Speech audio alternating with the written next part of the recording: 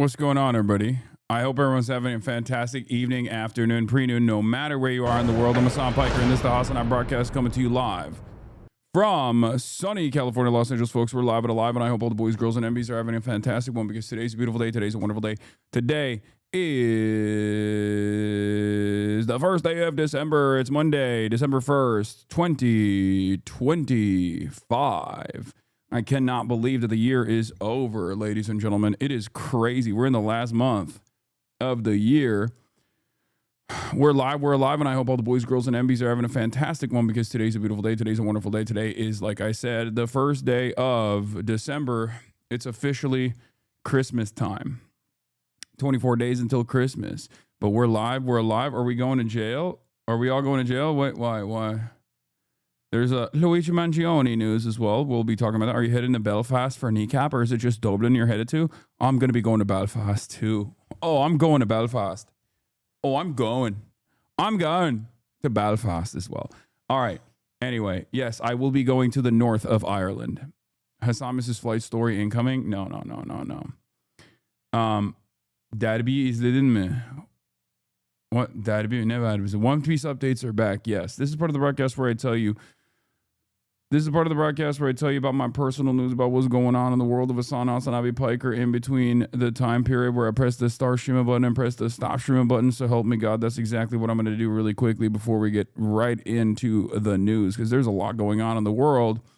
But in the world of, are you going to Northern Ireland? What's Northern Ireland? Do you mean the north of Ireland?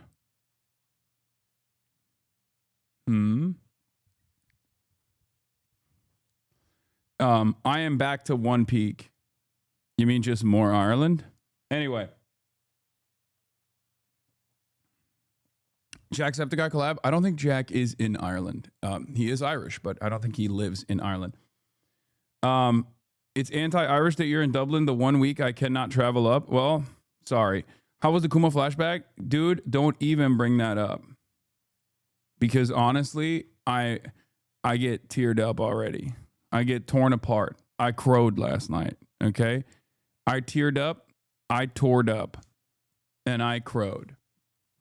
Yeah, I watched Egghead till 2 a.m. I fell asleep watching the first couple of episodes, and then I woke up, rewatched it, and I'm kind of glad I rewatched it, but also kind of not glad that I rewatched it because honestly, I just stayed up. I stayed up for hours. Watching, and I stayed up till like 2 a.m.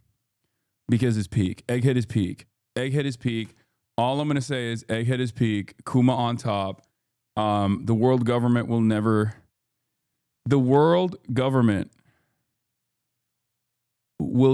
pay for their crimes, okay? The world government will never be able to pay for their crimes. That's all I'm going to say. It's going to be seasonal next year? Yeah. I think the Kuma, like, backstories on One Piece are big tearjerkers regardless, but this one was particularly crazy. Oh yeah, we got Jeff in the reply saying the flashbacks always hit, but that one hits really different. My man gave literally all of himself for his daughter's future. Yeah. Anyway, we're not giving too much away, but you know, it's just like, it was sad, bro. It was sad. I was full of tears. What is this? You got Fox News mentioned talking about China and U.S. schools. Nice. Kuma is my goat. And I'm going to be honest with you. Kuma is my goat. Okay. Oh, yeah. Banana Fish. I saw that. I saw the AI dubbing on Banana Fish. Kuma is my goat. I love the revolutionaries. I cannot believe that anyone, and I mean anyone, would ever look to these guys, like would look to Oda's writing and assume anything other than the fact that he is quite literally a Marxist, Leninist, Maoist, third worldist, who believes in violent revolution, okay? Who believes in revolutionary communism. I'm upgrading my assessment, okay? I'm upgrading my assessment. Oda personally is a Che Guevara stan. Oda personally is a Fidel Castro stan. It's just, look, all I'm saying is I see a lot of myself in Kuma, and I don't mean because, like, I know everyone's already talked about. I mean, I come from a very privileged background as opposed to him, but my point is he also has a massive body, and a lot of people look to his massive body and look to his normal head, his normal size head, and they think, oh, look at how tiny your head is. And it's like, it's not. His head is not tiny at all. Like, I literally, at a certain point, went up to the TV to measure his head. Okay, I went up to the TV and I put my finger like right around the outline of his skull, and then I placed it on all of the other characters on the screen, because I was like, this motherfucker has the same size head as everybody else, but he just has a really big frame. Okay. And I did that. And if you think that that's weird or whatever, sorry, I don't think it's weird. I think it's normal. Okay. Maybe I have some body dysmorphia due to a lot of people making fun of me and saying I have a tiny head. I read this 1 year ago. The tears were falling. I was hoping you watched in one go and not episode by episode. Yeah, I'm glad that the flashback wasn't about that, brother. Yeah, that's why I crowed. Don't bring that cope in the big 26, big dog. Yeah, I'm bringing it. It's not cope. It's not cope. It's not cope. I think it's normal. He has a normal size head. I think that's one of the biggest crimes that he withstood, not the enslavement. Okay? But the fact that people think that he has a tiny head when he just has the same exact size head as everybody else, it just happens to look maybe a little bit tinier because of his massive, ginormous frame. And I really need people to understand that. Okay, so why Ireland? What is this? China W, people are too Western to understand this shit. W, cope. Why are you going to Ireland? Why Ireland? Why not? I love Ireland. I've never been, and I'm excited to go.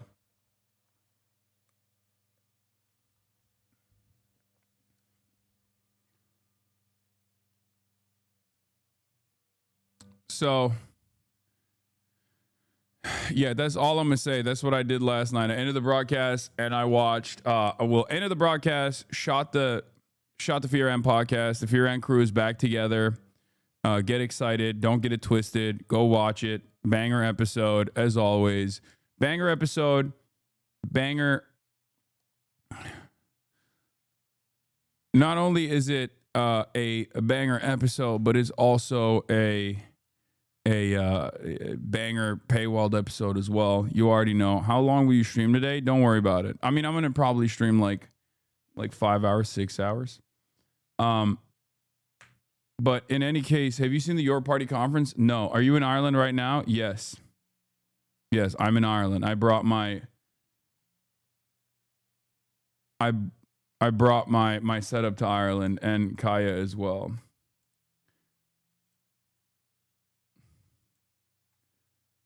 Yeah. Yeah, I brought it. This is not even a green screen. No, I'm just so wealthy that I brought my mansion, my mega mansion. It can fly. I moved the whole house. So, where was I?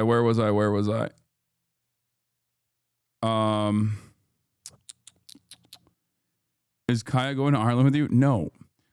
I feel like some of you guys are that you have to be kids, right? Like, some of you ask questions because you either want to relive the glory days of being a child and being truly free, asking such questions, and then I think others are just straight up children, because I forget sometimes that there's like straight up children that can be on this broadcast. In any case, is your mansion inside of a jet or a mobile island? Yeah. Will you see Kneecap? Yes, I will.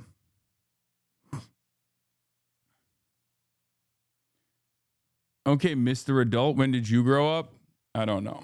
I didn't want to, but I didn't want to, but I did. Okay, so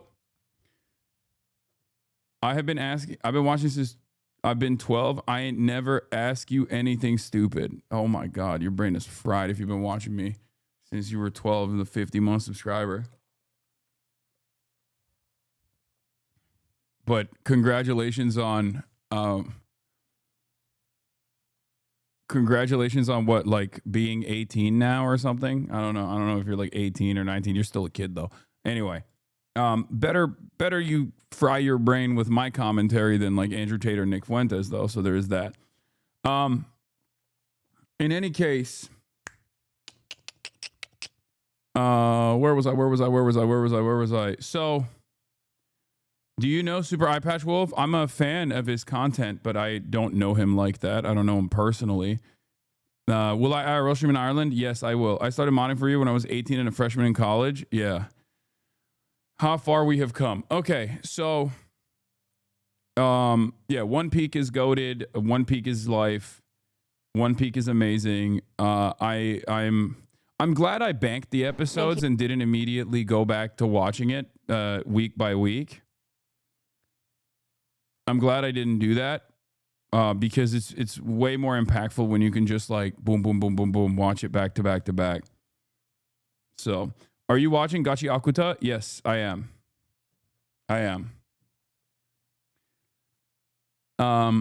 Do you live in Ireland? Yes. Are you going to visit any castles? No. Okay. What are these questions? Yeah. Oh, personal news wise, went to bed at 2, woke up early as hell, woke up at 6 so I could go get a lift in, because I need to get back to my regular schedule. It's fucking insane how hard that's been overall. And, yeah, that's it. I was tearing up last night watching Egghead. Kuma is my normal-sized headed goat. His head size is normal, but his body is abnormally large, making it seem like he has a tiny skull when he obviously doesn't. And I hate that people think that he has a tiny head, but he doesn't, okay? Also, upper body day. You already know what it is. That's a 230 spot. No big deal for 5. Look. No failures there. Boom, boom, boom. Got it. Hit that. 225 for 8, 230 for 5. Not bad. The only part of my body that is still gaining strength is my chest, it seems. But we're still working at it. We're still working at it.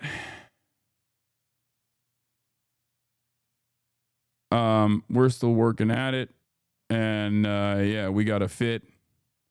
We got a fit for the day. Here it is. I know a lot of people get mad.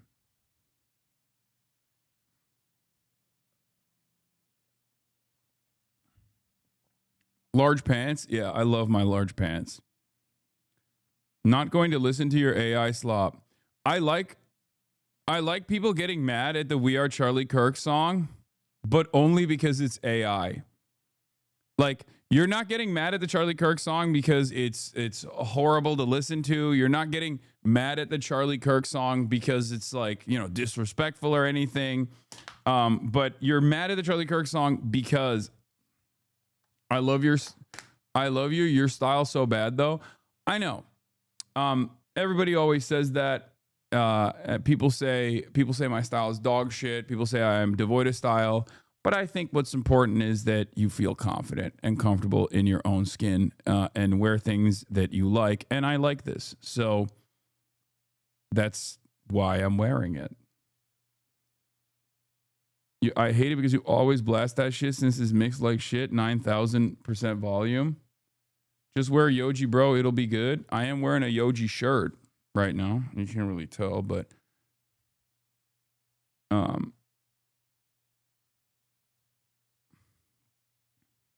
The speed at which you went from the somber realization of his death to throwing meme songs on your IG stories is wild.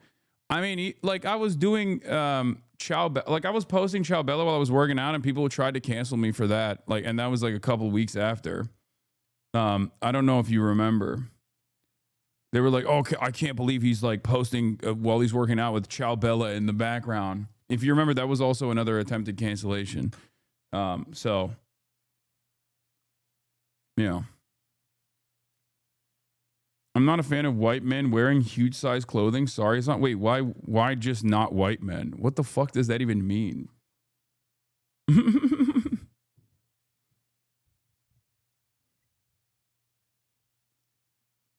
You cried during the Kuma flashback, didn't you? I know you did. Yeah, I did. I tore up. I teared up. You look ready to slay demons with the power of K-pop. I love that fit. 10 out of 10. Thank you.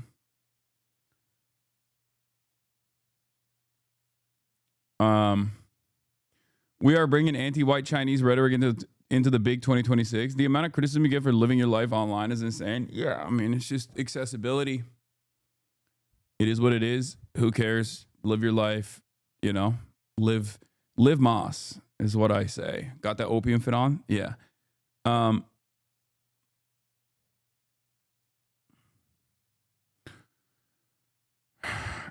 Yeah. Also, let's be real. I fell off this year. I am not even in the mentions for top anti-Semite of the year this year, which is pretty devastating. I must admit, kind of cooked. I am the most cooked anyone's ever been. As you can see, stop anti-Semitism. It's that time of the year. 2025 Anti-Semite of the Year. Vote for your top 3 candidates by Friday, December 12th. Tucker Carlson, Miss Rachel, Guy Christensen, Marsha Cross, I don't know who that is, Bryce Mitchell, Cynthia Nixon, Cenk Uygur, Anna Kasparian, Stu Peters, and Calla Walsh. And it's awesome because like this list literally has, first of all, they decided no more DEI, okay? It's clear. They were like, oh, we got to go after the whites, okay? We got to go after the white anti-Semitism. That's number one. Number two, how is Nick Fuentes not even on the list? Like, what the fuck? For those of you questioning why Fuentes wasn't on this year's list, we have been monitoring Fuentes' anti-Semitism since 2019. While he was a finalist a few years back, his absence for this year's cycle does not erase his anti-Semitism. Oh, okay. Oh, okay. They're like, no, we've been monitoring him.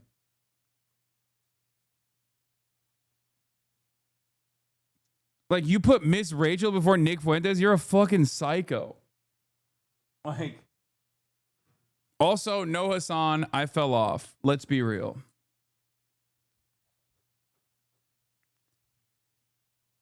Wait, was Candace ever on the list? Yes, Candace beat me. I was number 2.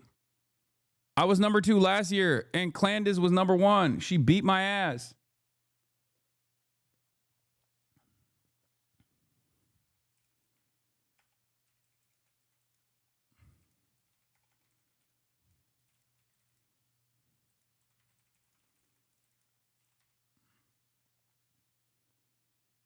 Anyway, you fell off, goat. Defamation is essentially legal in the U.S., but if we lived in a country with real defamation laws, Miss Rachel would have a very strong case against these people. Yeah. Anyway, but it stays in your fam. Are they trying to self-sabotage? Why, Miss Rachel? I need you to understand something. I need you to understand something. And I mean this very sincerely. This person is mentally ill. Like, there is no way to try and understand what's going on here beyond she is a deeply mentally ill person, like a genuine, like a person who has some very, very serious mental health complications. Okay, no disrespect to the mental illness chatters. Okay, but this is like, this is a person who is deep in the throes of, it's one person. It's not a real organization. It's like one psychopath from Long Island. And she's been on, I think she was on like CNN or something the other day too. Like, it's not, it's a real, it is a really insane thing. Okay. She is like one mentally ill wine mom from Long Island. And the problem is, I think this is what happens when you have like schizophrenic tendencies, and instead of like getting the adequate healthcare and the adequate like mental health, people around you basically lean into it and they just say like, no, queen, you're doing the best thing, right? Like you're doing, you keep posting, please don't stop posting. And like, this is what happens. Like she's getting validated by other people who also have that same kind of brain worm, if that makes sense. And in my experience, from what I have seen, is this her? I don't think this is her. I think she might have hired someone. I think she's a brunette. I don't think she's blonde. So she may have hired someone else to do this for her, or maybe it is her. I don't know. I feel like she's a little bit older than this lady. Yeah, she's like a brunette lady that's older than this chick. But my point is, Hasan discovering hair dye? No, that's not. I don't think this is her. My point is, the Hasbara operation all around the world, but especially in the United States of America, heavily relies on people's worst mental health complications. My mom thinks Miss Rachel is a legit anti-Semite and it fucking sucks. Yeah, I think Miss Rachel is a great example of like, if you think that she is in any way, shape, or form anti-Semitic, you might be too far gone. Like, I don't think there's any salvaging that. If that's the level of like propaganda that has been beamed to your consciousness, I don't think you can return from that. I think you just got to kind of give up on your mom. It is what it is. You know, focus on other stuff. Focus on other areas of agreement, and I guess like maintain a relationship and try to navigate it to the best of your ability. But I don't think you're ever going to be able to. I don't think you're ever going to be able to pull her off that ledge when it comes to Zionism, right?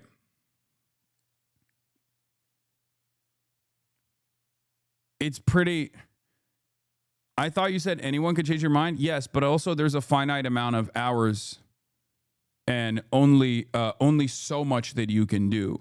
Just because I believe that anyone can be redeemed or anyone can have their minds changed doesn't mean that you should literally spend every waking moment and exhaust yourself and all of the limited time that you have on someone who you cannot change the mind of. I don't think it's a no contact situation. Like I said, I will never advocate for like no contact unless it's like actually actively hurting you. You know what I mean? Like being around people is like actively a burden on your life. It's just that sometimes it's okay to give up on family members. And I would say that giving up on your family members, like if you're Jewish, and you have older Jewish relatives who are just like they're out here saying like Miss Rachel is anti-Semitic. Like I understand if you have older Jewish relatives and they think I'm anti-Semitic. My name is Hasan, right?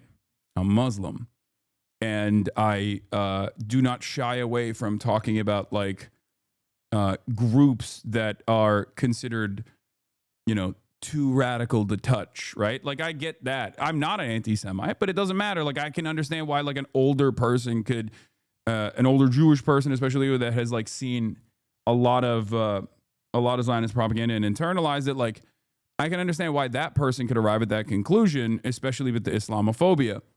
Okay. Having said that, if you are thinking that, you know, white lady Miss Rachel, whose biggest crime is basically saying all children should be saved and protected, including Palestinian children. And that is like, if that's like anti-Semitic to you, that means you are too far gone, you are too lost, and it might be, you know, it might be time to just not, you know, you just save your energy elsewhere. I think you can have a lot more success elsewhere. That's all I'm saying.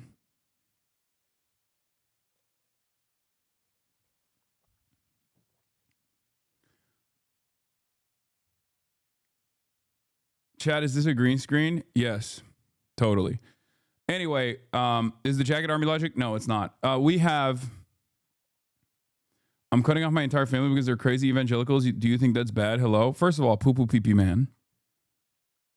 That's the assessment that you can make on your own. Okay. Like, don't ask me for that. I don't know the entire details, but like I said, in my experience, it's like it's entirely dependent on like how much psychic damage that's doing to you necessarily. Okay. That's it. Poo poo pee pee man. I believe in you. I'm sure you will make the correct assessment.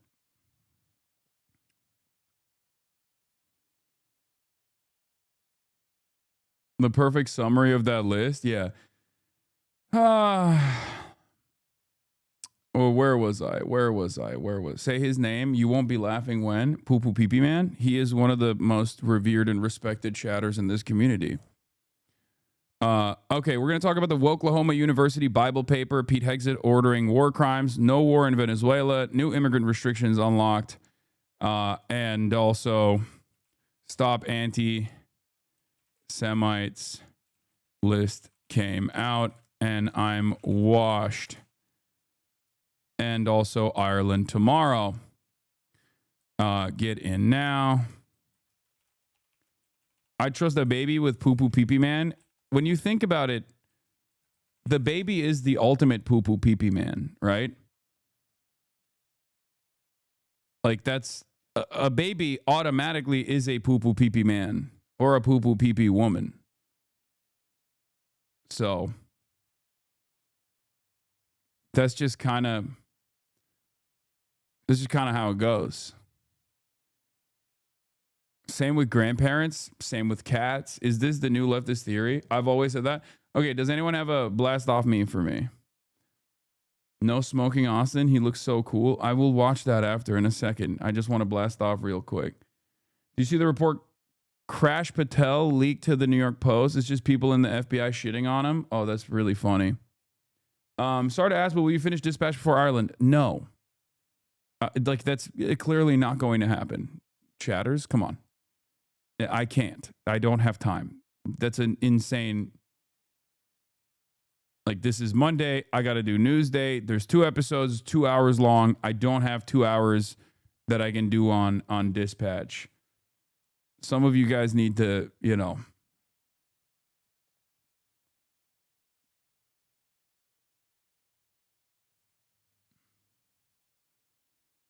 Gaming frogs when the gaming binge ends. The gaming binge hasn't even ended. It's just like, I gamed for like 4 hours yesterday too. It's just like, gaming frogs are so crazy because they literally are just like, oh, you did 4 hours? Well, obviously the natural move here is to do 5 hours today. And it's like, no, sometimes I'm not going to be able to, sometimes I'm not going to be able to do as much gaming as I would like. Okay. I apologize to the gaming frogs who have developed an appetite that is robust. Okay.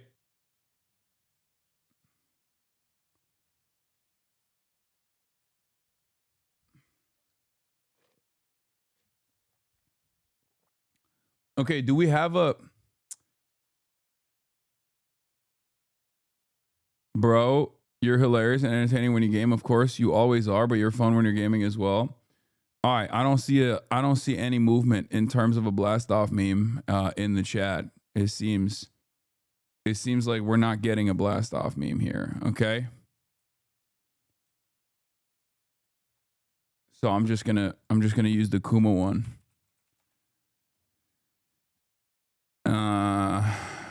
Okay.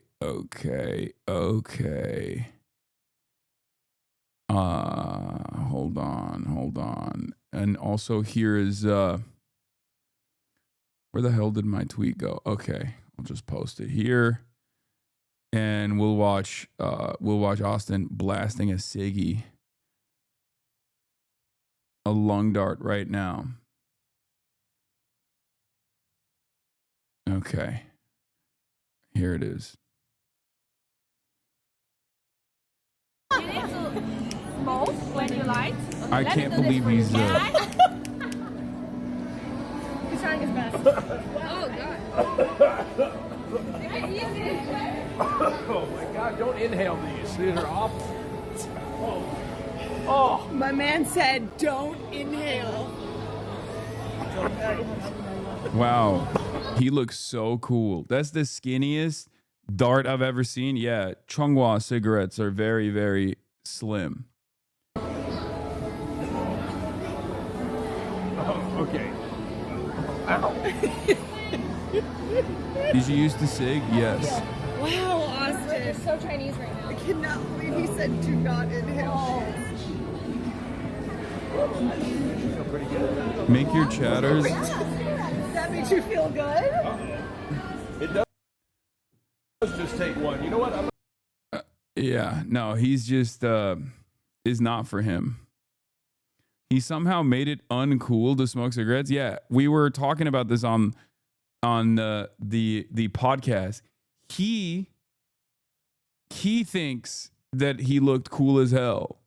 That's the irony here. He genuinely thinks he looked cool as hell, and now that I've actually seen it, I cannot believe how uncool he might be the first man to make smoking look uncool. Anyway, here is the blast off meme and the blast off tweet. Yeah, the anti-smoking ads are getting too good, okay? They should just pay him to do this. Okay, let me do this for you, can I? He's trying his best. Oh. She immediately blows it in Caroline's face, too.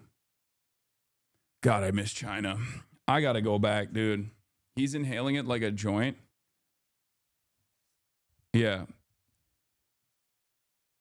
He he lit it up like it's a crack pipe. Okay?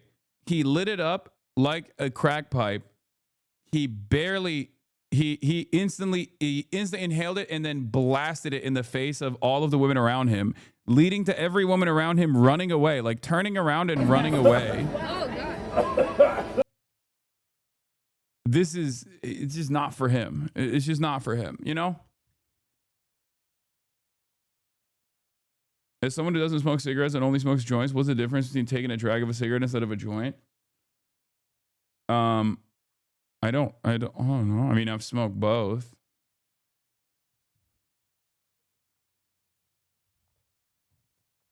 Huge difference. It's not, you don't rip as big, I guess. You don't rip as big as a pull.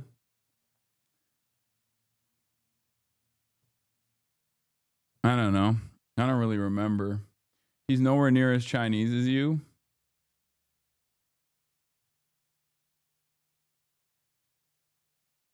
The difference is there's poison in the cig. I mean,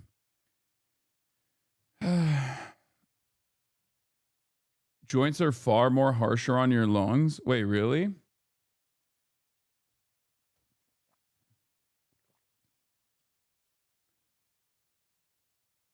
I don't think so. I think they're both pretty bad in general. Vapes are pretty bad too. They're all bad. Putting things in your lungs is bad.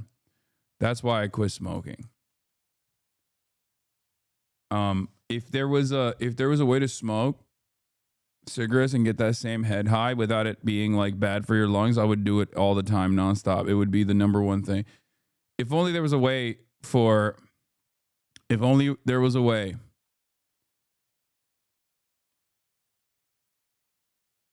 It's very difficult to quit. It's one of the most difficult things to quit of all time. Isn't that nicotine patches? No, I'm saying like the delivery mechanism. The delivery mechanism or just like if you could deliver the same head high and the same feelings and make it look the same without the poisonous impact, it would be the best. And it's not even just like lung cancer. Lung cancer is obviously the worst aspect of it, but like there's a pretty terrible quality of life adjustments that you need to make, like not being able to go up a flight of stairs without coughing up a lung. It's just terrible. It's just one of the worst addictions of all time, I think. I quit when my aunt was diagnosed with lung cancer. It made it much easier. Yeah, the smell is bad too, but it's just, that's everybody else's problem, really. Because you get used to it and you don't give a shit. It permanently damages your lungs, even if you don't get cancer. Yeah. What is this? I smoke weed every day, but I offset the damage by walking to work every day. Okay, good luck. How long did you smoke for? A couple of years. Maybe like half a decade.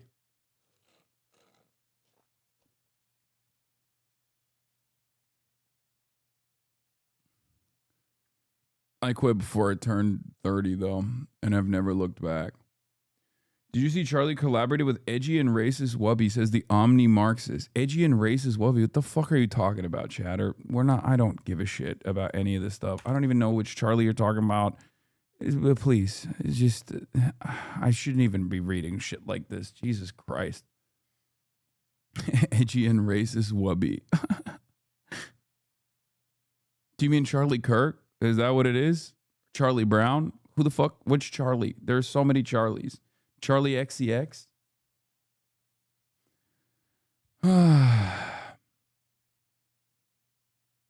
One cigarette takes 7 minutes off your life? I don't know if that's the case. All right. We have blasted off on that. And yeah, let's get to the Stop Anti-Semitism list. Like I said, Stop Anti-Semitism came out with the Anti-Semites of the Year list, 2025 Anti-Semite of the Year. Vote for your top 3 candidates by Friday, December 12th. And I have to come to the conclusion that I am washed. I am the most washed I have ever been in my career. Obviously, last year I lost to Candace Owens. I got second place with Greta Thunberg in third. And neither myself nor Candace Owens nor Greta Thunberg is on the list this year. And I guess it's because Stop Anti-Semitism as a policy of no repeats or something, which I think is really strange. What do you mean no repeats? Like, oh, sorry, you won one Oscar. You can't win again. Okay, what's the point? What's the point of doing anti-Israel content if you can't win every year for being the best at anti-Semitism? Like, this is weird to me.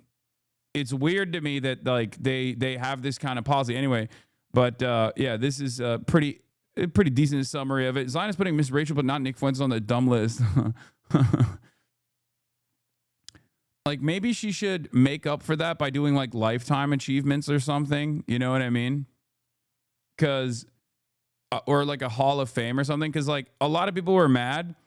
For those questioning why Nick Fuentes wasn't on the list this year, we have been monitoring Nick Fuentes' anti-Semitism since 2019. While he was a finalist a few years back, his absence from this year's cycle does not erase his anti-Semitism. Rather, it allows us to focus attention on other individuals who are spreading hate, i.e., we do not recycle candidates from year to year. And it's like, I think they should branch out and be like, who's the sexiest anti-Semite? You know what I mean? Like, maybe do like new categories, and it's not just like, maybe do a new way of just like adding additional anti-Semitism. Like, what's the biggest like edge case? You know what I mean? Depending on how crazy this psycho is that makes this list, maybe they could just be like, who's like the worst liberal Zionist? You know what I mean? Like, who is the worst at like, is it like someone who is very clearly pro-Israel, but thinks like some of the things that Israel is doing is bad, you know? Like you could do a category specifically for that, where you're like not sufficiently pro-Israel, which means you're anti-Semitic, right? Yeah, the most Jewish anti-Semite, you could do that. Yeah, you could do like an entire category just for like Jewish anti-Semites, you know? Like who's the worst? Who's the worst of the worst? Bro didn't win back-to-back and already inventing new categories. I'm just saying, like, the fact that I got nominated and then didn't win means that I should at least be nominated again, because I'm going to try. Secret Hamas member category, that's a good one. I like that. I like that. Millennial Anti-Semite of the Year. Yeah, you could do a generational breakdown if you want. Most anti-Semitic Israel supporter. You're not brand friendly enough. Yeah, they're like, we've achieved that our goal here. Oh, they could do, yeah, that's a good one. Most likely to become an anti-Semite, as in like someone who is currently pro-Israel, but like maybe too critical of Benjamin Netanyahu. You know what I mean?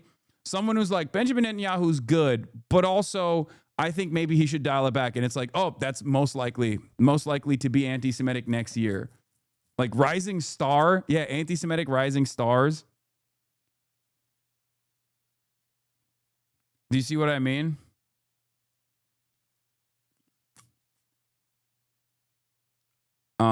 Anti-Semite laser beam or induced by car crash. You'd be so mad if you were to lose to Adam Friedland. I would be mad because I've tried so hard. I've been trying so fucking hard. Yeah, lifetime achievement for anti-Semitism. There are so many different wonderful categories that this weirdo could create. And for some fucking weird reason, she doesn't put her whole heart into it. And it's very frustrating. It's like, you can do better. You can literally do better. Anti-Semitic in remembrance. Yeah. Who are some of the top anti-Semites that passed this year? You know? Open presence. Thank you for the 25. Get the subs. I'm just wondering if we can go around calling whoever we want anti-Semitic. Why aren't we expanding the umbrella to Zionists whose whole political ideology relies on intensify harm to Jews? Israel needs to exist because Jews aren't safe anywhere. Endeavors to blend in the lines between Zionism and Judaism so people incorrectly conflate the two. Yeah, okay, that's boring. Okay, that's not... Yeah. Leora Reznichenko is definitely an anti-Semite. Also, she appeared currently getting sued by multiple people across the country. Wait, they're suing her? That's also anti-Semitism. That's... Wow.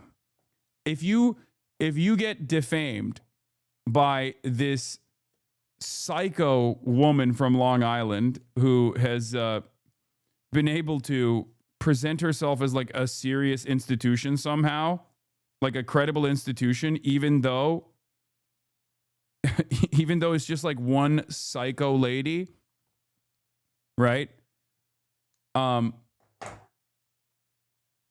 If you are suing this one lady from Long Island for defaming you, you are the biggest anti-Semite. Most anti-Semitic IDF vacation locations, yes. Thailand, Greece, okay?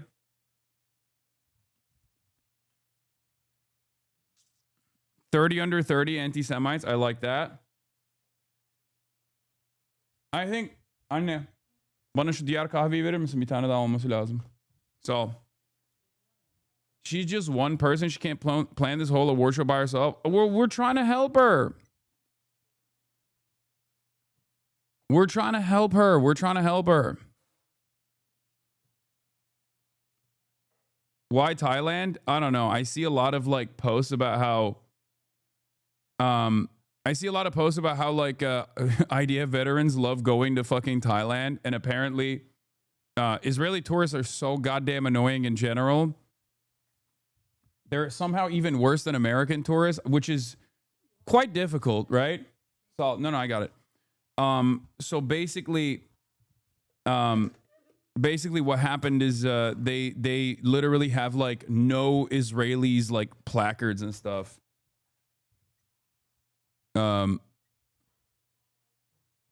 Yeah, they have like they have grown a real distaste for Israeli tourists.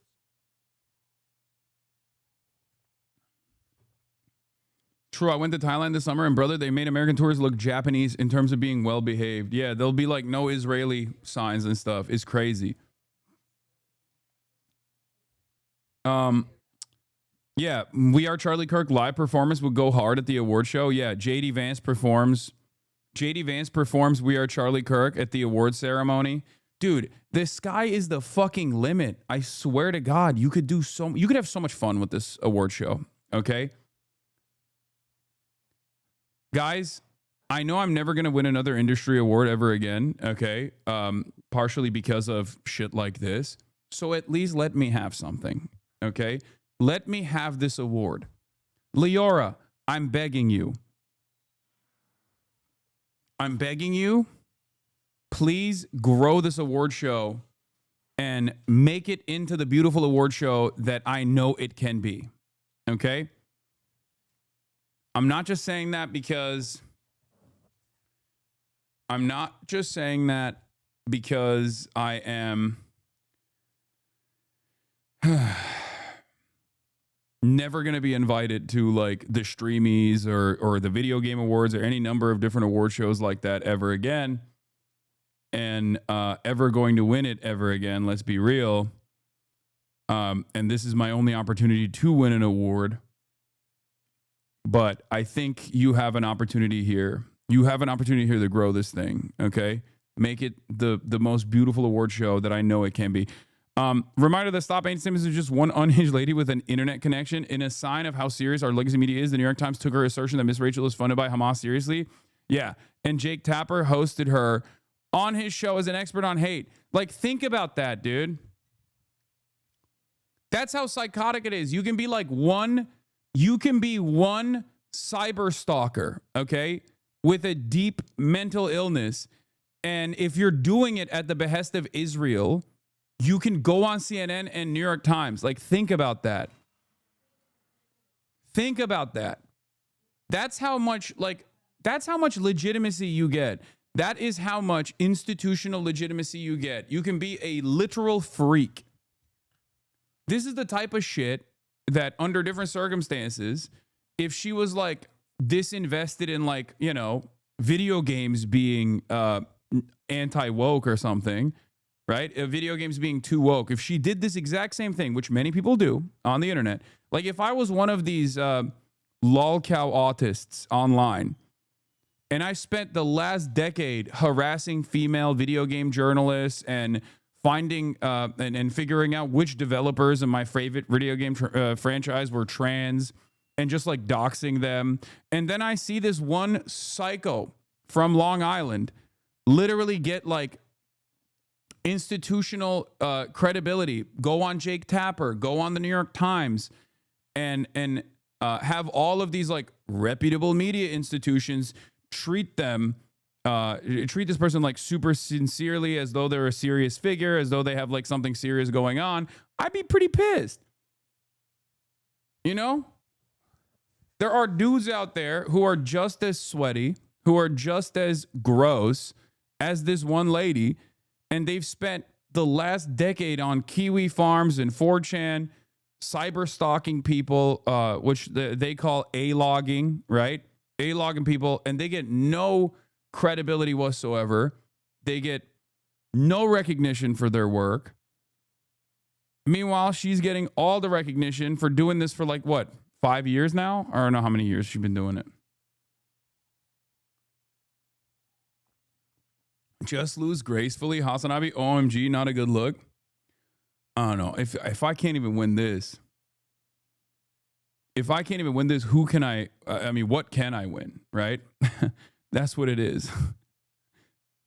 But yeah, that is real. Like that part, I'm being sarcastic about a lot of stuff here and joking about a lot of stuff here, but except for this thing, which is that this one psycho has been, you know, reported on as though she is a serious figure invested in targeting and combating anti-Semitism in America. Okay? That is insane. That's insane. It would be like the New York Times bringing in a race realist, white nationalist, white supremacist as a primary source, a confidential source to disparage someone who had recently won like the New York mayoral primary or something, and report on his breaking news story about how this person could have hypothetically maybe checked the box in a Columbia University application, in a university that he never went to 2 decades prior. You know, it would be equivalent to that, right? Oh shit, they did do that. My point is, when it comes to Israel, all bets are fucking off. And these reputable institutions that are supposed to have some veneer of credibility, that are supposed to be first and foremost invested in informing the public, drop all remaining standards. And they behave in the most insane ways. It's crazy. I knew your analogy was too specific. Yeah. Oh. How does it feel to get mocked by Miss Rachel? I am a fedayeen for Miss Rachel. I will go to war for Miss Rachel. I will fight battles for Miss Rachel. I think it's insane that, I mean, nobody really takes this shit seriously, as you can probably tell from the fact that we're all joking about it. And I'm genuinely offended that I wasn't brought up this year as even a candidate after getting second place last year and losing to Candace Owens in the end. So, but yeah, Miss Rachel's awesome. I got snubbed for real. Yeah, I got snubbed last year because Candace made a much bigger impact, I guess. And there's no honorable mention structure that they have. But I think the very fact that they don't even add Nick Fuentes onto the list implies that they are busted. Do you think it's more than one person working on it, or is it just one lady? No, it is one lady. Or like, I know that Stop Anti-Semitism is like operated by one lady. Maybe they hired more people, because like there's always big donors that love funding shit like this. It's kind of like the ADL. The ADL basically cut down their entire extremism glossary researchers, because they have like actual fascism researchers in the ADL.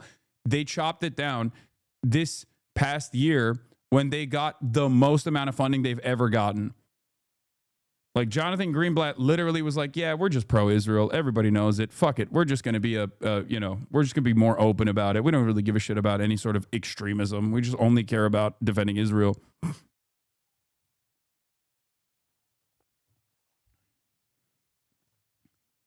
And I suspect that Stop Anti-Semitism probably got more donations post October 7 as well.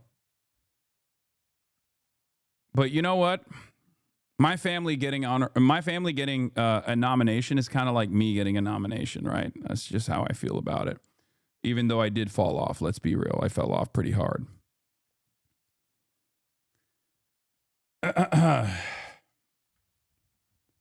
Whatever helps you sleep at night. Yeah. Yeah, it's cope. I'm coping. I need to get way more aggro with my anti-Israel sentiment. Anyway, apparently, experts sound alarm amid concerns over Chinese influence in schools. Where does anyone have a timestamp of where I get an honorable mention by Fox News? Do you know? Apparently, they brought my name up on this when talking about it. Xi Van Fleet, who survived Mao's Cultural Revolution, joins Fox and Friends Weekend to discuss Chinese influence in American schools and her broader warning on communism nationwide. Owned groups have been buying up schools across the United States, including Spring Education Group, with ownership of 240 schools across 19 states. And they're funded by a Chinese investment firm whose CEO has been described as, quote, an ardent Chinese nationalist. Xi Van Fleet was born in China, and she lived through the Cultural Revolution. Short. We'll just watch She it. joins us now. She, always great to have you on. You know what? I've been following a lot of stuff with the CCP. I didn't even know that they were, owning or donating to 240 schools. Explain to our viewers why the Chinese would want to have this happen, what they're up to. Yeah, I think it's so important for Americans to understand that CCP, since its founding in 1921, always regard America as its arch enemy and has been never stopped working. No, literally wrong. Wrong to a degree where it's like, not only is this wrong, But it's so wrong that I would go so far as to say that like the USSR post World War II was the number one op for America and vice versa, whereas China, in many circumstances, in many instances, with the exception of like the Korean War, for example, was aligned with the United States of America on foreign policy, as a matter of fact. So definitely wrong. And also extra wrong when you say like, oh, since 1921. That's super wrong. They were incredible allies during World War II. What the fuck?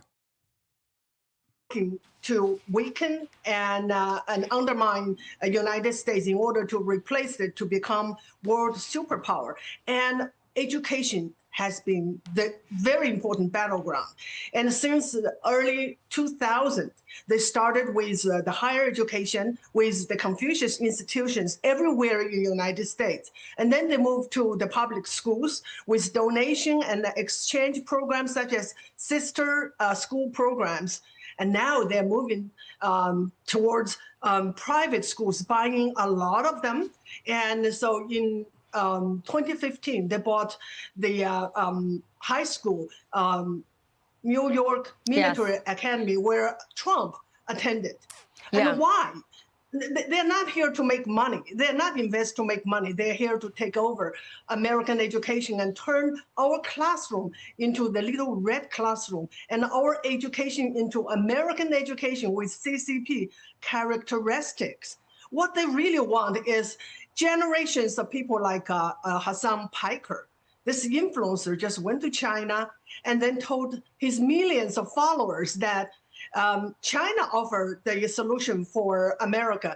Communism is the solution to the problems that capitalism created in America. That is what they want. And that is very, very dangerous. Yeah, it certainly. That's right, baby. That's right. That's right. That's what I did. That's me. Let's go. It's so, dude, I like that this is a controversial opinion. A controversial opinion is, hey, instead of, I don't know, go into fucking war with Venezuela, we should do robust development projects in the United States of America, not dissimilar to how the People's Republic of China has been able to modernize and urbanize at a rapid rate. Like, let's use some of the unlimited resources that we have in making America a dominant force for good around the planet, as opposed to endless wars, as opposed to endless extraction of natural resources from the global south. Nope, not allowed. We have to do more war with Venezuela. Fuck you. It's crazy that is like that's an unacceptable thing. Like this is considered, not only is it considered unacceptable, but it's actually considered inappropriate and dangerous. Okay? In a world where this is considered inappropriate and dangerous, that someone says, hey, you know, while China has plenty of issues in its own governance as well, and you know, ways of governing that Westerners would probably not appreciate, there is a lot of good lessons that we can learn from how well they've developed in such a short period of time. And you say that, and people go, abso-fucking-lutely not. How dare you say that? That is insane.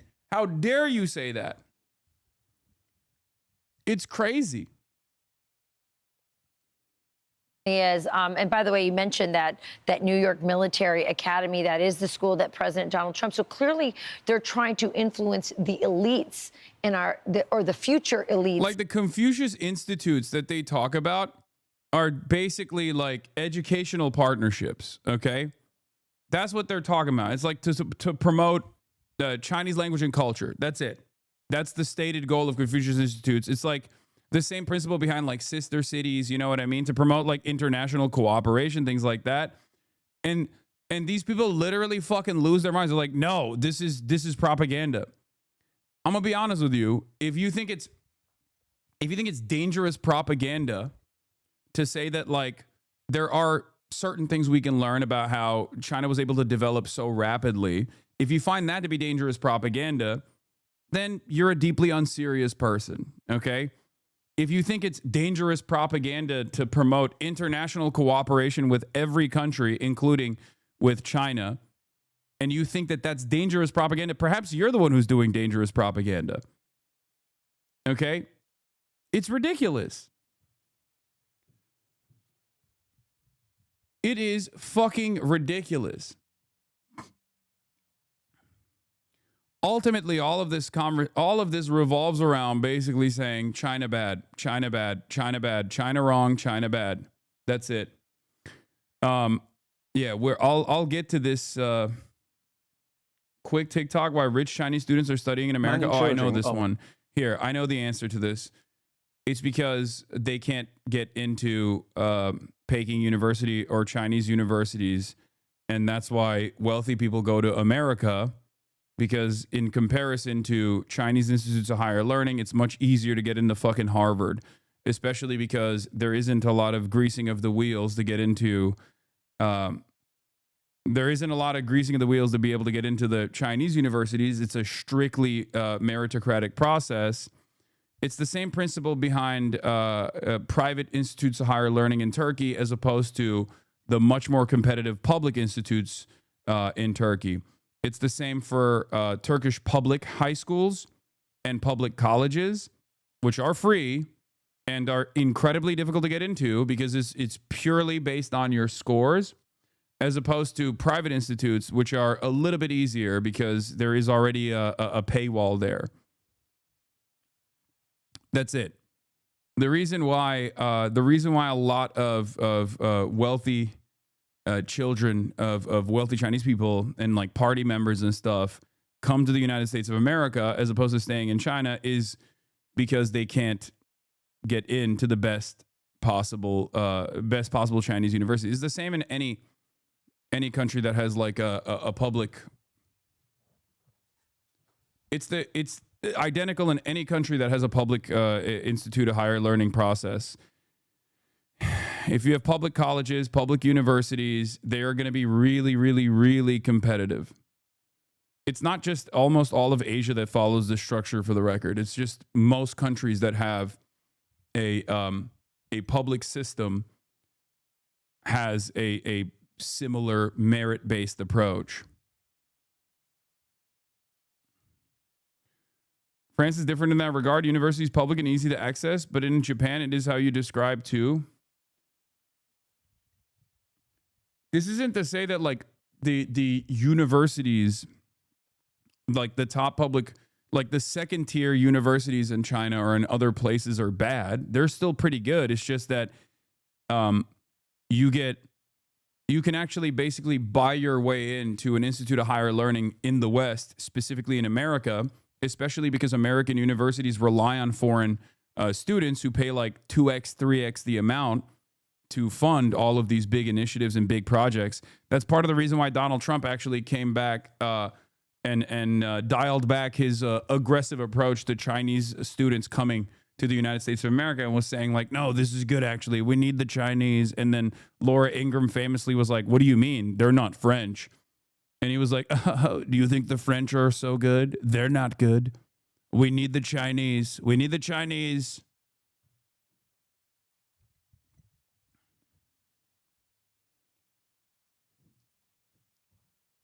Sen ABD'ye gitmeden Bilkent'e girmemiş miydin? Hayır. Hayır, ben Amerikan Üniversitesi, ben ÖSS'ye girdim ama hiç yani bakmadım bile Türk üniversitelerine.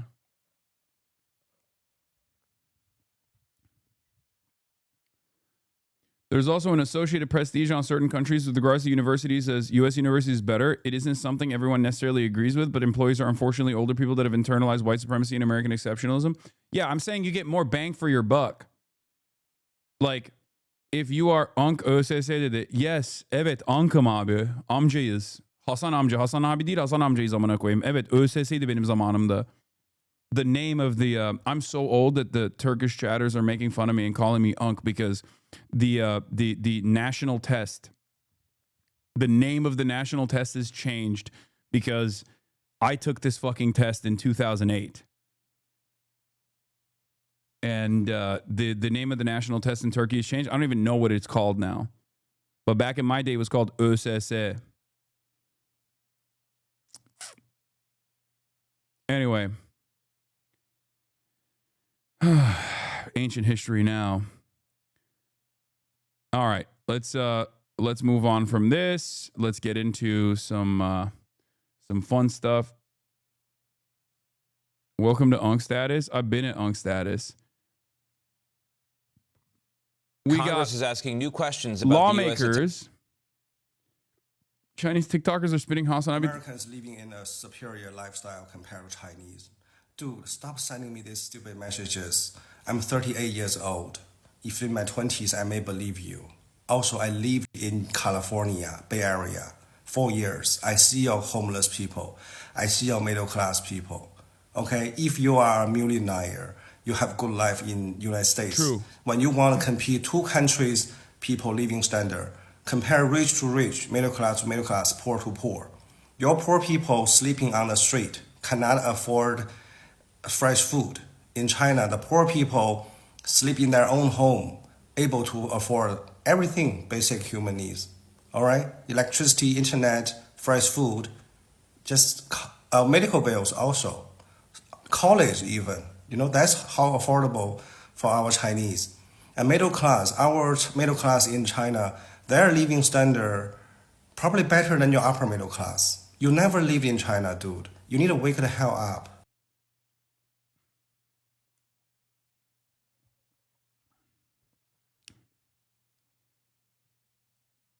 Yeah, but can he afford Coca-Cola and Netflix? I mean, yeah, you can. But to be fair, it's not the same. You know what I mean? It tastes different when you're tasting it with freedom.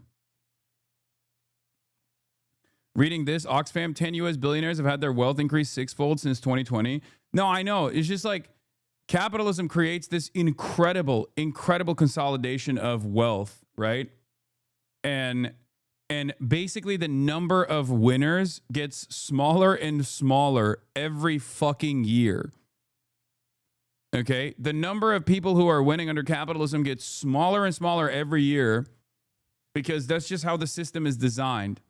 And eventually it's just going to be like one guy who is the quintrillionaire, and even the other billionaires are like, we don't have enough money. We're suffering. It's awesome. So look forward to that.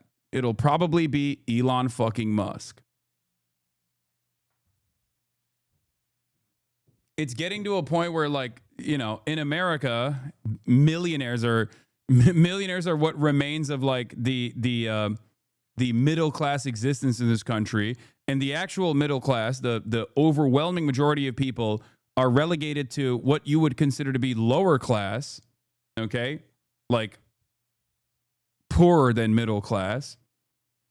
This doesn't mean that like millionaires are not doing great overall. They are. It's just that the way that wealth consolidation has worked makes it so that most of the people that you would consider middle class are now not doing middle class existence. Like they don't have a similar material existence that the middle class had in like the fucking 70s and 80s. It's awesome. Great stuff overall. We should just have one person own everything, I think.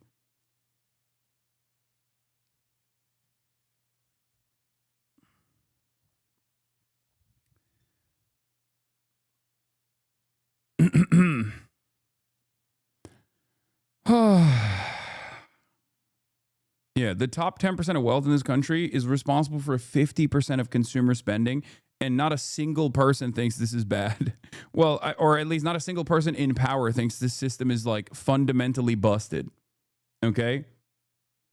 Jackson Hole and Alpine, Wyoming are great examples. The millionaires complained that the billionaires kicked them out of Jackson, and they have to build their $15 million mansions in Alpine now. Yeah.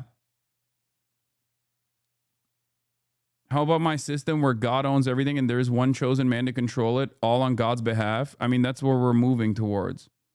Yeah.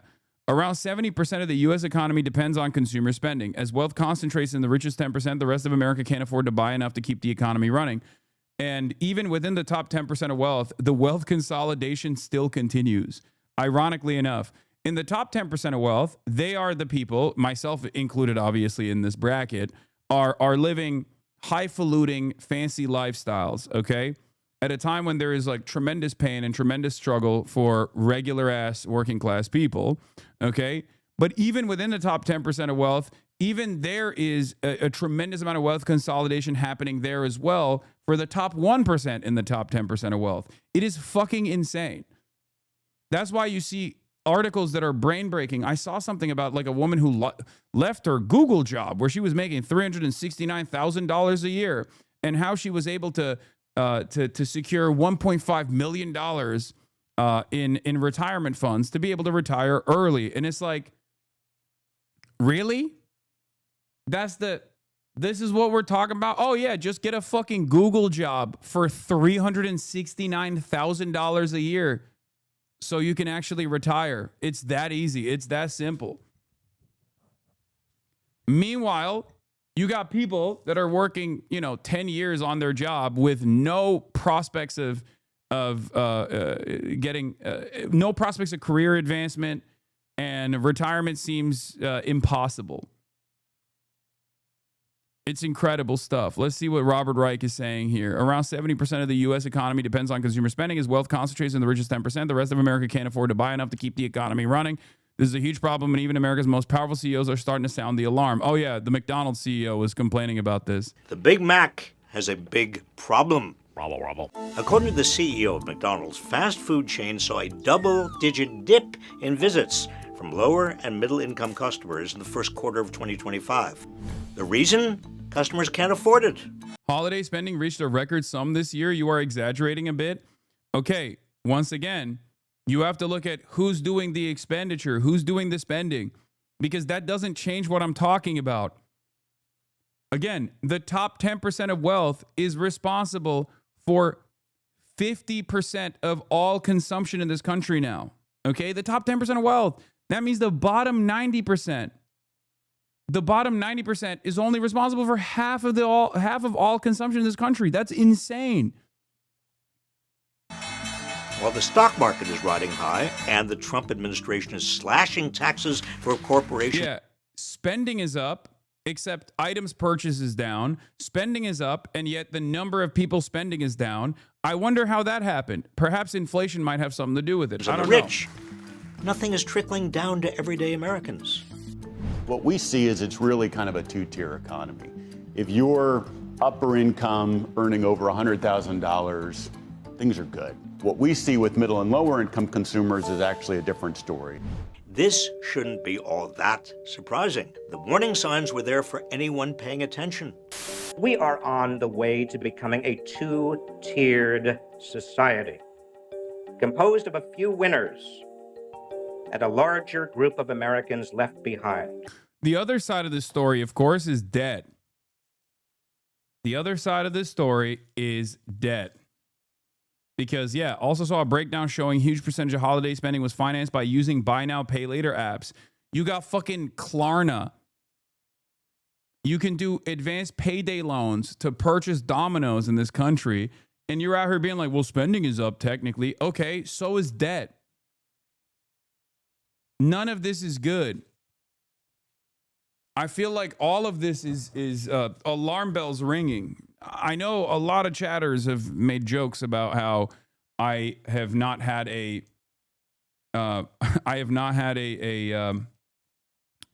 credit card for most of my life and refused to get it. Okay, but there is a principle behind that too. It's not even like an ethical thing. It's just that I've always had the mentality where it's like the idea that I have to like take on debt specifically so that people can realize that like or institutions can recognize that I'm good with the debt is so stupid. And it's weird because like must be nice. No, I'm talking about I'm talking about when I was broke, dude. What the fuck?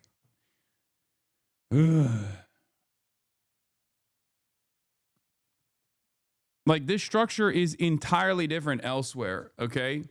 This structure is entirely different elsewhere where if you don't have a credit card in the United States of America, you are not a part of the system. You're not a part of the credit scoring system. They punish you for not having a credit card, right? So technically, even if you are spending only as much as you have, okay, without taking on debt, and ironically enough, the appropriate way to do this is by taking on debt, but only as much as you can pay for it, right? But there's no need for that additional middleman there. There's no, like, there should be, Hasan, you were not broke? Okay. No, I was. I know that a lot of people say that that's not the case, but I absolutely fucking was. It's so crazy that this is, oh my God. I do not have a billionaire parent, you fucking losers. Okay. Oh my Lord. It's so funny because all of this is straight up on camera. Okay. I know, but you still were not.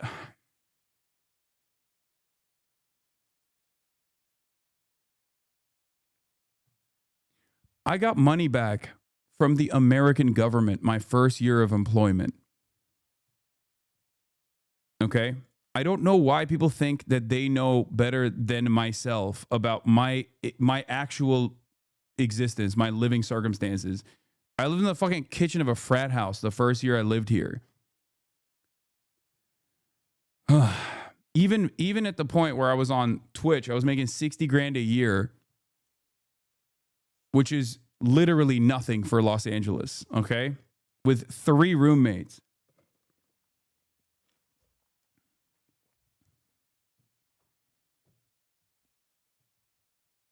Anyway, none of this actually matters. People think you're saying you grew up poor. No, I didn't grow up poor. I never said I grew up poor. I grew up very affluent. I'm talking about the period of my life when I was in fucking college, or post-college rather. In any case, at that point, simply because your parents had money, people will say you couldn't have been broke, regardless of whether you had access to it all the time. No, but my parents also no longer had money by the time I got to college. So it's wrong. It's something that I've talked about quite a bit. Anyway.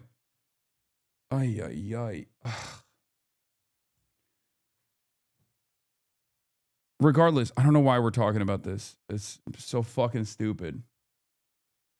Yeah, there's like clips that you can find from back then. Just like getting this chicken out of the little container. And unfortunately, a lot of people use like organic chicken and whatnot. I use whatever kind of chicken I can get because I'm not very wealthy. So that's part of the reason. This is like a very... No, but I'll have you know, I was actually lying. I was faking it. I was actually a billionaire at this point. But I just chose to lie and continue along with this lie by living with 3 roommates at the time.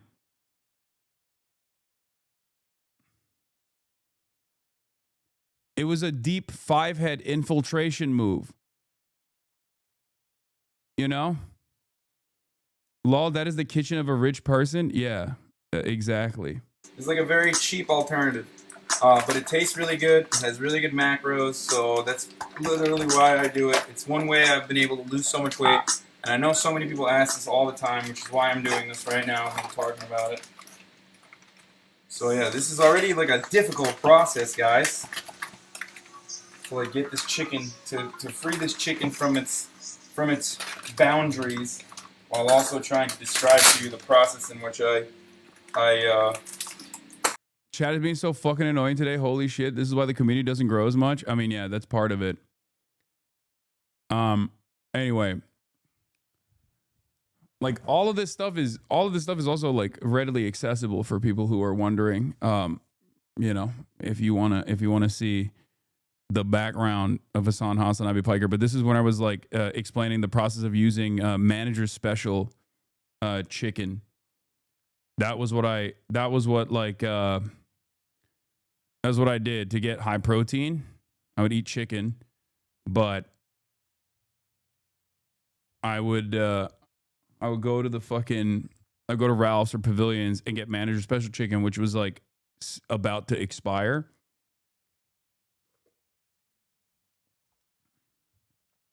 Roughly how many years ago was this? This is in like 2018, I think.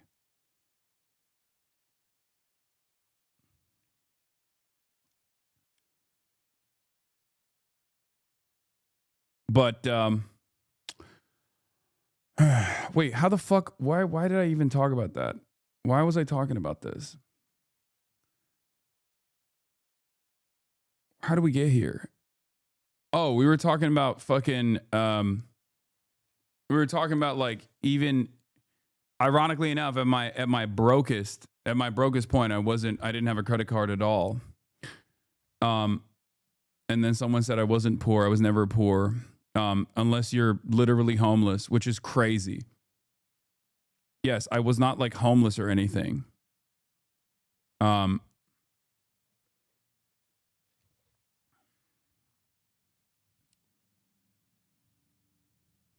And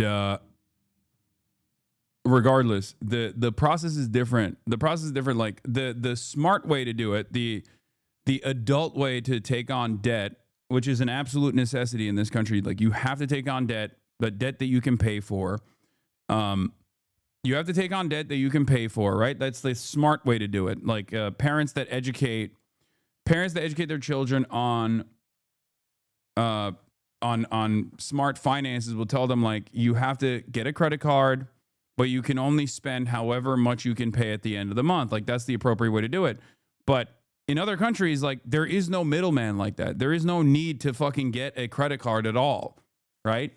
But unfortunately, the United States of America, if you want to fucking rent a place even, you have to have credit. They check your credit. And when they check your credit score goes down. It's insane. And I know this from my, again, personal experience, because even when I started making a little bit of money on top of my regular salary at the Young Turks, it was like 60 grand by the time I was leaving TYT. I couldn't rent an apartment. I had to, if you guys remember, I talked about it at the time with like Enes. Do you remember Enes Yilmazar, the YouTube realtor guy, who's now like obviously a very famous YouTube realtor guy? Back then, he was just my friend who didn't even have a YouTube channel at the time. This guy. He was just a guy who had done real estate in the past in Los Angeles. He did not have 4.1 million subscribers at all, right? And I actually got help from him and snuck myself into the apartment in 2019, the one bedroom in West Hollywood, because he knew a person that was supposed to be checking the credit scores at the company that owned, like at the developer or the management company that owned the apartment complex. Because I didn't have credit. I didn't have any credit. So there was no way for me to actually get an apartment at all. No way for me to actually rent an apartment at all in Los Angeles. It's fucking insane. It's an insane system. Anyway, now Enes is also popping, which is so crazy to think, because I remember giving him, when he was like, oh, I'm going to start a YouTube channel. And I was like, oh, you can use my lights. And I gave him my the light boxes that I had. And he was like filming stuff from his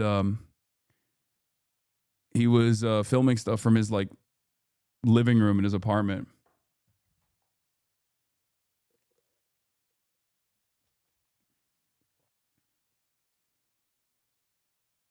Anyway. Are you still in touch with them? Yeah.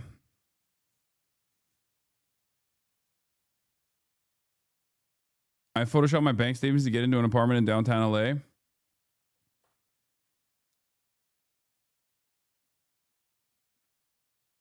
All right. I said that in 1994. McDonald's had just lost an infamous lawsuit over scalding hot coffee, and I had way more hair. Frankly, it's a little galling to hear the CEO of McDonald's complaining about income inequality, especially because companies like McDonald's are making the problem worse. It's coming from inside the house. McDonald's and other Fortune 500 companies like Walmart are famous for underpaying workers. As a result, many workers at these two corporations have to rely on the rest of us to finance government programs like food stamps and Medicaid to make ends meet. Meanwhile, their CEOs are paid roughly 1,000 times more than their typical employee. Big corporations have a history of union busting, further reducing the power of... How do other countries give out auto loans, phone subsidies, etc., then credit histories make sense for taking on debt? I don't know, but I don't think other countries have that same culture around debt. Like, that's what I was trying to say.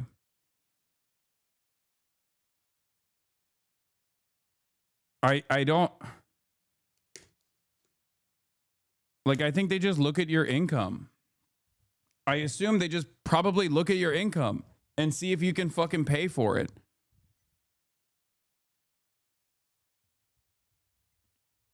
their workers to negotiate a living wage. We don't think that a labor union is necessary. All unions work at is taking a cut out of my pay. In addition to taxpayers subsidizing corporations' low wages, there's a second way they burden the rest of us. Around 70% of the U.S. economy depends on consumer spending. As wealth concentrates in the richest 10%, the rest of America can't afford to buy enough to keep the economy running. Their buying power is dropping because of stagnant wages and inflation. The bottom 90% is already spending as much as they can, and in many cases going into debt to do so. Meanwhile, as the super rich become even richer, they can't possibly buy enough on their own to keep the economy running. We saw this trend before, during the roaring 1920s, when American wealth was concentrated at the top and everyone else had to go into debt to maintain their standard of living. When that debt bubble burst, we got the Great Depression. The so-called two-tiered economy isn't just a moral failing. It's dangerous for all of us. So what can we do about it? The motion is adopted. End the trickle-down hoax once and for all. Tax cuts for the wealthy make the rest of us worse off, not better. Fight for unions. Raise the minimum wage. Bust up big monopolies with the power to keep prices high. Demand corporations share their profits with workers, so that when corporations do better, their workers do too. Build an economy that works for everyone, not just those at the top. Because if we don't, we're all cooked. Okay, but what about shareholder value for the super wealthy? Yeah, this is woke nonsense, I say. Anyway, speaking of woke nonsense, okay, speaking of woke nonsense, what is this? He probably didn't see the latest capitalist invention. What is this? You cooked this link. You mean shitholder value? Fucking got him, chatter. Nice. This is the story of a little piece of technology. Oh, dynamic pricing. Yeah, goodbye price tags. Hello, dynamic pricing. Oh, it's awesome. It's awesome. You know how like Uber does price surging and also boosts prices if you are a consistent big spender? Yeah, they have that. They're going to put that in grocery stores now. I know. It's an innovative way to drive up profit margins to the best of your ability. It's fucking awesome.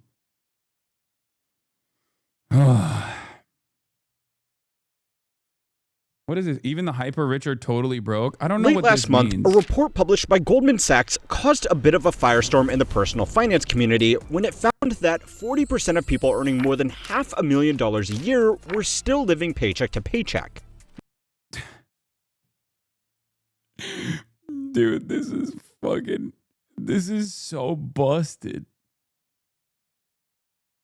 It's just, I don't even understand how that's physically possible.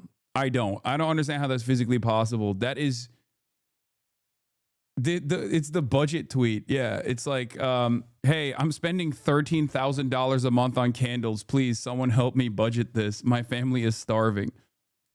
Like, what are you doing? at that point, I would say, you know, cut down on the fucking avocado toast, man. Unless there's something going on here that I'm not aware of.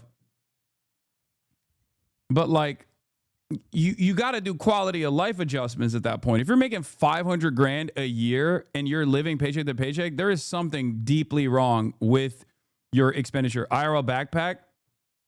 Yeah, this is, ironically enough, this was when I was talking about how, like, I live within my own means as far as, like way below my own means, and everybody fucking yelled at me. If you remember, I got soft canceled for that a while back, which I meant, like, for how much money I make, I don't spend that much money. I know it sounds like it seems like I spend a lot of money, and in comparison to the average person, yes, I do spend a fuck ton of money, except, you know,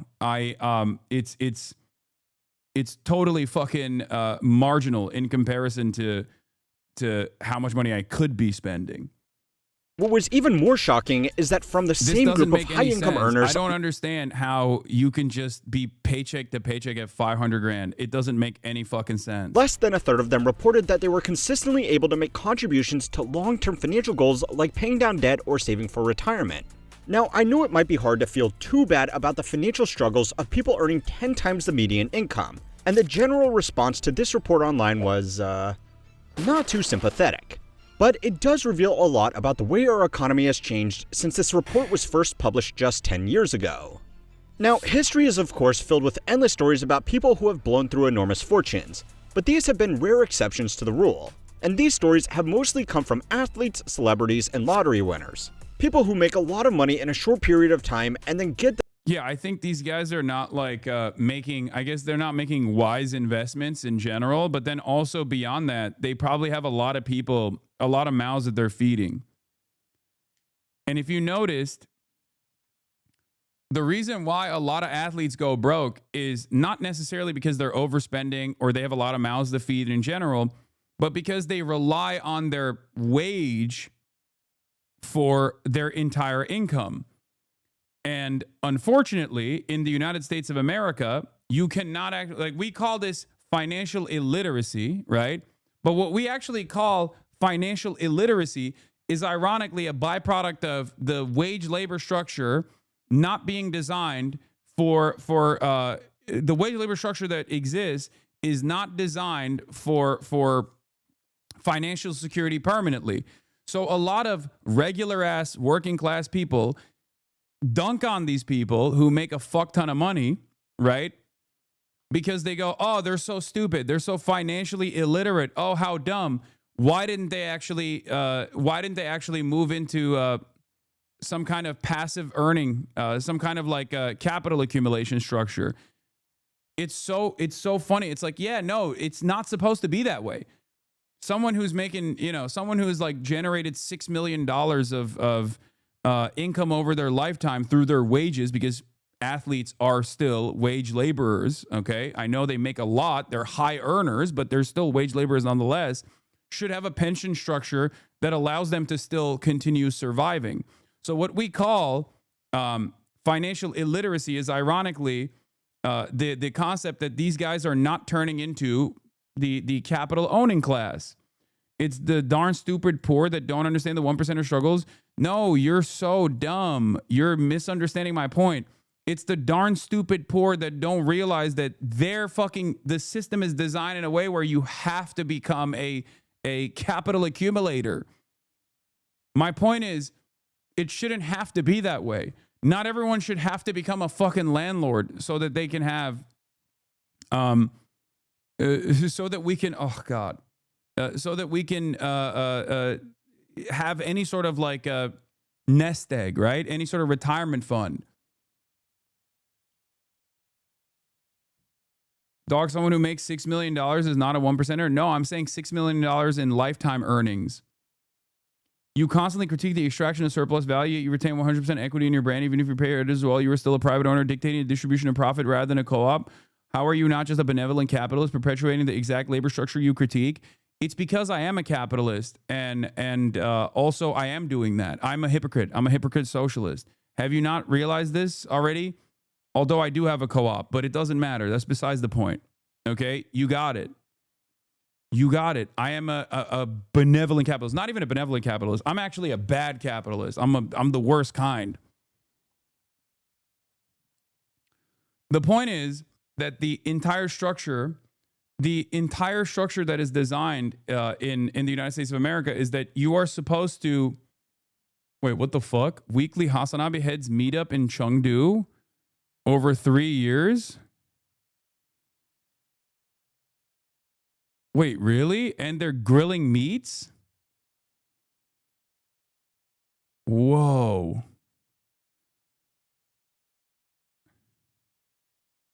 Wait, is this for real? How come I wasn't invited? Things we do include prepare Szechuan chicken noodles for 100 people on the street in under 20 minutes every week and share with the local workers just for the challenge for more than 3 years. Hiking, biking, football, soccer, open mic, camping and grilling, techie stuff, competitive FPV, drone flying, assembling, radio comms, math programming, food cooking, food eating, food sharing, any other grassroots mobilizing and organizing activities to build up a sense of community. As a prelude to the main topic, news, politics, and actions, we thank Hasan for fostering a sense of unity in his China Maxing series. Now we want to do our fair part as Chengdu audience to welcome our comrades to check out our weekly meetups in Chengdu. DM me for location. We have friends everywhere. Our new Bilibili channel. What the hell? How am I not invited to the Chinese cookout amongst the Chinese fans? How is that possible?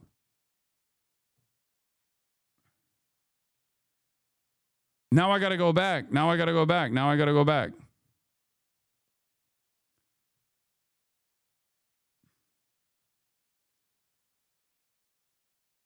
It's crazy.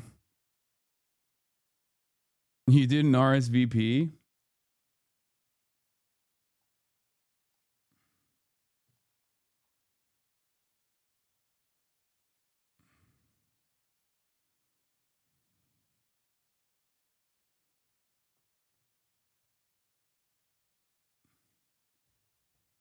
Okay. You would have ignored it like any other message? Probably not. Stop being parasocial. We need our spaces on. That's crazy. You would lower the Chinese IQ if you joined the party with your American brain. Okay, everybody calm down.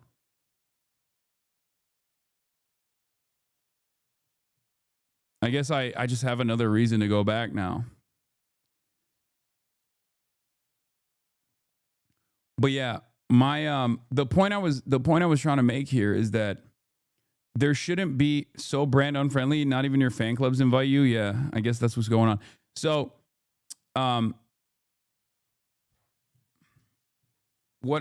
fuck. What was I gonna say? Oh, the structure that currently exists has no room for wage laborers. There's no pension structure, and Social Security doesn't go. Social Security is not enough for survival. So the structure that currently exists makes little capitalists out of everyone, and we present that as financial literacy, right? And obviously, you should have that financial literacy, and you should become a little capitalist at the end of the day if you want to survive. That's why I always tell people, like, obviously, you know, you should have a 401k, or you should have some structure to make sure that you have a retirement plan, a retirement fund, even if it's like virtually impossible for normal people to retire at any age at this point. Because you have to exist within reality. You have to live in reality, right?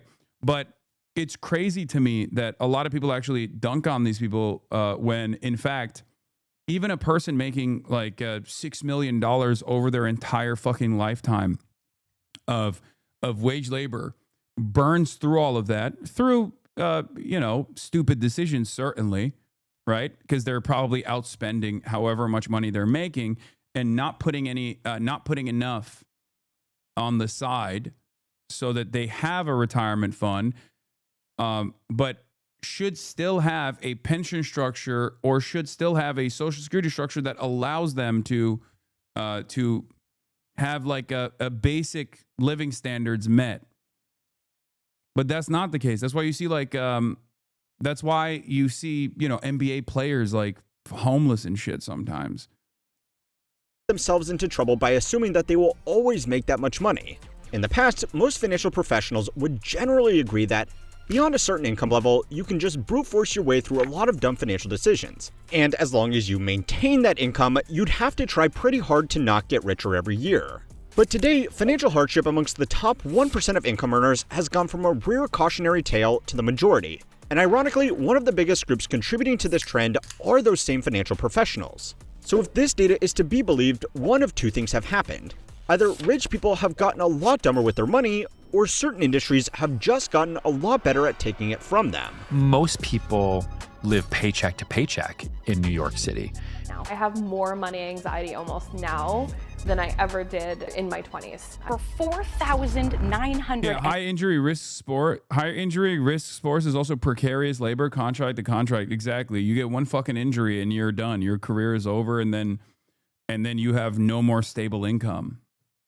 $65 before taxes and fees. A concrete square in the Mexico City Stadium, $700 or $1,450 for a view of the stadium. By the way, going back to what that other chatter was saying, that I find really funny is like you retain ownership over 100% of your IP is such a funny fucking way to operate. What am I supposed to do? Like, yeah, dude, I am the content. What am I supposed to do? I'm a human being. Like, what am I supposed to do? And even then, I don't even retain ownership over my own IP, and I tell people they can do whatever the fuck they want with it. But like, it's so, I am very open about this. Like, where, you can do whatever the fuck you want with the IP, make money on your own if you want to fucking chop it up and repost it on whichever platform you see fit. That's why there's a lot of people that have literally paid for their colleges, paid for their college education through the HasanAbi Clips industrial complex and shit like that. But it is funny to like, what am I supposed to do? Yeah, unless you use it maliciously. But how could I? What is a way in which I can like give other people like what pieces of my body? Like what can I possibly do in that situation?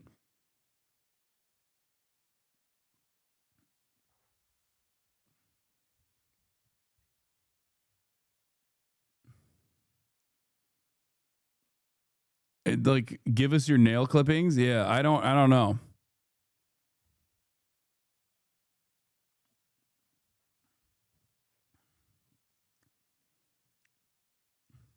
In Singapore. It doesn't matter whether you make, you make $100,000 or not.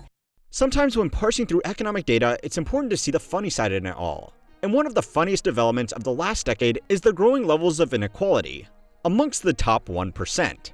According to studies conducted by UBS and Altrata, there are between 50 and 60 million millionaires in the world at the moment. But even amongst this group of extremely wealthy global residents, the top 1% amongst them still holds almost a third of their collective wealth. Now, these studies were tracking accumulated wealth rather than annual income, but it still showed the same problem. Nobody feels poorer every day than really rich people. Except for very particular careers like service staff, people overwhelmingly interact with other people from within their general income grouping. If you work an upper middle class professional job, there is a good chance your partner also works a middle class professional job.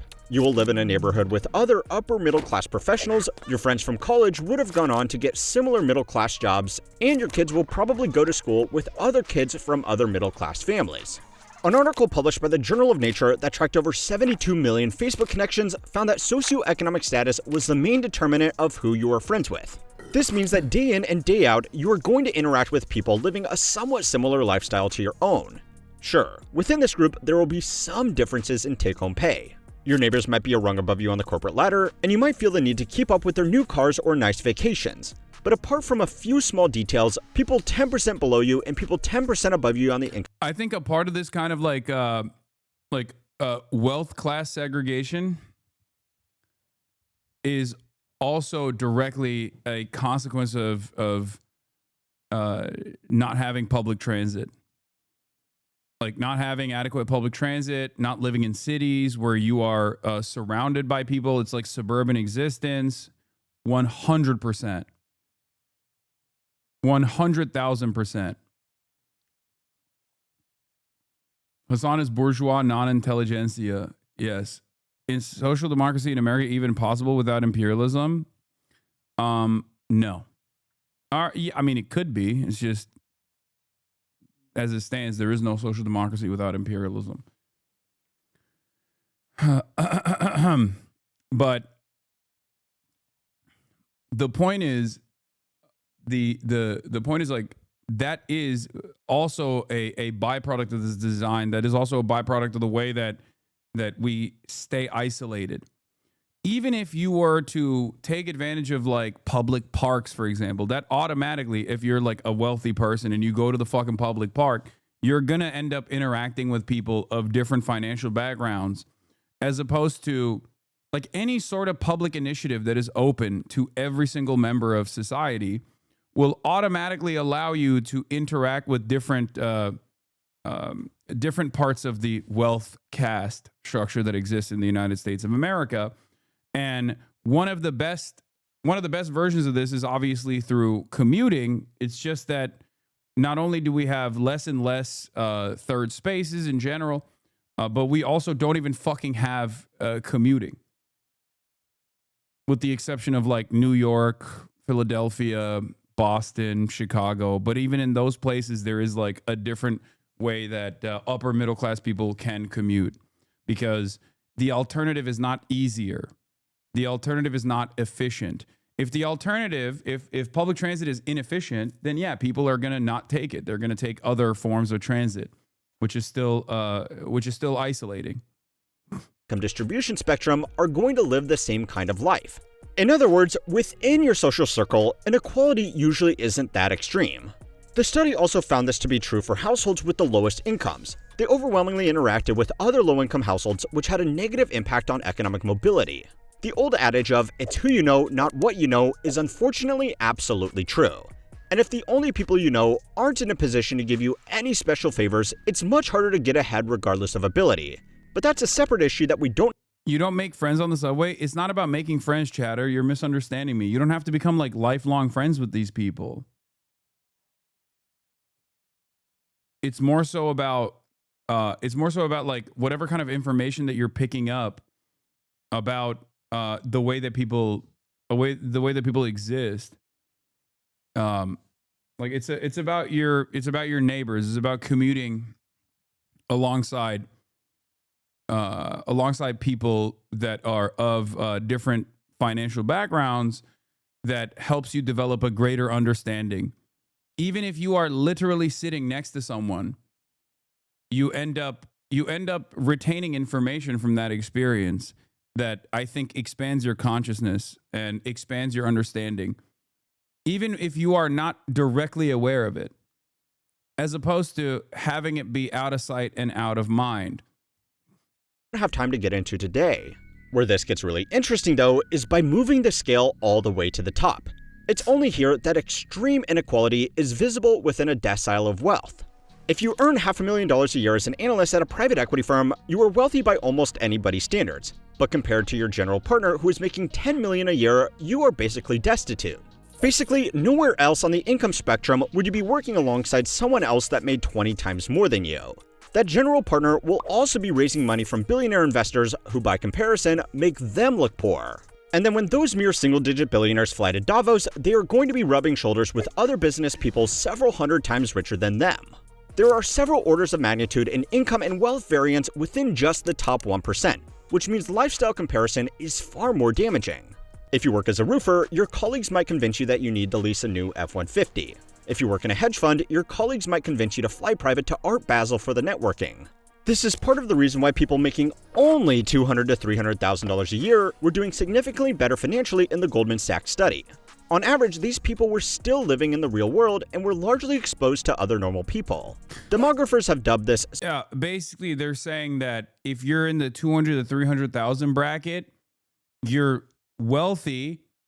You're so wealthy that you are the wealthiest person in your friend group, and therefore your expenditures still are closer to like the average person, as opposed to people making 500K and above, who then become the poorest wealthy person, and your expenditures change as well.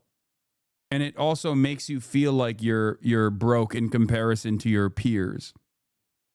Like, basically, the richest person living in the richest person still connected to the working class in some way, shape, or form is feeling a lot wealthier than the poorest person in the highest tax bracket.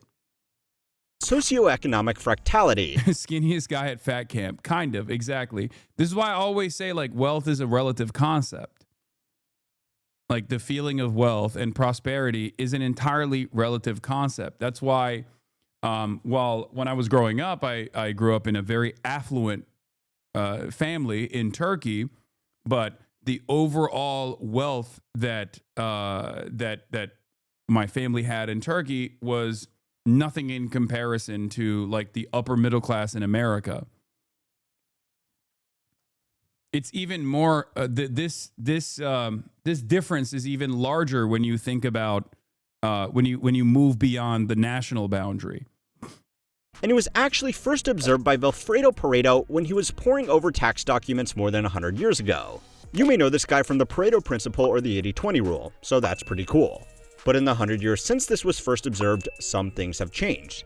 Recent booms in global wealth have further divided this tiny group of wealthy people, and that's done two things. The first is that it's created absolutely hilarious situations that you are all welcome to point and laugh at. Like this guy complaining in a local Palo Alto paper that billionaires building their mega mansions were, Hey, Shoe Squire, thank you for the 10 gifted subs. And I quote, running roughshed over average millionaires like himself. This is unironically just one of many, many instances of millionaires complaining about how hard they have it now. But while it's fun to laugh, there is something more here. Inequality has always existed. And as dumbfounding as the recent spike in millionaires living paycheck to paycheck is, it does shine some light on some other concerning developments. So it's time to learn how many works to find out how the top 1% got so good at bankrupting themselves. This week's video is sponsored by FlexiSpot and their new E7 Pro standing desk. FlexiSpot has been making ergonomic workstations for years, focusing on helping people stay comfortable and productive, especially if you spend a lot of time at the computer like I do. The E7 Pro is their upgraded dual monitor standing desk with a 440-pound static load capacity and a height range from 25 to 50.6 inches. It's surprisingly stable even at full height, and it comes with a 15-year warranty and a 30-day risk-free return window. As you can imagine, I spend a lot of time at my desk, whether it's creating videos or gaming. This links back to the Whistle Diesel's response to his tax evasion case. He somehow went bootlicking for billionaires because he got for registering his Ferrari in Montana. Being able to change height throughout the day has genuinely helped my back and made long sessions a lot more bearable. And for any keyboard and mouse gamers out there like me, you don't have to worry about your monitor shaking and messing up your aim. FlexiSpot is also running their Black Friday sale right now with discounts up to 80% and even a chance at completely free orders. The official One Piece anime account replied to you. They offer extra discounts for students, teachers, medical workers, military, and recent grads too. If you're on a tighter budget, the regular E7 is also a good option. If you want to check it out, head to flexispot.com and use my code HMW30 at checkout to save an extra $30. And if you end up grabbing one, leave a note with my channel name to help support the channel. Okay. Everybody recognizes that Kuma is the GOAT now. So the extreme concentration of wealth at the very top of the distribution has become more pronounced over recent years. But it's not new just by itself. Merely wealthy people have always been exposed to extremely wealthy people. Just because they have gone from 100 times wealthier to 400 times wealthier doesn't really change the arithmetic of inadequacy. What this has changed though is how expensive it is to be a rich person. Now, the most obvious example of this is the cities people are living in. Unless you are running your own business or working as a specialist doctor, there are really only a few cities in America with jobs that pay more than $500,000 a year, and the house prices in all of these cities are amongst the most expensive on the planet. If you want an average family home within commuting distance of Seattle, Silicon Valley, Manhattan, or even Miami, you are going to be paying 7 figures for the privilege. Put a 50-year mortgage on that, and then after income, property, and state taxes, in most of these centers, that is going to leave you with around $50,000 a year in actual disposable income. Now, I know what you were thinking. $50,000 a year after taxes and housing are accounted for would be a dream for most families. Yeah. And you would be absolutely right. But there are two reasons why for many ultra-high-income earners, it's not. The first reason is quite simply that just because someone is earning a high income does not mean that they are smart with money, or even that smart in general. People who choose high prestige careers are, rather shockingly, often motivated by, well, prestige, which means they will happily go into debt to keep up appearances around their peers. $50,000. I think this is the part of the equation that is unironically, simply put, financial irresponsibility. I think this is financial irresponsibility. If you're a high earner and you're making $500,000 a year and you're just like burning through that, you're fucking spending way too much money. Like, that is crazy. That is fucking insane. Like, I don't even understand how that's possible. Okay?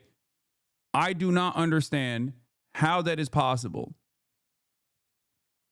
Because, like, you can live a very, very comfortable life. You can live a very comfortable life at that level of income without overextending yourself. Okay? Like, I don't even know. I don't even fully understand. Like, we donate a lot to charity to a fault. I mean, I donate a lot to charity. I'm just saying that it's just not, you can still do it in a reasonable way. You can, and those guys aren't buying yachts. $500,000 a year, you can't buy a yacht. Yacht is for like $10 million a year and above, probably, I assume. But even if you have kids and shit, like, I don't know. Like, maybe the Lambo, yeah, that would be a very irresponsible financial decision. I think that's probably what it is, right? I think a lot of people also dump a shitload of their money immediately into houses, like a big ass house or something. I wasn't paying attention. I thought we were talking about higher earners. Yeah, if you're making $500,000 a year, you are a higher earner. You're in the top 1% of wealth. But it just doesn't. It just doesn't make sense. I don't get it. I don't understand it. After taxes and housing can easily pay for a comfortable lifestyle, but it doesn't cover a luxurious lifestyle. People who land high-income roles also have a sense of entitlement to these luxuries, since it often takes years of highly competitive schooling to get there. So, once they have made it through all of that and landed their first real job, it's time to treat themselves. Of course, the career path where this is most common is medical doctors. An article published by the British Medical Journal, as well as a separate survey from the University of Pennsylvania, found that most American physicians were graduating medical school. How did your experience becoming rich differ, if you don't mind explaining? I mean, I am obsessed with doing the same shit that I've been doing. When I was making $60,000 a year, I was doing the exact same thing that I'm doing now. So the only thing that has changed is that, like, there has been a tremendous quality of life improvement in terms of things that I can pay for, right? I no longer have to do the same calculations that I used to have to do, like, you know, paying for Uber and whether or not I will be able to actually pay for rent at the end of the month, right? Like, those are the massive. I used to describe it as such, okay? Being poor is very costly. Okay? Being poor is incredibly expensive. And it's like a consistent weight on you. Okay?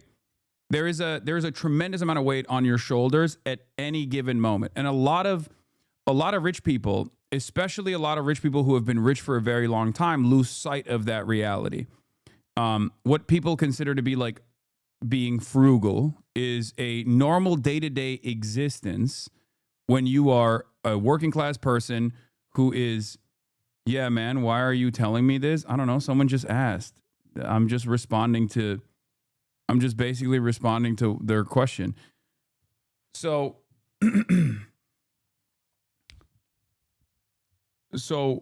for someone like myself, like, instead of having to, when I travel for work, right? Like, I'm going to Ireland, right? In the past, if I had to travel, one, I would have to make the travel arrangements myself, right? I would have to make travel arrangements myself, and I wouldn't have enough money to make those travel arrangements. So I had to like nickel and dime it. I had to like literally talk to the university that's sending me there to make sure that they made sure that my travel arrangements were decent. And if they didn't have money to fly me out, then I would have to, pay for it myself or the hotel myself and stuff like that. And then I had to figure out which hotel I could stay at and how cheap the travel accommodation would look like from the hotel to the university, stuff like that. These are all of the things that you have to worry about, right? I no longer have to worry about that at all. Like, I no longer have to worry about that. And that is a major fucking burden. That is a major, major, major burden that is lifted. Not having to worry about bills or being able to pay for bills is a major burden lifted off your shoulders. So, like, in many respects, there is a reason why once you get to a certain level of wealth or a certain level of like of wages, you're financially set and you are happy, and then your happiness metrics start you start getting diminishing returns. I forget what it was, but I'm pretty sure it's like closely tracked with whatever the stability level is for whichever city you live in, whichever country you live in. Once you get beyond that, it's not associated with happiness at all, and it has like diminishing returns. The difference between like making $10 million a year and making $1 billion a year has no impact on your happiness levels whatsoever. Back in the day, when they used to do these studies, it was around $100,000, right? Like beyond $100,000. Now, obviously, that number is probably far higher than that, because $100,000 in a place like Los Angeles actually doesn't it doesn't offer you a level of comfort, right?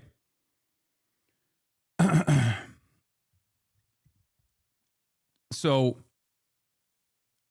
as far as like my own personal experiences goes, a major burden has been lifted off my shoulders as far as like having to nickel and dime every single thing that I do. And also beyond that, I have people that I pay that can deal with this stuff, right? That's another fucking major burden lifted off of my shoulders, that I don't have to like make these arrangements and things of that nature. And also, instead of like flying economy as a 6'4", 240-pound guy, now I can fly business, which is infinitely more expensive than economy. But when you fly business, then now I can sleep when I'm on the flight, right? So all of that stuff has been a tremendous quality of life adjustment, a quality of life improvement. But overall, it hasn't turned into, the way that I'm accumulating wealth has not changed, because I'm not engaging in like capital accumulation, and therefore I enjoy what I do, and that's a big part of the reason why I still do the exact same things for virtually the same exact hours that I do, because I'm incredibly fortunate, incredibly privileged, and therefore I greatly enjoy what I do and can do it. But that's the reason why I said like not much has changed in terms of my output or my day-to-day existence. I was doing 8 hours a day live streaming in fucking 2020, and I'm still, maybe 6 to 7 hours a day live streaming in 2025.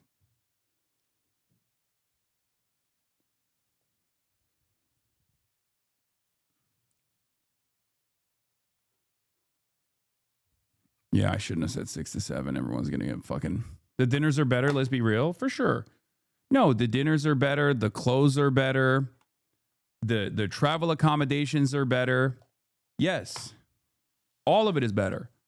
But I'm saying, like, I think people that get to a level of financial success get there specifically so that they can actually put aside a tremendous amount of the wealth that they've accumulated so that they can have their money make money for them, passive income, so they don't have to fucking work.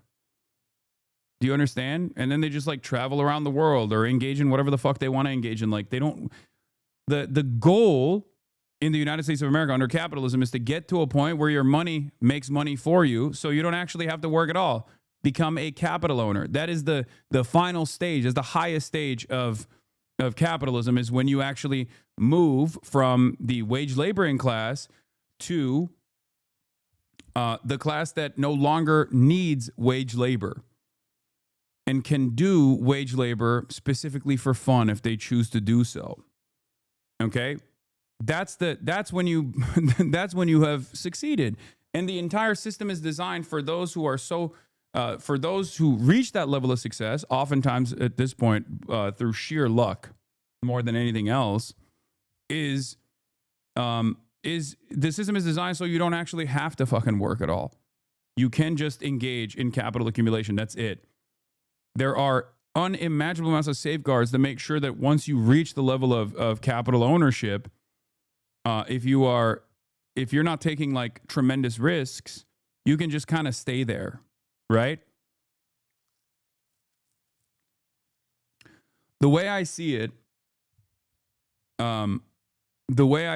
basically is if your net worth or the growth in your net worth, if 51% of it is coming from your wages, you are still closer to a proletarian structure as opposed to 51% of it coming from your capital accumulation, at which point you've become a capital owner. Obviously, this is not a well-defined, it's not a well-defined and like a complete, like there's differences from person to person. It varies. But that, I think, is the way to make this class assessment.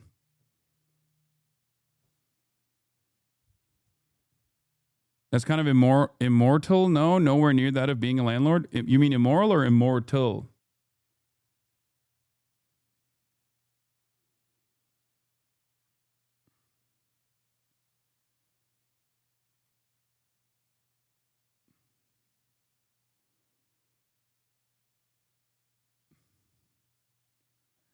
I do think landlords who have a job are capitalists, though. Yes. I'm saying that if you quit your job tomorrow and you can still have the same level of comfort and the same level of existence because your capital accumulation will make up for it, that means you are a capital owner. Simply put, if you can just stop working, stop relying on wages entirely, and still engage in the act of capital accumulation that will allow you to maintain your level of comfort, that means you are a capital owner, even if you are working. Okay? That is part of the reason why there are small business owners, for example, who own and operate their own business. Small business owners who own and operate their own business, if they were to stop working and they were to delegate that responsibility to like a manager or something, and can still take the profits off the top and still maintain their same comfortable existence, means that they are capital owners. And the goal in American society in general is basically to get to that point. That is the success. That's when you retire, right? That is what a retirement is. And unfortunately, there is virtually no other way.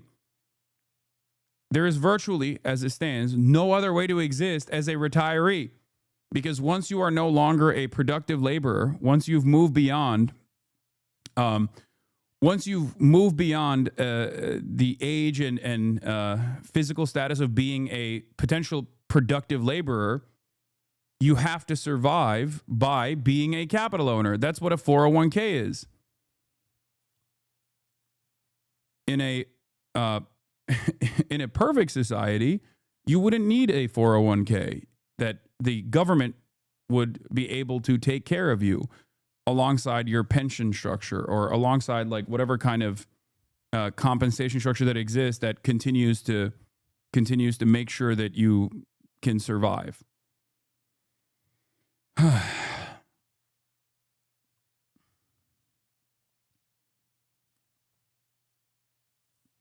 Not that it matters, because I feel like we're not there for many Americans. Many Americans will never get to that level, regardless.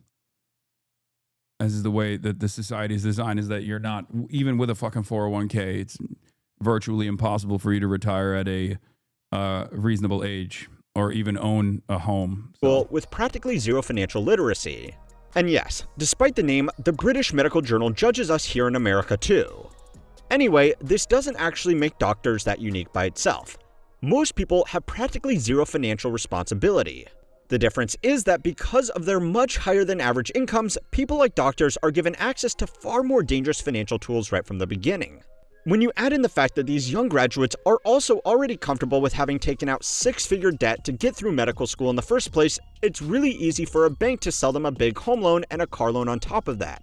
Even seasoned financial professionals can get in trouble with this stuff if they are not careful. So, giving this much rope to someone without a clue is very dangerous. It would be like skipping through to the end of a very challenging video game and giving yourself a max level character. Theoretically, you have all the right tools to deal with endgame content. But unless you actually know what you are doing, you can easily get yourself into trouble if even the smallest thing goes wrong. Now, doctors get a lot of attention for this, because financial stress amongst practitioners has been connected to worse patient outcomes, which is bad for— What are you talking about, man? This is not what being retired. What is? As a retiree, you set aside your wages to cover the retirement of your elders, and so does the next generation, etc. I'm confused as to what you're saying. I'm saying that currently, as it stands, without becoming without engaging in any sort of capital accumulation, you literally cannot retire and live as a normal person, because Social Security is so marginal, it's so minuscule. Like I understand that you're describing Social Security, ironically enough, except in this country, unfortunately, Social Security is not enough for survival. You might not be an American, and that's why you're frustrated with what I'm saying, but in the United States of America, Social Security compensation is nowhere near enough for survival. Everybody. But they are not alone. Even finance bros who should, theoretically, be good at this stuff frequently take on too much debt to keep up with everybody around them and find themselves living paycheck to paycheck. So yeah, high-income earners not being as smart as they think they are may come as a shock to them, but maybe not so much as a shock to you. But the second reason why financial hardship has become so common amongst these people is because companies have realized that this is where the money is now, and they have rushed in to fill any gaps in their budget. Yeah, there is a new meta, I think, in the service industry and in commodity producers in general, to hyper focus on the ultra wealthy, like people making 500 grand a year plus, and they considering that it is 50%, the top 10% of wealth is responsible for 50% of all consumption in the United States of America.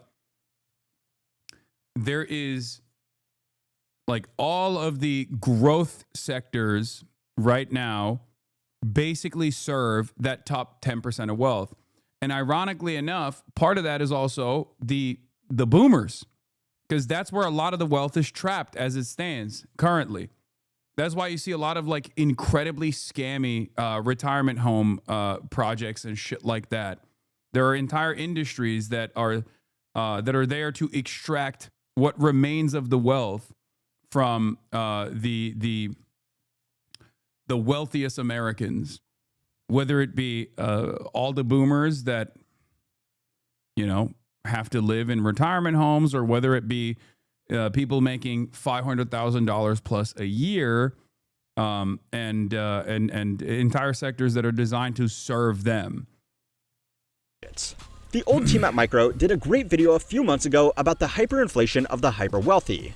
I will leave a link to it below if you are interested in the details. But the rough summary is that the number of products, services, and experiences dedicated exclusively to extremely wealthy people has exploded in recent years. 20 years ago, there was only one production car that retailed for more than $1 million, and that was the Bugatti Veyron. Today, even after accounting for inflation, there are more than 100 different models in this price range, and new offerings frequently cost in excess of $5 million. This is a clear example, but even for people at the plebeian end of the— Yeah, like yachts. Okay? There is a growing and robust industry of fucking yachts. and people that work on yachts, people that service yachts. That's for like maximum 10,000 people on the planet, okay? And even then, you have super yachts on top of the yachting industry. Private jet services, exactly. Private jet charters and private jet services have grown. How the fuck is that even feasible in this economy is something that you might be asking yourself.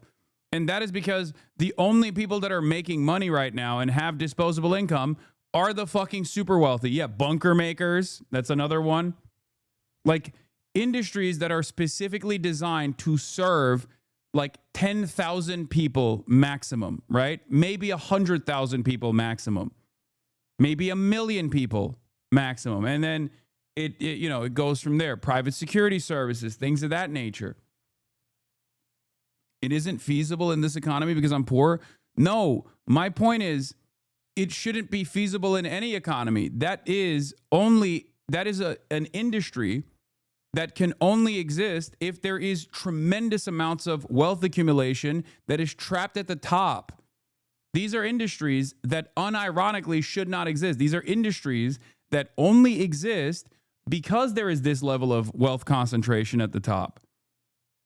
Like, the industries themselves are all unethical, whatever. That's not even what I'm not even making like a moral case here. What I'm simply stating is that if we had a better redistributive system in general, then these industries would not exist.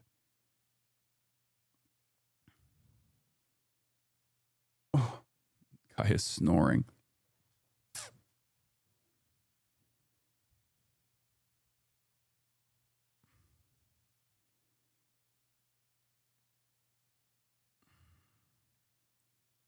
And it's gone from having only a couple people serving this super wealthy to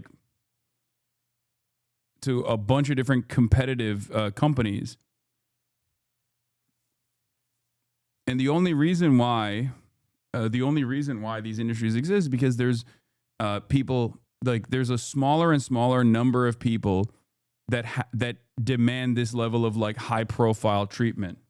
This exclusive high profile treatment because they're the only people that have any sort of disposable income to begin with. 1%, high-end hotels, credit cards, social clubs, sports, events, clothing, airline seats, even high-end gyms and grocery stores have all developed to offer an exclusive service at a massively inflated price. Not all high-income earners will buy this stuff, and even those who do won't buy all of it. But the point is that there are more options than ever at the buffet of conspicuous consumption, and even $500,000 a year won't buy. I get your point from the standpoint of the enormous luxury they are, but luxury is subjective. Who's to say in a different system that the video games industry should not exist because they're a tremendous luxury? I mean, I understand the point that you're trying to make here. The difference is video games are accessible for virtually, for most people, okay? Mega yachts are not. Mega yachts are only accessible to people who have an unimaginable amount of wealth accumulation. Do you not get that? Like, that's not, like, there is not going to be a point for Veblen goods to be accessible to the regular public because the entire point of Veblen goods is that their availability is capped. And the more limited it is, the more expensive it is. Now, I'm not talking about yachting as like a Veblen good, obviously, or super yachts or whatever. I'm just simply stating that like these industries and the growth in these industries has exploded only due to the busted system that we currently have.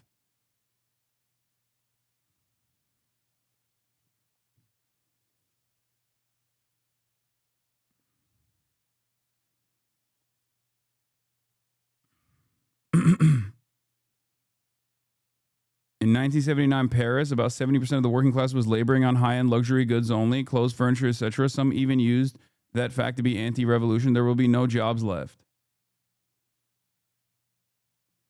I don't know. I feel like you're wrong. I know like 6 or 7 people with super yachts. Okay, you just wanted me to say 6, 7 so people spam it in the chat. Son of a bitch. All you can eat like it used to. Now again, I know it's hard to feel too bad for these people, but all of this still comes with 2 very big caveats. The first is that the only reason why high-income household budgets are being Nostalgia Rhythm, thank you for the 10 gifted subs. Targeted so hard is because the budgets of average incomes have already been optimally exploited.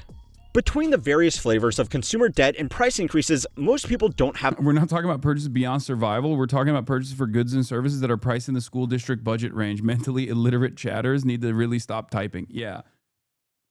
Like, I'm not saying that there should be no luxury at all. I'm saying that there is a difference between luxury for the working class versus luxury for the super wealthy.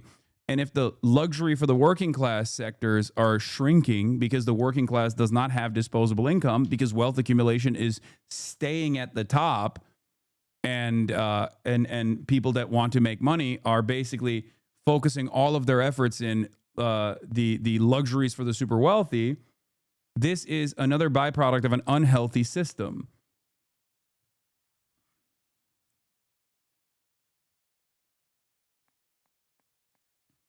That much left to give, which means companies are almost being forced to go up market to grow their revenue. I have mentioned it before, but even Walmart has attributed most of their recent sales growth to targeting higher income consumers, since most other households have already been maxed out. High-income households are only starting to feel the pinch because everybody else has already been thoroughly juiced. Oh yeah. And the final most important I like that this video is also making the same exact argument that I'm making, which is that a lot of these high-income households can still end up doing just fine in the long run. Their paycheck to paycheck isn't yet the same as everybody else's. Struggling to make the mortgage payments on a home in Seattle may be just as financially stressful as struggling to make rent. But in 30 years, those people should have fully paid off a home in one of the most expensive cities on the planet. High-income employees also get benefits like employer-funded retirement accounts or restricted stock units that can provide a scheduled liquidity boost even if they are living paycheck to paycheck for the rest of the year to cover their living expenses. Wealth inequality and income inequality go hand in hand, because if you earn a high income, you can build up wealth faster than someone with a lower income. But what we are seeing today is, thanks to massive asset price appreciation, you still won't be able to build wealth with your income faster than people can create income from their wealth. And remember, this is all just taking place within the top 1%. For everybody else, go and watch this video next to find out why you simply don't matter anymore. Economically we watched this one, Why You Don't Matter Anymore, Economically Speaking, which was the first video that I watched from this channel, which was very good. And it was about the thing that I was talking about previously, which is that the top 10% of wealth is responsible for 50% of all purchases in the United States of America. And in a system that's designed like that, is going to reinforce the same exact class dynamic where 90% of regular Americans and regular ass people are simply going to be working to serve the top 10% of wealth forever, permanently.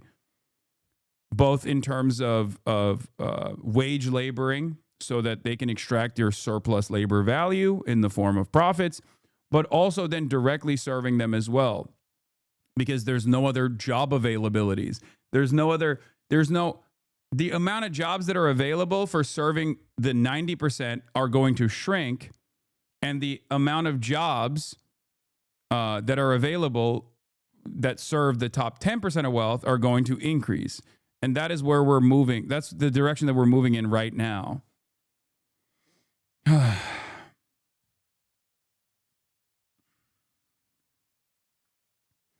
Drew Gooden made a video in a similar vein. And yeah, for the record, before people were saying like luxury is not a relative concept, the luxury goods are not subjective. Just wait until healthcare is considered a luxury good, or non-poisoned food substitutes are considered scarce for the working class. At which point, it is actually fucking a subjective concept.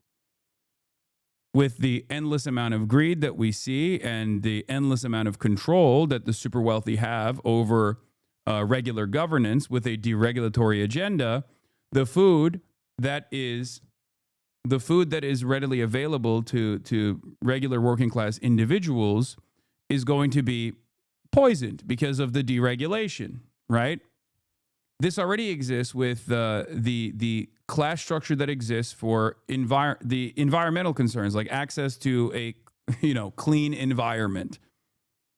Poorer neighborhoods on average have worse water supply because toxic waste ends up making its way to poorer neighborhoods. There's a reason why there's like a higher level in the United States of America where, through redlining and through systemic racism, black people end up living in poorer neighborhoods, for example, and therefore they have a higher percentage or they have a higher likelihood of having childhood asthma develop in black children. The reason why they have that is because there's a lot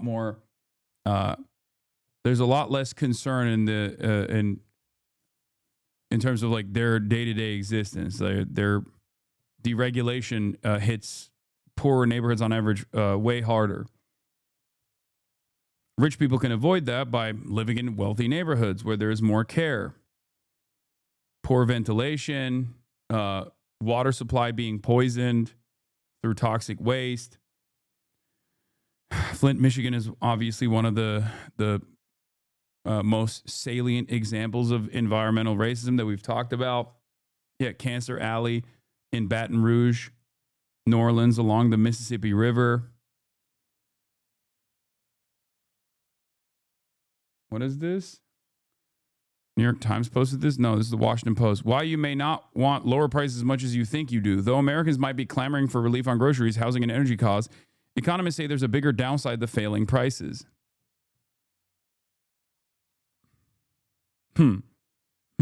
Real five-head. This is the same thing that they're saying about China, where like the Chinese economy is suffering because things are too affordable. To your point about healthcare becoming a luxury good, consumer spending rose 0.6%. However, that spending is increasingly being focused on essential purchases, such as healthcare at a time when income gains aren't keeping up. Exactly. Americans ramped up their spending in August. However, the cost of living were on the rise as food and other goods became even more expensive last month, and services remained stubbornly high. Service prices. New economic data released Friday showed that consumer spending rose 0.6% in the key back-to-school shopping month of August and 0.4% when adjusting for inflation. That's further indication that a critical driver of the U.S. economy continues to chug along despite broader uncertainty and a slowdown in the labor market. However, that spending is increasingly being focused on essential purchases such as healthcare at a time when income gains aren't keeping up.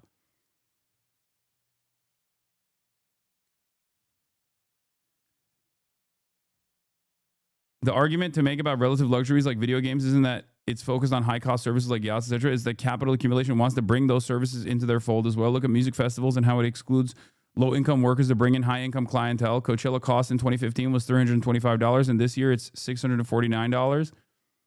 Yeah, that too. And that is also for the lowest ticket purchase that you can make. That's before we even factor in like the availability of much, much higher levels of ticket purchases that you can get. Anyway, now we're going to move away from capitalism and its devastating impact on the average working class individual back to our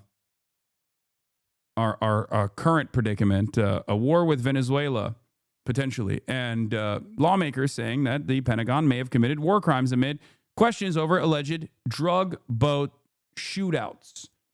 I got to pee real quick. Attacks on alleged drug boats off of South America. Those strikes have killed dozens of people, including one that reportedly targeted survivors of an initial attack. Meanwhile, President Trump raised the pressure on Venezuela's president, warning pilots not to fly over that country. Nancy Cordes is at the White House with more on all this. Nancy, good morning.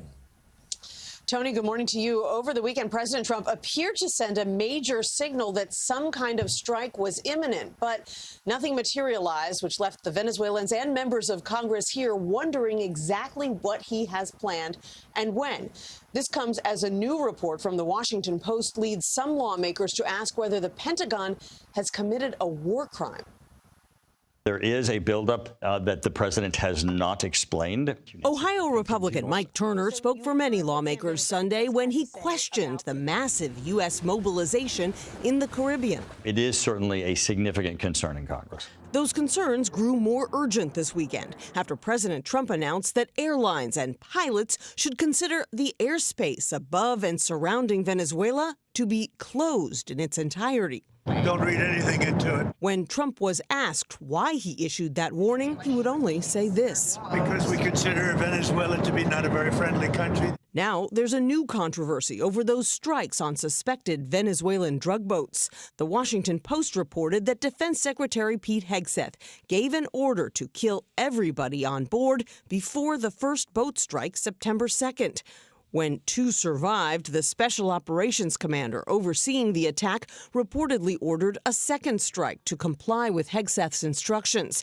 And the 2 men were blown apart in the water. This rises to the level of a war crime if it's true. Now lawmakers in both parties are vowing to investigate. If it was as if the article said, that is a violation of the law of war. Hegseth called the story fabricated and derogatory and made light of it Sunday night by posting a pretend children's book cover depicting an armed turtle firing on drug boats.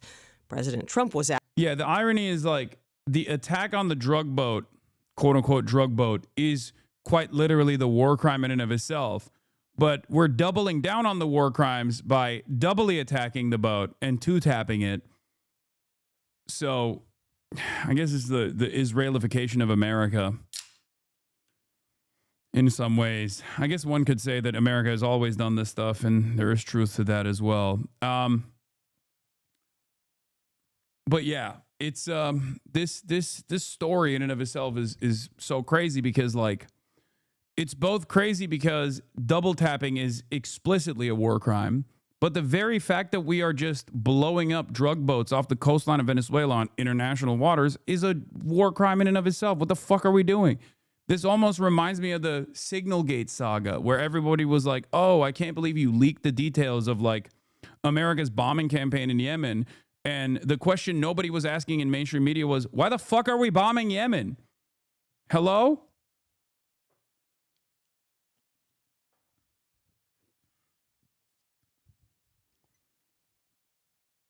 Sunday night if he thought a follow-on strike like that would be legal. I wouldn't have wanted that, not a second strike. The first strike was very lethal. It was fine, and if there were 2 people around, but Pete said that didn't happen.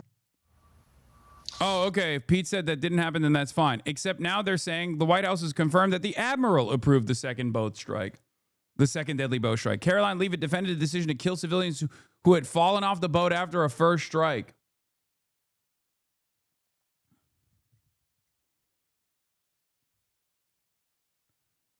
Reminder, Admiral Alvin Halsey, the commander overseeing the operations of the Caribbean, announced his resignation the same day as Hegseth's illegal kill-them-all strike against survivors. I don't know. Was that the same day? But yeah, here is Caroline Leavitt being asked a very solid question. The president said that if someone sells drugs in that country, that doesn't mean you arrest the president. How is that any different than what the administration is doing, or what the administration is accusing Maduro of doing? Yeah. Oh, here. Does the administration, first and foremost, the administration was asked whether or not they denied that the second strike happened. Let's take a look at what they said. Gabe. Thank you, Caroline.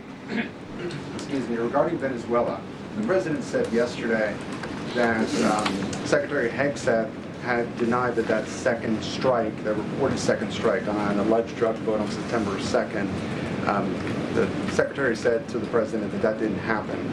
But to clarify, I just wanted you to clear this up.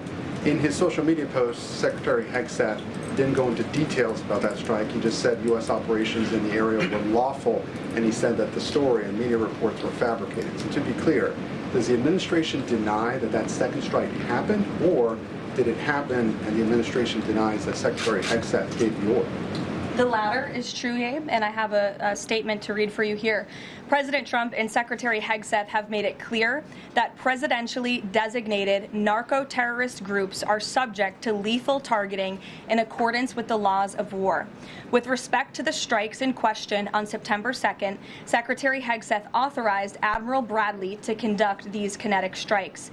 Admiral Bradley worked well within his authority and the law, directing the engagement to ensure the boat was destroyed and the threat to the United States of America was eliminated. And I would just add one more point to remind the American public why these lethal strikes are taking place. Because this administration has designated these narco-terrorists as foreign terrorist organizations. The president has a right to take them out if they are threatening the United States of America and if they are bringing illegal narcotics that are killing our citizens at a record rate, which is what they are doing. And under the previous administration, there was enough... Yes, it's a war crime, but we had to do it because of insert made-up reason. Yeah. It seems like the administration has their fall guy. They're claiming the HEGSETH delegated the strike to SOCOM commander Admiral Bradley. Last night, Trump tonight the reporters, HEGSETH said he didn't do it, adding when pressed yet again about the legality of the strikes, I wouldn't have wanted that, a second strike. The first strike was very lethal. Trump in October, we're going to kill them. Every single day, they run with the same exact modus operandi where they just go, that's not true. It's fake news. Okay, maybe it's real news. Maybe it doesn't matter if it was real news. Also, insert additional made-up information as to why this had to happen.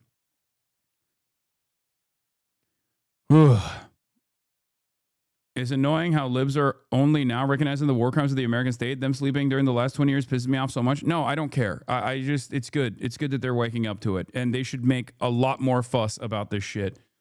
This is an opportunity for you to have a conversation with people that you know that may have been oblivious to what America was doing and only now are going, wow, this is really fucked up, actually. This is an opportunity for you to tell them, to explain to them that, like, the very fact that we are striking these boats instead of, like, apprehending them, for example, is already ridiculous and a war crime in and of itself and completely unacceptable. Okay? Use the momentum to your advantage. Don't just cast this aside as, like, people only now realizing. Never gatekeep morality. I think it's a silly thing to do. But yeah, as far as it stands, you have the Admiral Bradley gave the order for the second strike is what they're saying now. Okay. Says Bradley was within legal right to order the second strike. So White House not disputing the second strike, but is disputing HEGSETH gave the kill order. Trump admin's case, Trump designation of drug traffickers equals fair game for legal, in air quotes, lethal targeting. HEGSETH authorized Bradley to conduct September 2nd kinetic strikes. Bradley worked well within his authority to strike boat. HEGSETH did not order everyone killed. So we went from it didn't actually happen to even if it did happen, it was good to yes, it did happen, but it wasn't Pete HEGSETH. Just wait until tomorrow when it's no, absolutely, it was Pete HEGSETH, and it was Donald Trump actually that told Pete HEGSETH, that told the fucking Admiral Bradley, but also it was all good and great and totally valid and warranted. Okay.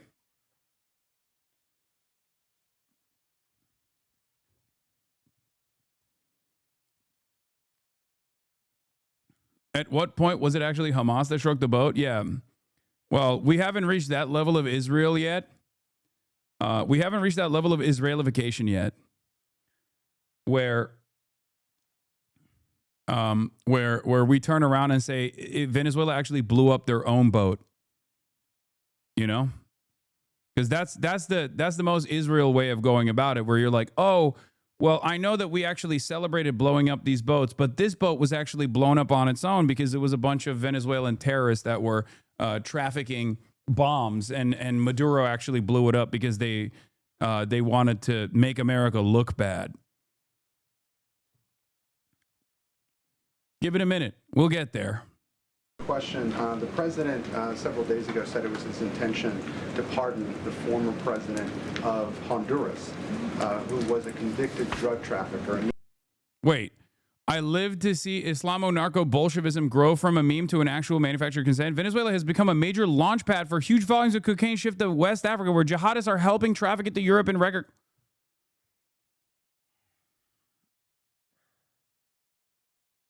Dude, Wall Street Journal, I think, is the least reputable newspaper in out of all the major papers. Straight up. They are the worst. They are the worst of the worst newspaper in America. Oh my fucking God. Oh my God. By the way, the reason why this question is being launched at Caroline Leavitt and this administration in particular is because Donald Trump, amidst the we have to kill Maduro, we have to bomb Venezuela because they're drug trafficking, actually turned around and pardoned a convicted drug trafficker because he's homies with the current person that he wants to run Honduras. Okay?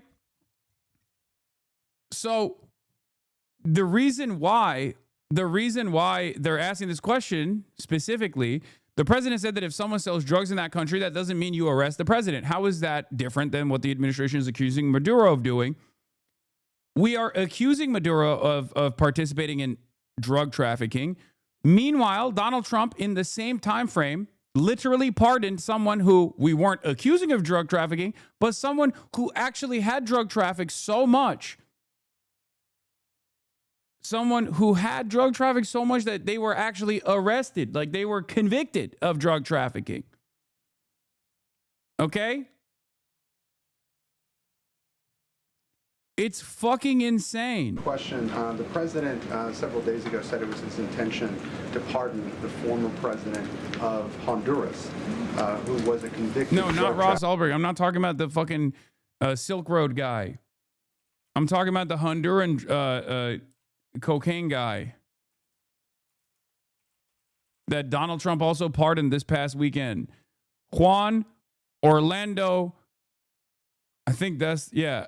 Juan Orlando Hernandez Alvarado, okay, is a Honduran lawyer, former politician, also convicted drug trafficker who served as the 38th president of Honduras for 2 consecutive terms from the 27th of January 2014 to the 27th of January 2022.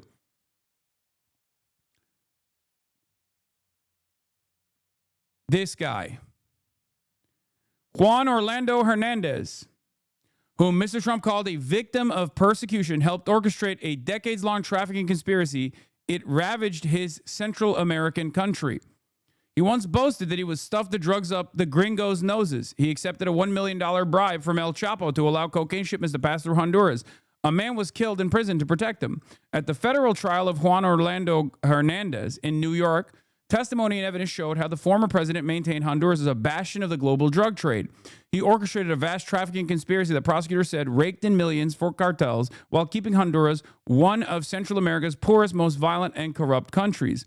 Last year, Mr. Hernandez was convicted on drug trafficking and weapons charges and sentenced to 45 years in prison. It was one of the most sweeping drug trafficking cases to come before a U.S. court since the trial of the Panamanian strongman General Manuel Noriega 3 decades before. But on Friday, President Trump announced that he would pardon Mr. Hernandez, 57, who he said was a victim of political persecution. Though Mr. Trump offered no evidence to support that claim, it would be a head-spinning resolution to a case that for prosecutors was a pinnacle striking at the heart of a narco state. The president's 2-week trial in Manhattan and those of his associates before it offered a glimpse into a world of corruption and drug running spanning several countries. Bags of cash, a machine gun with Mr. Hernandez's name emblazoned on it, and bribes from the drug lord Joaquin Guzman, the Mexican kingpin known as El Chapo, featured heavily. Prosecutors said Mr. Hernandez was key to a scheme that lasted more than 20 years and brought more than 500 tons of cocaine into the United States. 500 tons of cocaine. The people of Honduras and the United States bore the consequences, Merrick Garland, then the Attorney General, said in 2024 after Mr. Hernandez was sentenced. Now, of course, that was the Brandon administration, and therefore it's bad, right? Everyone that Brandon pardoned must be sent to prison immediately, and everyone Brandon sent to prison must be released post-haste, okay? Honduras, a country of around 10 million people, has long been linked to the United States, first as a home of sprawling banana plantations owned by the United Fruit Company. We all know what we did there. Then as the location of a key base used for U.S.-backed counterinsurgency efforts and later as a military post for counter-narcotics. When drug trafficking routes began shifting towards Central America in the 2000s, Honduras came to play a role in transshipment, moving cocaine from South America towards Mexico and the U.S. border. Over that decade, trafficking rose, along with the murder rate, and drug planes arrived with regularity. The June 2009 coup that ousted Manuel Zelaya, the country's left-wing president, ushered in a golden age of drug corruption. Interesting. Mr. Hernandez, unlike many Latin American politicians, rose from humble roots. One of more than a dozen siblings raised in a rural coffee-growing region, he became a lawyer and entered Congress. As president, Mr. Hernandez told U.S. officials that he was doing his utmost to stamp out drug trafficking. But prosecutors said his political career had been fueled by drug money as early as 2009, when he was still a lawmaker and vying to lead the Honduran legislature. At the 2010 World Cup in South Africa, Mr. Hernandez was photographed smiling and giving a thumbs up alongside a known Honduran cartel chief.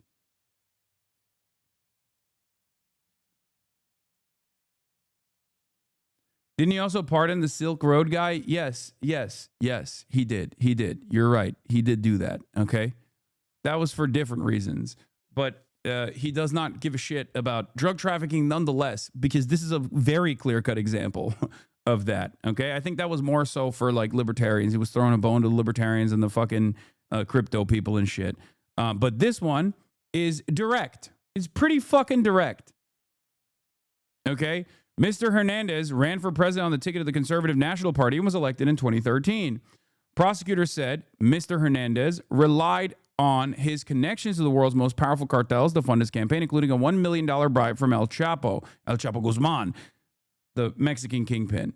He used the weapons and the power of the state for his own ends, according to prosecutors, jurors, and the Hondurans who came to despise him. The threat of being extradited to the United States made drug traffickers eager to bribe anyone who could to protect them, prosecutors said, and they came to know they could rely on Mr. Hernandez. Mr. Hernandez directed the police and military to protect smugglers who paid him off, and he promised to shield them from extradition to the United States. Mr. Hernandez once reassured a Honduran cocaine trafficker that by the time the gringos find out, we will have eliminated extradition, according to prosecutors. Mr. Hernandez even boasted, we are going to stuff the drugs up the gringos' noses, and they're never even going to know it, according to a witness who testified in the 2021 trial of a drug trafficker. And guess who was his great friend as a Florida senator? Alleged narco president hires GOP lobbyists to sing his praises in Washington. The then Florida Senator Marco Rubio tweeted out thanks to Honduran President Juan Orlando Hernandez for targeting drug traffickers below a photo of the two men together. Now, what's really interesting about this is that Marco Rubio is basically controlling the entire Venezuelan anti-narco trafficking state war that they're claiming that they're doing at the behest of, the purpose of tackling drug trafficking. And I assume Narco Rubio is also, yes, little Narco Rubio, not Marco Rubio, Narco Rubio is, I suspect, also the one in Trump's ear to potentially pardon this guy.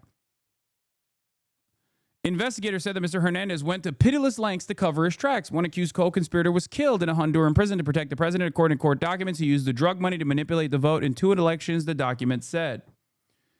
In 2017, Mr. Hernandez again became president after an election so laced with allegations of fraud that days of violence ensued and about 24 people were killed as the military cracked down. Hondurans, long divided on political lines, united in disgust. The chant, Fuera JOH, out with JOH, could be heard not just at protests, but among huge migrant caravans marching north, filled with people fed up with poverty and rampant corruption. Publicly, Mr. Hernandez denied any involvement in drug trafficking, and his connections to the U.S. remained strong. President Barack Obama called him one of the excellent partners helping to discourage children from coming to the United States. Mr. Trump recognized him as the winner of the disputed 2017 vote, counting on him to help curb the flow of people and drugs. The Biden administration regarded him as a key ally in Central America as it sought to control migration.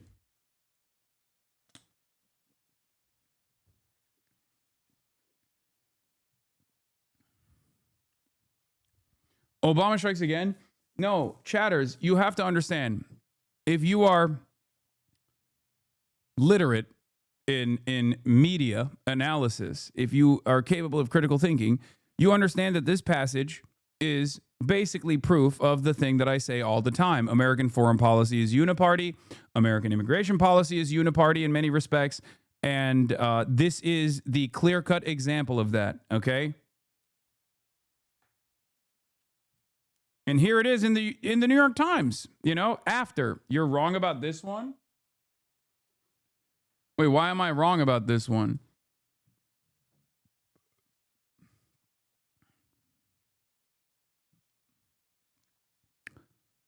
Not only is it a part of the playbook for the CIA and the State Department to keep the flow or have some semblance of control over the flows of drugs or over the flow of drugs in Central America and in all Latin American countries. But on top of that, the collaboration that American leadership engages in with these actual fucking drug bosses that end up running countries revolves around controlling flows of migration. Now, of course, if you actually wanted to control flows of migration in a permanent way, obviously the best possible thing to do would be to not depose like left-wing leadership to the best of your ability, not engage in espionage or psyops or foreign policy initiatives that are inherently antagonistic to left-wing leadership that seeks to the best of their ability, actually undermine the drug trafficking rings in their countries and to improve and expand upon the pre-existing welfare state that exists in these places so that they can actually normalize the everyday living standards of working class Hondurans. Of course, if you do that, though, it's not as profitable for your capital owners. And therefore, the system continues, okay?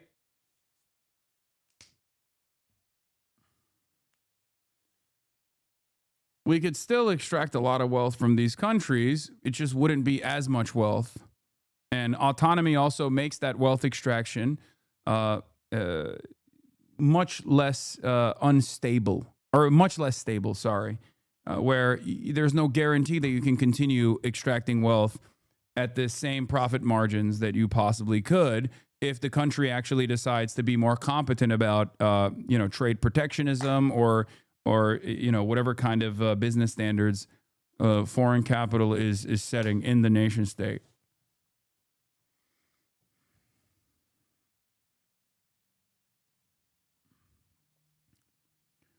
During the Younger brothers' trial in 2019, a former Honduran mayor and a major drug trafficker described how an associate of El Chapo had delivered $1 million in bribes, cash wrapped in plastic bundles of $50,000 and $100,000. Prosecutors displayed the machine gun with Mr. Hernandez's name engraved on it. In February 2022, weeks after he left office, Mr. Hernandez was detained at the request of the United States. He was escorted onto a plane in handcuffs and extradited 2 months later. Fireworks erupted in celebration in the country he once ruled. His own trial showed in grisly detail how Mr. Hernandez had promised to crack down on drug gangs, all while partnering with them instead, according to statements by prosecutors and witnesses.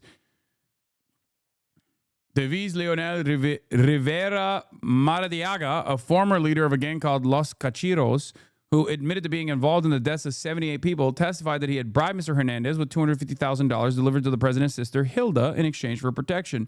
Another trafficker testified that he personally delivered a payoff, saying, "I paid $250,000 as a bribe to Juan Orlando Hernandez." Mr. Hernandez was convicted of drug trafficking and weapons conspiracy in a room packed with Hondurans eager to see his downfall. When he was sentenced in 2024, Mr. Hernandez spoke for almost an hour in court, airing conspiracy theories and grievances as he portrayed himself as a victim of political persecution. In a lengthy letter, Mr. Hernandez quoted Edmund Burke, Martin Luther King Jr., and the Bible. "The investigation and trial against me is full of mistakes, of injustices that have become a lynching through the U.S. judicial system," Mr. Hernandez wrote.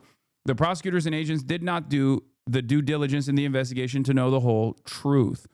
For many Hondurans, his conviction was a rare taste of justice. A woman in the crowd outside the courthouse celebrating his punishment held a sign that read, "No clemency for narco politics."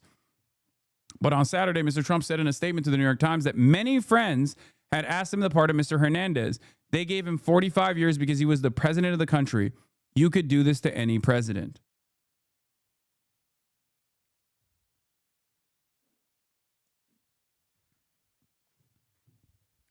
Isn't that awesome? I mean, the timing of it could not be funnier. I'm sorry. It is pretty crazy that he is literally doing this to a convicted drug trafficker while simultaneously using no evidence whatsoever to claim that Maduro is actually a real narco terrorist. And the only way to deal with Maduro is not to conduct a lengthy investigation and set up charges and then try to arrest them or whatever, but instead to actually bomb Caracas, okay? And potentially even do a ground invasion of Venezuela. Fucking awesome. No, Honduras is not next. The reason why he's doing this is because Honduras won't be next because he already has a pliant ally in Honduras. Honduras is not next. The reason why he pardoned this guy is because he actually doesn't... I think that wasn't there there's also a person that he endorsed for the Honduran presidency.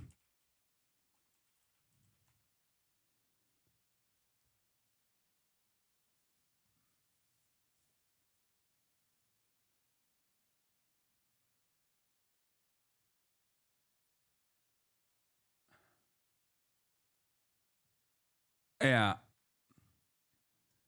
Honduras election on a knife edge as Trump-backed man slightly ahead. Early results in the general election in Honduras show the leader of the right-wing National Party, Nasri Asfoura, has a razor-thin lead.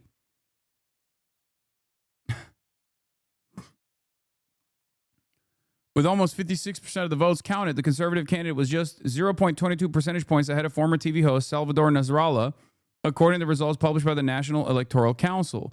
Stressing that the results were both preliminary and partial, the head of the CNE said that the race was on a knife edge between center-right Nasrallah and right-wing Asfoura. Asfoura has the backing of the U.S. President Donald Trump, who has threatened to cut financial aid to the Central American nation if his preferred candidate does not win. Yeah, by the way, Latin America is so funny because one candidate is Palestinian and the other one is Lebanese. Another not so great example of a Latin American leader of Palestinian descent who, El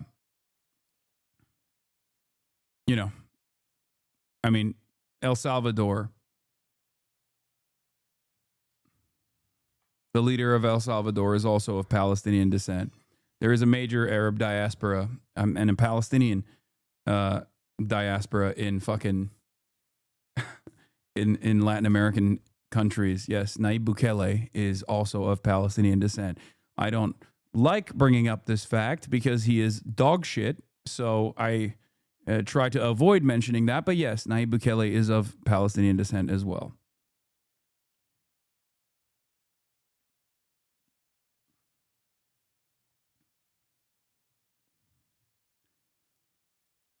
El Salvador is doing better than ever. No, totally. I know. We should do concentration camps in every Latin American country. Thank you. I love the people who are in this community who are pro Nayib Bukele is awesome. That's so funny.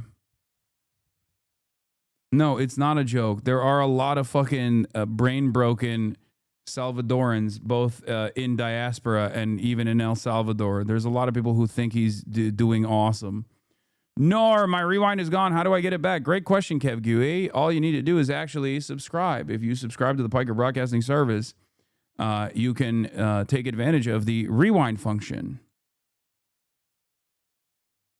Yeah, my entire family are immigrants from El Salvador, and I agree Bukele is dog shit.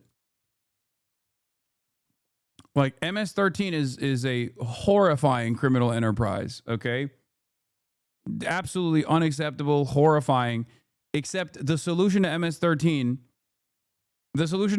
is not to basically make the government a different version of MS-13, sometimes directly collaborating with MS-13. For example, Nayib Bukele also extracted some MS-13 prisoners from the United States of America in exchange for the CCOT immigration structure that they designed. And the speculation at the time was that he got those MS-13 prisoners back to El Salvador because he didn't want them to openly reveal that he was collaborating with MS-13. Because if Mr. I'm against MS-13 was found out to have been collaborating with MS-13, I feel like that would have some shockwaves even in the diaspora.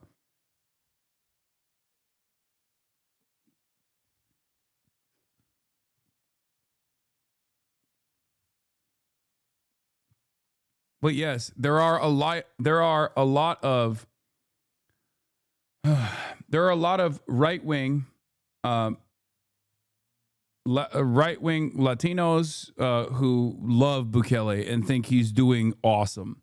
Part of that is because they are so fatigued and so terrified of living under different versions of the same kind of narco state structure. So they're just like, enough is enough. Kill them all. Who gives a shit? Not realizing that level of unrestrained violence in the hands of the state is going to end up hurting you as well. I am not against apprehending criminals. I am, however, in favor of abiding by due process and making sure that there is a real normal legal structure. Otherwise, the state turns into a gang, a much more powerful gang than even MS-13 ever could be.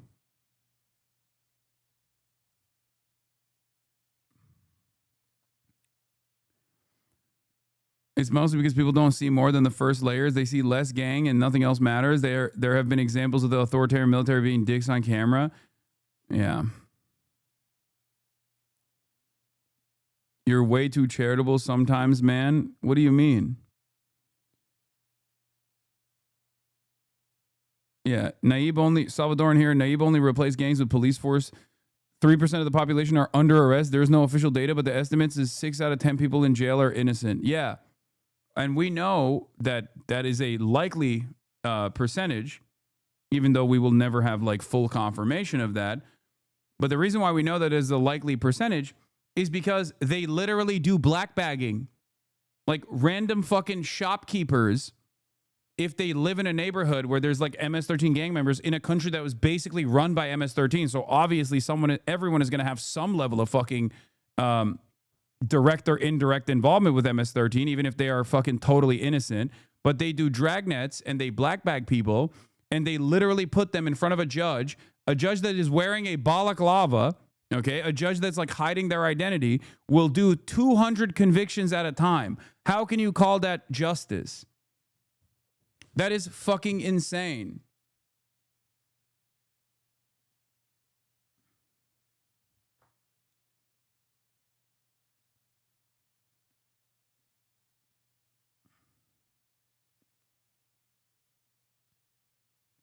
Nayib Bukele is for sure far right, but if he holds a 90+% approval rating among citizenry, which is only possible having a high approval rating among even left-wing Salvadorians, who are you to castigate him? Honest question. Murder rates have dropped 98% in El Salvador. Yeah, murder rates have dropped 98% in El Salvador because, one, there is not a... First of all, Bukele's administration also controls the distribution of that information, so we don't even know if the murder rates have actually dropped by 98%. There is real serious skepticism around the numbers themselves. There's a lot of disappearances, for example, and then they just don't get put down as murders. There's also a lot of collaboration between Bukele and MS-13 in general. And outside of that, yeah, of course, you can drop the... If you arrest everyone, you can drop the fucking the murder rates down to 0%. What do you mean? Okay, but you arrested everybody. Everybody's now in prison. Is that success? I don't think so. Like...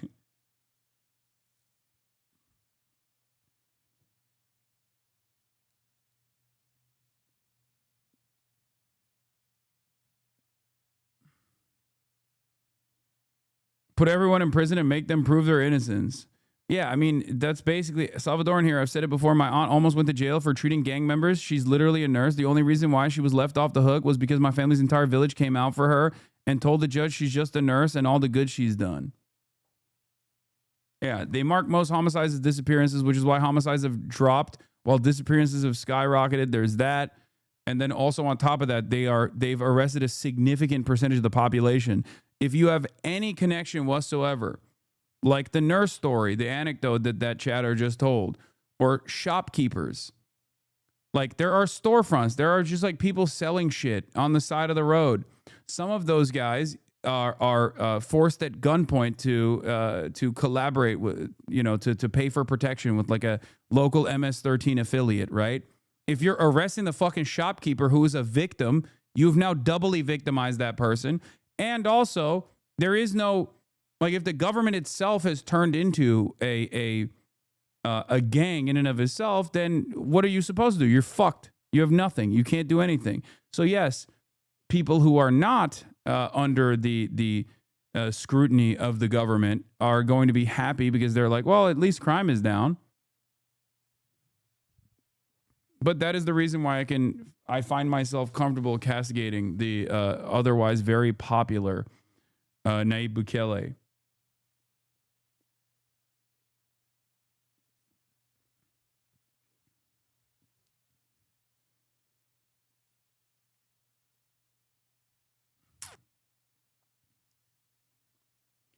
There's been the same, historically, the same old pattern of security, authoritative regimes where disappearances are commonplace, Chile, Argentina, Dominican Republic, etc. Yes.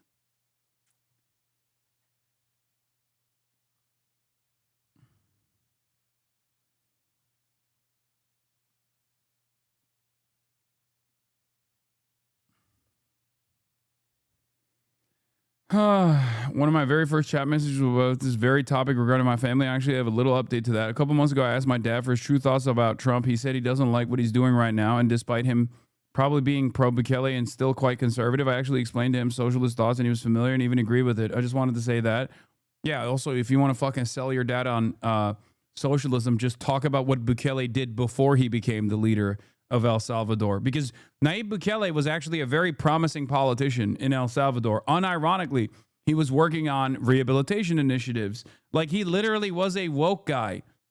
Okay, Nayib Bukele back in the day, if you look back, you can probably find some of my videos talking about Nayib Bukele as a promising politician in El Salvador when he was unironically left-wing. He was. Young guy of Palestinian background and was trying to solve like the underlying material inequities in which crime manifests, all this stuff. Before he went full fucking cryptocurrency grifter, an evil villain dictator. He got hit with the Fetterman ray? Yeah. No, he pulled a Mussolini, I guess. Well, Mussolini was never,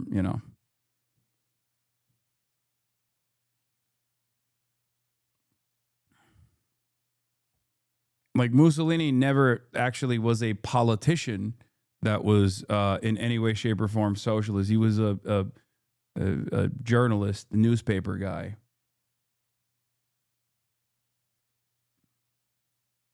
Yeah, here's the socialist king, Nayib Bukele. Well, you have this exact same image with Donald Trump as well, to be fair. I don't know why people have opinions on something when they don't know. Not you talking about some of the chatters. I don't know much about this, so I just taken the information. Yeah, now he just runs around calling himself a dictator. No, but Donald Trump, 2016. There's an image identical to this with Donald Trump in 2016 holding up a LGBT for Trump flag.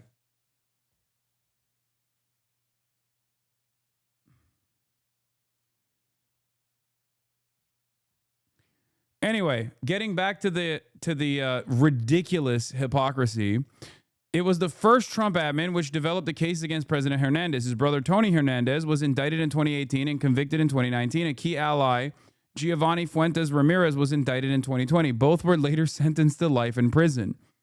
So Trump won, once again, setting up the case to arrest this guy under the Biden administration and convict this guy under the Biden administration, only for Trump to turn around and be like, well, Biden put him in jail. He's probably a good guy. Let's release him. Hernandez participated in the importation of at least 185,000 kilograms of cocaine, secured millions of dollars in bribes to Honduran officials, used heavily armed security, including members of the Honduran military and national police,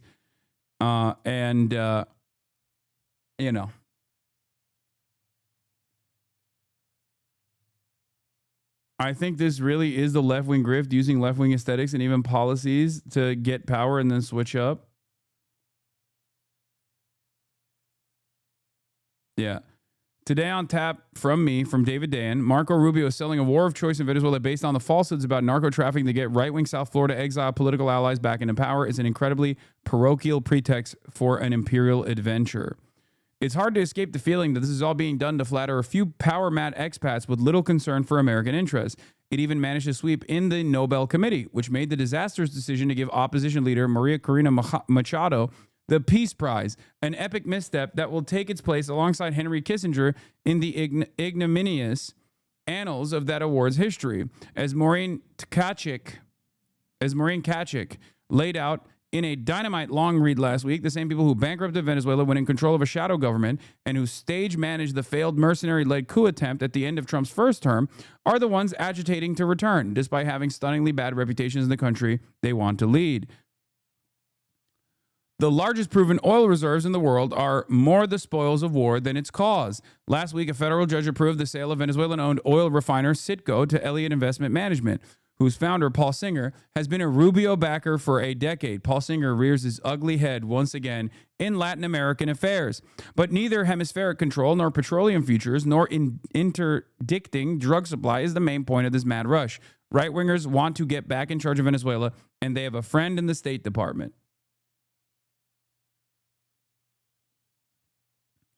How awesome.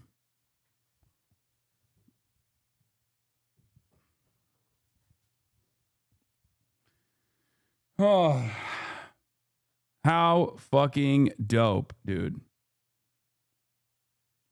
It's not even about them. It's for Exxon. No, that's just spoils of war. It's not just for oil, but the oil is the... Look, from what I understand, Venezuela is much more open to extraction with Western capital at this stage than they ever have been under Chavez, okay? But that is a non-starter for foreign capital in general, just like it was a non-starter in Iran. Mossadegh didn't actually fucking say British Petroleum is no longer going to extract Iranian oil.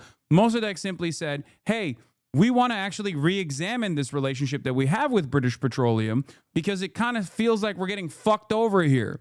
And they were. So it was literally that additional 10% that was the demand from Mossadegh or something along those lines. That was enough for a fucking espionage initiative to be implemented in Iran and the Shah to come back into power as a puppet leader. Okay? That's it. Sometimes it is that much, okay?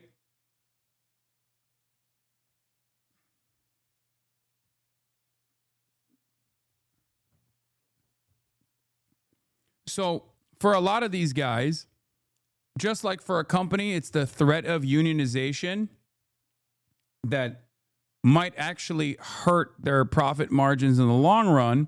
So they'll spend more money than the initial demand that the union could make in the first couple of years to basically stamp out any sort of unionization initiatives. It is the fact that if a country gains some semblance of sovereignty or some semblance of autonomy, even if they're doing a 50-50 partnership, or that's what their demand is when it's like a 40-60 partnership, let's say, and they want to bring it back to like a 50-50 partnership, later down the line, they might actually secure more resources and more of that foreign capital and redistribute it and actually develop so that they can have a higher point of leverage next time that deal comes into play. And that is the real threat.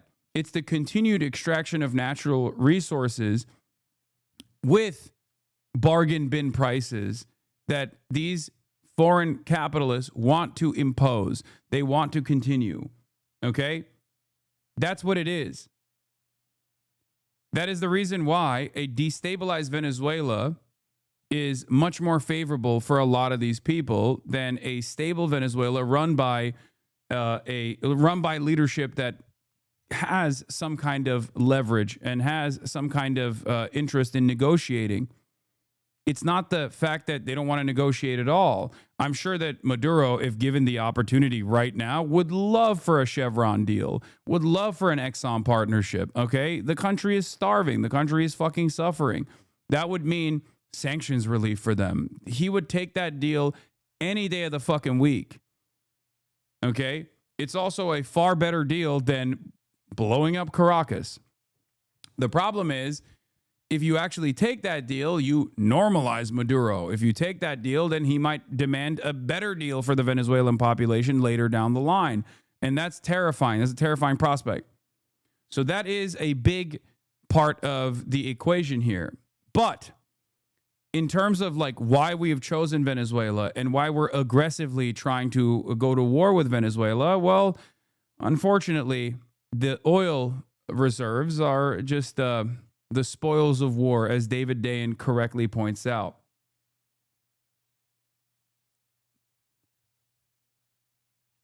It's the icing on the cake. The major reason is because they want to install a right-wing dictatorship in Venezuela that is much more compliant with foreign capital demands in general. Oil is only one part of it. On the one hand, cowardice of giving up 10% of profits for being a real man and holding up to business practices, which way, Western man? They will never. History is riddled with foreign capital saying, fuck no. to that additional 10% demand. Because it's not about the additional 10% demand. It's the fact that you are demanding something. It's the fact that you have sovereignty. These guys would much rather have Western compliance, even if it's a dictatorship, right? Western compliance, even if it's an authoritarian government that's just like killing fucking members of the population, disappearing them, throwing them off of fucking helicopters like Pinochet used to do. All of that stuff is totally fine as long as there is no sovereignty, as long as there are no redistributive policies that that any sort of foreign leader is engaging in. It is a way to prolong that pain and instability and lack of development, so it's much easier to continue extracting super profits from the global South. This is Western capitalist foreign policy in perpetuity. Okay?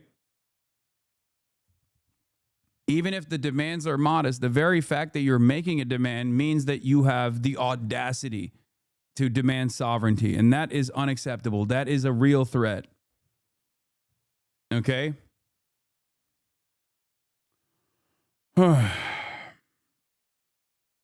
Yeah, let's be clear. The U.S. government does not care about the people of Venezuela. It cares about U.S. hegemony and the interests of U.S. capitalist class. That's what this is about. Always. Always and forever. Would you say that thanks to the internet and all the conspiracy theories out there, it's gotten more difficult for the USA to just go straight into attacking Venezuela? Maybe, but I don't think they need compliance. I don't think they need to even manufacture consent, because I think they just do it without consent. The American government is realizing that they don't need consent at all. They don't even need to manufacture consent. They just kind of do it.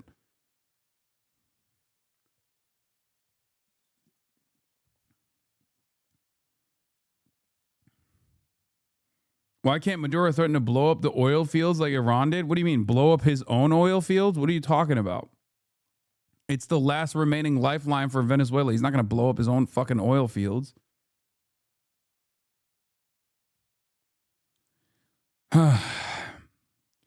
Reporter asked Donald Trump directly, do we have a video of this? I would love to see his face during this.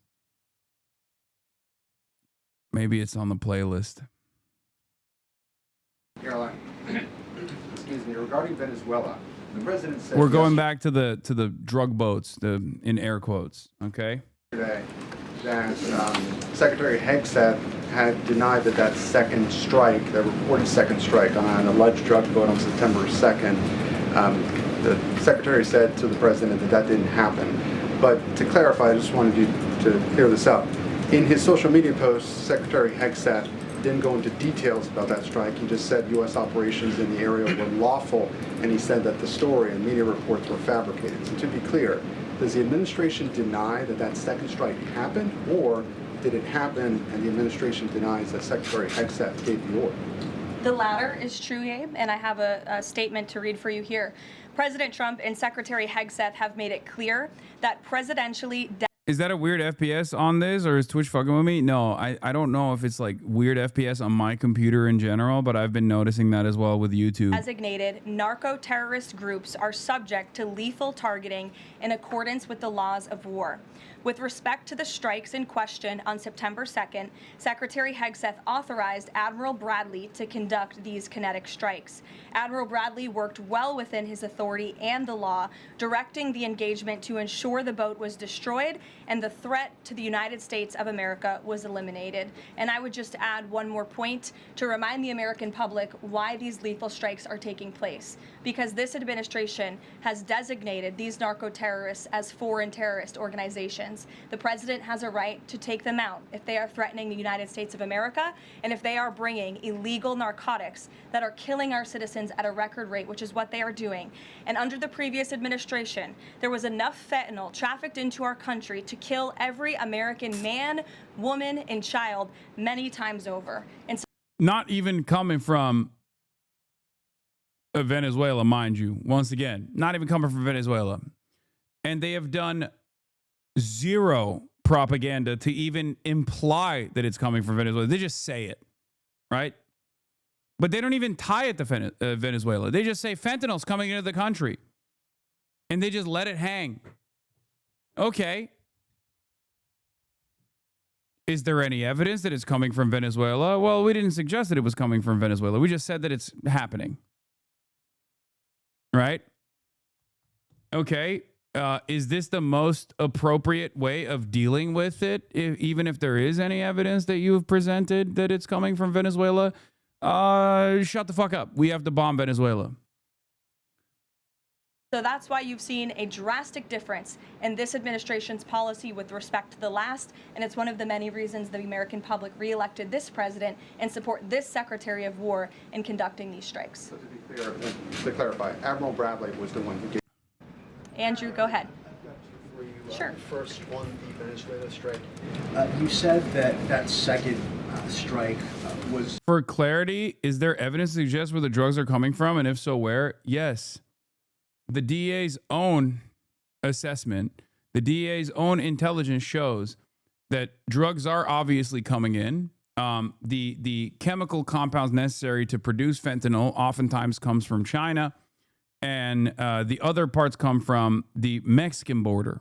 Okay? And it is trafficked primarily by American citizens, contrary to what the Trump administration is saying. It's like 80%. The overwhelming majority, I think somewhere around 90%, are trafficked through our ports and regular points of entry. And 80% are actually trafficked by American citizens. Okay, the fentanyl precursors are shipped in, the chemicals and things of that nature are shipped in through our regular ports, through by way of China.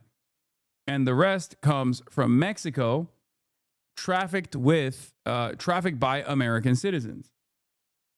We have the market. It is Americans who are consuming the drugs. It is Americans who are trafficking the drugs. It is an entirely American problem. But the solution to it seemingly is everything but tackling this American problem at the point of America. Okay?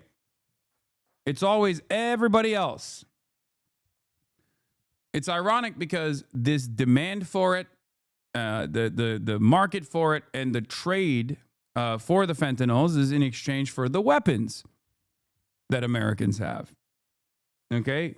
Cartels ship in the drugs with American citizens, and then American weapons make their way to are used by the cartel. That's why they have all the best gear. So it quite literally plays a role in destabilizing Mexico.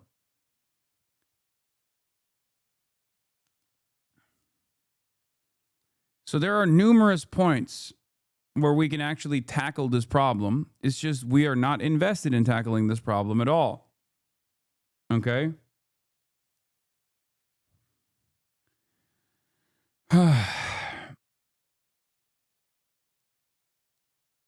Having said that, I don't know if you noticed this, but at no point did I mention Venezuela. That's because, according to the DEA's own assessments, Venezuela plays no role in fentanyl trafficking. Like none at all. So when these guys are saying, oh, fentanyl is killing Americans, like we got to blow up these drug boats, they're literally blowing up random low-level smugglers that are using go-fast boats between Venezuela and Trinidad and Tobago. These boats do not have the capacity to make it to the American coastline anyway, and that's not a significant narco-trafficking hub. So it's just completely made up.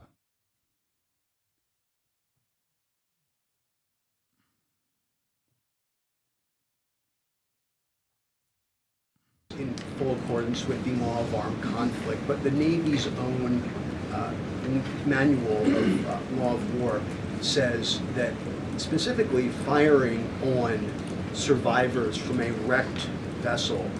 And yeah, there isn't even enough evidence to suggest that they are smuggling drugs between Trinidad and Tobago and Venezuela, for the record. They're just simply claiming that. I want to stress this, okay? They released some information, and also there were follow-up investigations that were conducted by the New York Times and from other foreign outlets that suggest that these guys, like some of the people that were killed, were just straight up like super low level, irrelevant to like drug trafficking in America. Like some of them were just like trafficking shipments, or some of them were like smuggling other shit, not even drugs. Some of them were fishermen. Knockoff merchandise, things of that nature. Just like not regular. Not exactly busting any sort of like serious, significant narco trafficking enterprise.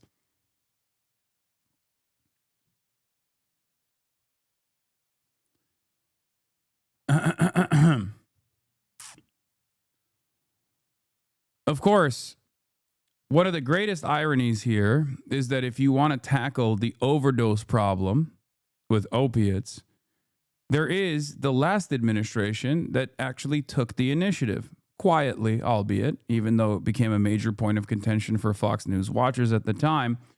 But a marginal move in the direction of rehabilitation over incarceration actually created an environment where, for the first time ever under the Biden administration, overdose deaths decreased. Okay? They did. Overdose deaths by opiates actually decreased under the Biden administration in the last year, in the election year, as a matter of fact. A big part of that was because of harm reduction initiatives, something that I talked about quite a bit, even during the campaign, even during the election cycle, and yet the Democrats never made a big fuss about it at all for some fucking weird reason. But yes, distribution of Narcan, safe injection sites, and other kinds of harm reduction initiatives actually successfully lowered the number of overdose deaths in the country for the first time since the opiate crisis started. Of course, Donald Trump came in and cut all of those initiatives, so who knows where the fuck we'll go with the opioid overdose deaths in the country now. I don't know where we're at, and I don't even know if we'll ever actually get accurate numbers from this fucking administration any longer, considering that we can't even get financial numbers. You know? Everything is awful. Everything is broken. But it almost feels like drug addiction is a health issue and not one that you can penalize and treat like a issue of criminality. No. Is an example of a war crime that's forbidden under U.S. law and the law of armed conflict. So how was that second strike in following law of armed conflict and then second on immigration? Again, Andrew, I would reiterate to you the strike was conducted in international waters and in accordance with the law of armed conflict. And since somebody asked about Congress and it's sort You're missing a very important thing. Drug policy is what causes overdoses. No, I'm not missing a very important thing. I'm saying that. I'm that's the point I'm making. Yes. Yes. You're absolutely correct, Chatter. I agree with you.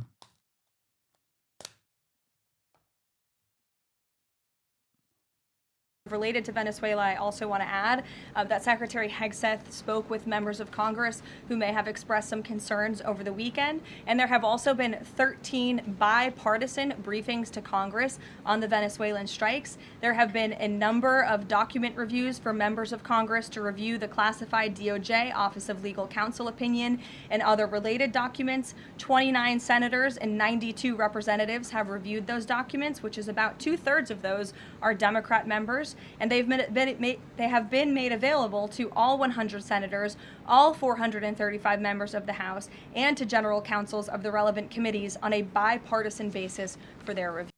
What do you think they're going to do after bombing Venezuela and the drugs keep entering the U.S. since the drugs don't come from Venezuela? I don't think anyone even believes that they're doing this to tackle drugs. So I don't think anything will change in that regard. I'm going to be real with you, Chatter. I don't think that is going to change at all. In addition to... It'll just like piss off some Americans, I think, and then the rest of them will get all hoo-ha and and patriotic about why we're destroying another country. You know, they're going to find out why we don't have health care. Venezuelans about to find out why we don't have health care. Anyway, skipping this. Contradiction. And talking more about the why they're supporting these attacks then. Who's supporting these attacks? I just explained to you that consent doesn't even need to be manufactured anymore because who the fuck's going to stop them? My dad? Okay, well, I do love seeing a hog in the wild like that because for most people, okay, respect. Okay, respect for outing your dad like this, but as far he's so hogged out, it's fucking crazy. Yeah, there are always going to be people that are so hogged out, as you say, that they will just agree with anything that this administration is doing, no matter what. I don't think those people can be moved in general.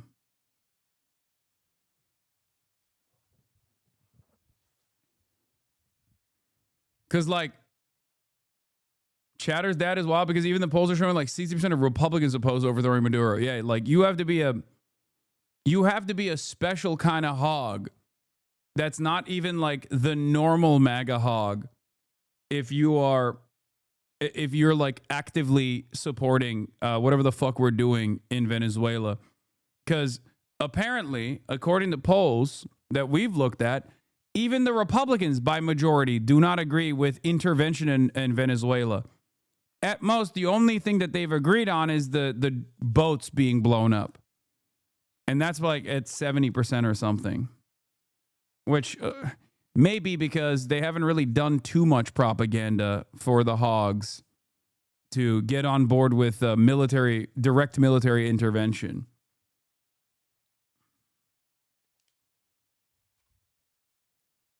So you might have like a shiny Pokemon style elite hog in your dad.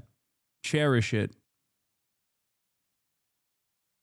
To his crackdown on the Caribbean drug trade, President Trump announced over the weekend that he would pardon the former president of Honduras, who was convicted just last year of conspiring to import cocaine into the United States. Jay O'Brien has the story. Good morning, Jay.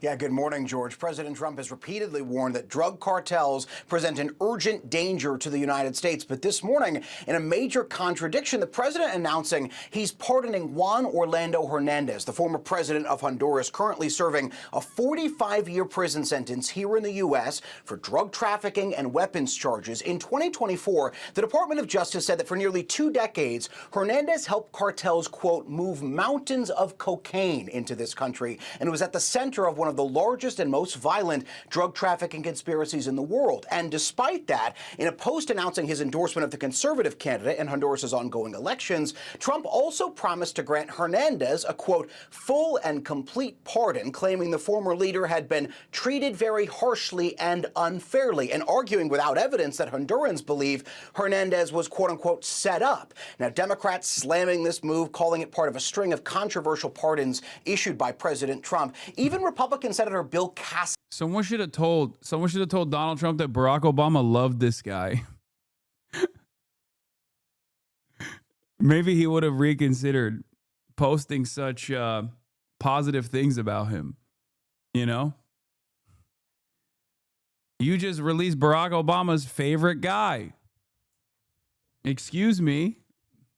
And possibly Hunter Biden's crack dealer. Of Louisiana, questioning why the administration would pardon Hernandez and then go after Venezuelan leader Nicolas Maduro on similar accusations of drug trafficking. George. Okay, Jay, thanks very much. Follow up on the MRI, because President Trump yesterday said that he would release the results of his MRI. Dude, everything is so busted, down to the president's health. Is that happening right now? It is happening right now. As part of, and this is a summary from the president's physician, and we will release it right now. I think my team has it teed up for all of you. I'll read it. My dad deadass says there's no other thing those boats could possibly be for other than deadly murder, ocean drugs, and that. And as non-U.S. citizens approaching here illegally, question mark, they deserve no fair trial, due process. I mean, that's awesome. That it has nothing to do with the things that are happening, but he's imagined it. And therefore, we just have to kind of deal with it. Because, like, I would say that like 20 to 30% of Americans are exactly like your dad. They are just fucking hallucinating. They're just taking on whatever the fuck Fox News is saying, whatever the fuck Trump is saying at face value and going, yup, good enough for me. Like a couple questions would, I think, brick everything he knows about the world. You could just be like, Dad, do you think that this is the most efficient way to traffic drugs to the United States coastline? Like, how do you think a tiny boat like that could make its way to the United States of America? Like, just open up a map and be like, do you see this? Do you see this trip?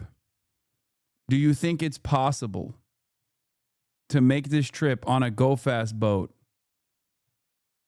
Like, how many stops do you think need to take place?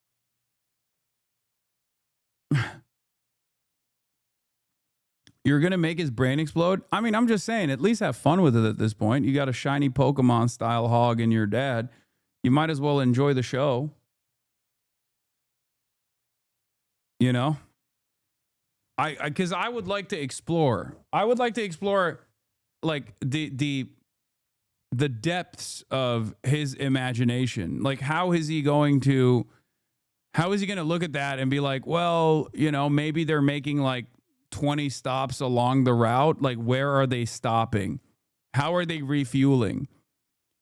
Or do they just have extra fuel tanks? And if that's the case, I feel like, given the size of the boat, you wouldn't even have any space for cocaine or fentanyl. You know?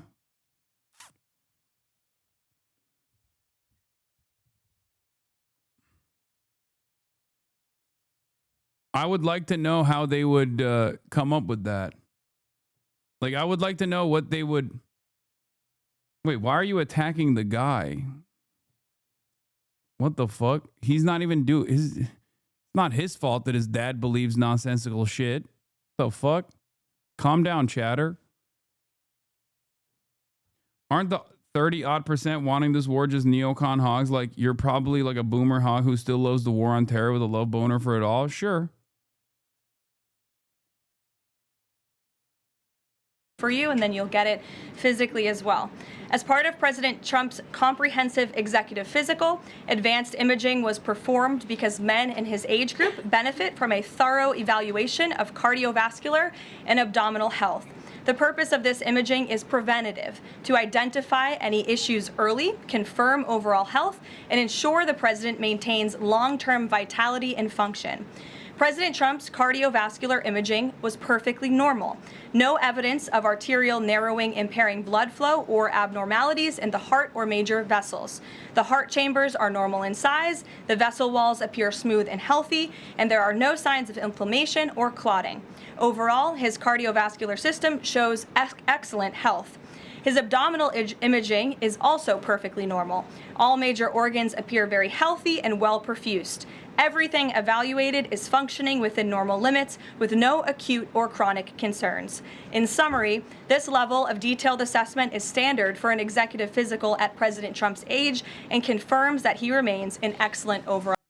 The president is the healthiest man in the United States of America. No one has ever been healthier than our beautiful president.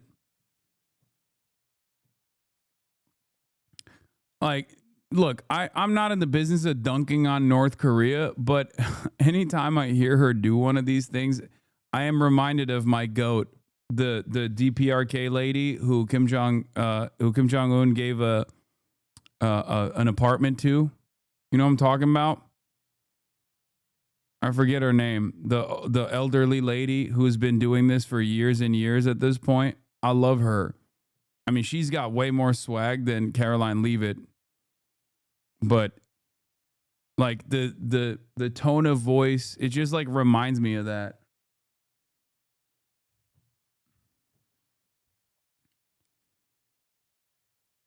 Ri Chun-hee, is that her name?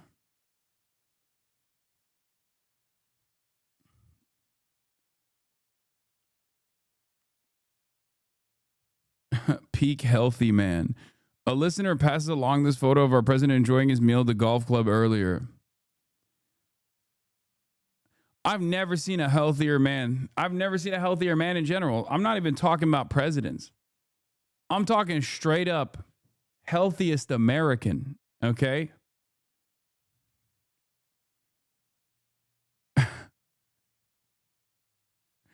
Yeah, you might not like to see it, but this is a peak physicality, okay?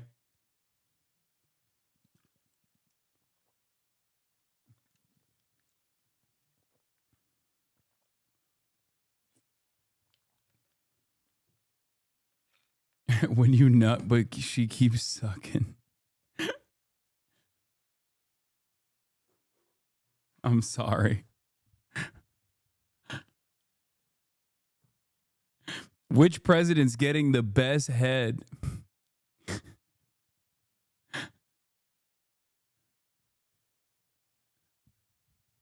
Bubba's returning the favor. Okay, I'm done. All right. All right. Enough. Enough of this madness. Let's take a look. The New York Times reported that you had a phone call with Maduro. Did you? The New York Times reported that you had a phone call with Maduro. Did you? I don't want to comment on it. The answer is yes. And can you tell us a little bit about it? Wait, what? I don't want to comment on it. The answer is yes. What do you mean? You don't want to comment on it? You just gave a comment on it. Would you say it went well? I would say it went well or badly. Did you already react to this? If so, when? Just spent the evening with Trump at Real Donald Trump at Mar-a-Lago. His stamina is unbelievable for any age. He was tearing your shit up. Oh my God. I know he had you screaming. He fucked you good.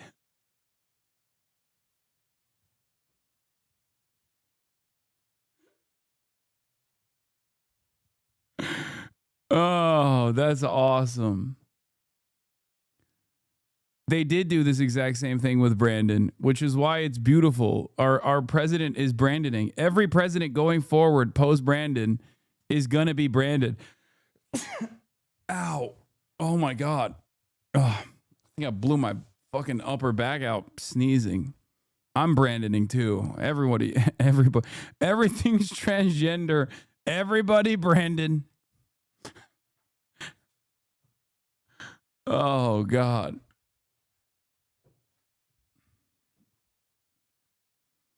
Funny story. One time I shared the other Hasan's account tweet with a friend who hates you and he lost his shit at me because he thinks all Hasans are you. That's awesome.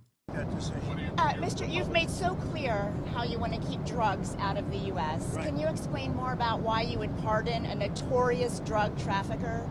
Well, I don't know who you're talking about. Which Juan one? Orlando Hernandez. Well, I was asked by Honduras, many of the people of Honduras, they said it was a Biden setup. I don't mean Biden. Look, Biden didn't know he was alive, but it was the people that surround the Resolute desk, surround Biden when he was there, which was about very little time. And the people of Honduras really thought he was set up and it was a terrible thing. He was the president of the country. And they basically said he was a drug dealer because he was the president of the country. And they said it was a Biden administration setup. And I looked at the facts and I agreed with them. What evidence can you share that he was set up and that he wasn't? Well, you take a look. I mean, they could say that you take any country you want. If somebody sells drugs in that country, that doesn't mean you arrest the president and put him in jail for the rest of his life. Mr. President, do you think the U.S. That includes this country, okay? Why does he sound like shit? Excuse me. He sounds amazing. How dare you? How dare you do such? How dare you say such New things? details in the deadly National Guard ambush investigation. Ramanella Lakonawal of Afghanistan facing murder in the first degree after 20-year-old Sarah Beckstrom died from gunshot wounds. Yeah, I can't get over the fucking whole, we're dealing with drug traffickers at the highest level here. And that's why we have to bomb Venezuela, while simultaneously in the same weekend, I cannot believe that in the same weekend he pardoned the former president of Honduras, who got like what, 50 years for drug trafficking, like convicted drug trafficker. They're dabbing on us. How can you look at this as anything but they're dabbing on us? It doesn't make any sense. It doesn't make any sense. You have to be doing it on purpose, right? It's like, haha, what are you going to fucking do, bitch? Yeah, they're just flexing, right? This has to be a flex.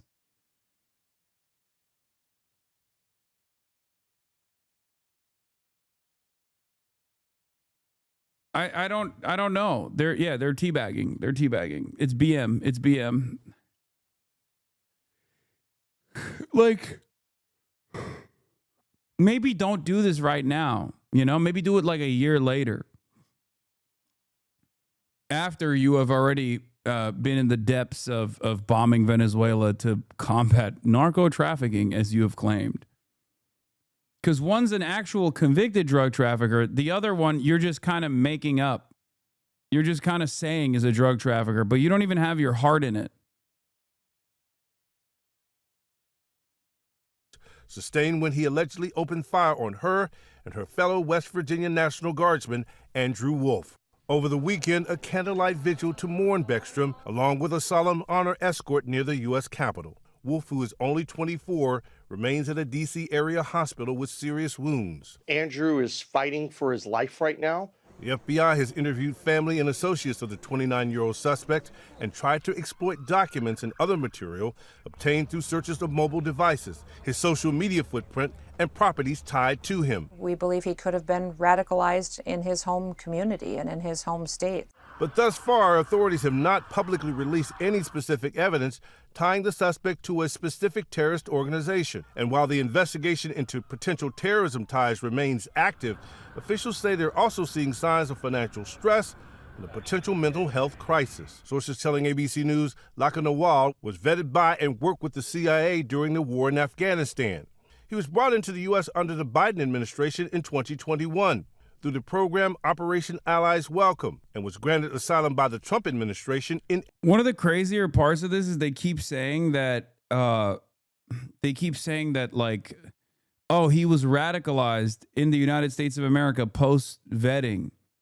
It's like, no, he was radicalized when he was 15 years old and the CIA groomed him to be a fucking death squad mercenary. Yeah, the terrorist organization that he was affiliated with is the American terrorist organization of the CIA. April on forces. Like, this is a picture perfect representation of the hogification, right? This guy is just like any other American veteran experiencing PTSD, many of which have done damn near identical crimes on U.S. soil this past year. The only difference is he was Afghan. He's an Afghan national.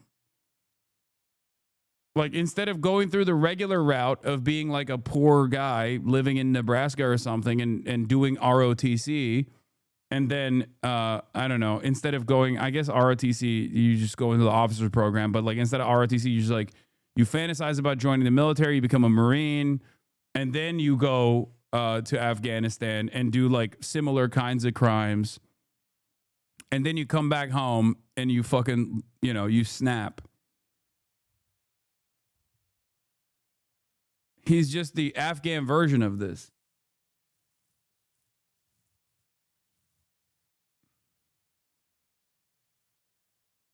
I don't understand. Like, people are making it seem like this is a totally different issue. The asylum application literally asks if you've been a part of a paramilitary group who has committed significant harm or killing as a disqualifier. No way should he have been granted. What are you talking about? Chatter. He was doing it for the CIA. He was a contractor for the American government. Like he wasn't doing it for what? The point here is not that he was granted asylum. The point of the problem is not that he was granted asylum. The point of the problem is that this zero unit exists to begin with. Like,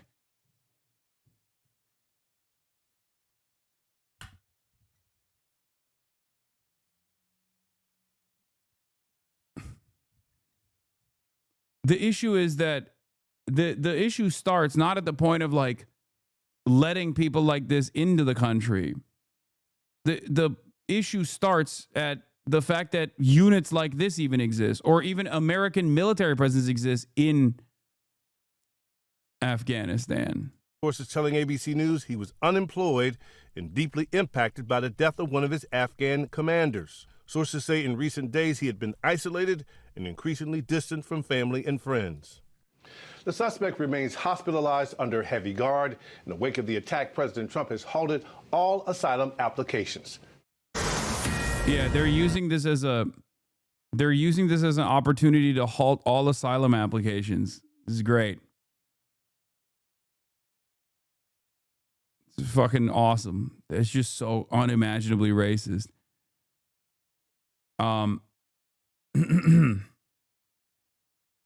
Yeah, bro assimilated too good is right. That's exactly what happened. Like, how is this any different than the dude who fucking popped Chris Kyle? You know what I mean? Two military veterans. They're going to the fucking, they're going to the shooting range, and one of them snaps and just ends up killing Chris Kyle. You know?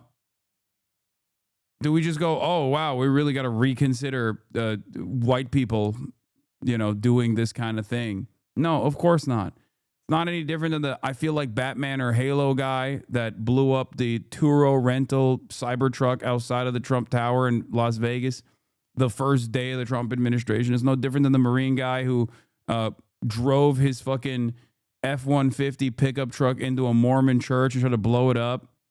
That happened like last month. The New Orleans guy who was also another, you know, Green Beret slash, he was like another intelligence guy as well. He was also in the U.S. military who, in New Orleans, who went and did an act of domestic terror. He was also brown. I think he was like also, was he also Afghan, of Afghan descent? I can't remember, but he was an American citizen in the American military. The boat attack guy in North Carolina. Or yeah, he was the IT guy or something, right? I can't remember. He was not Afghan. What was his background? I think he was like Muslim.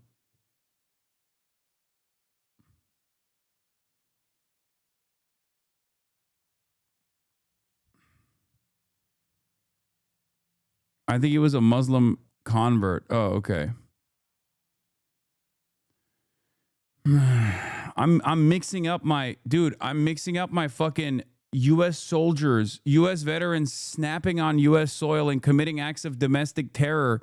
They melt into one another at this point. You know? They literally just fucking melt into one another. How am I supposed to figure out who's who? There's so many fucking cases. That's kind of the point. The point is, this happens all the fucking time, as a matter of fact.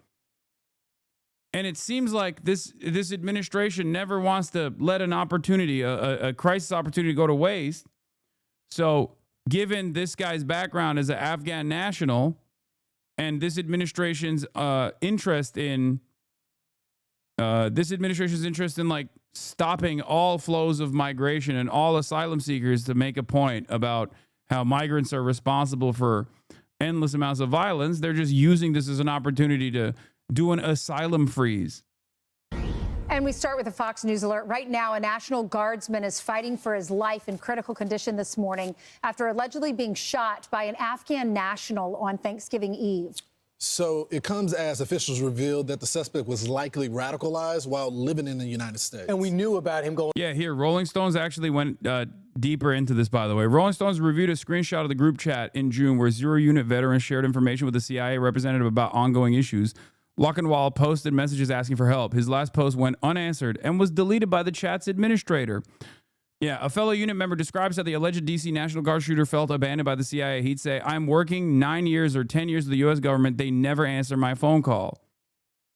This is literally, like, I'm sorry, any veteran that says they don't understand exactly what happened here is just fucking lying, okay? This is such a common story. The only difference is this dude is an Afghan national. That's it. And not like homegrown, okay? That's the only difference.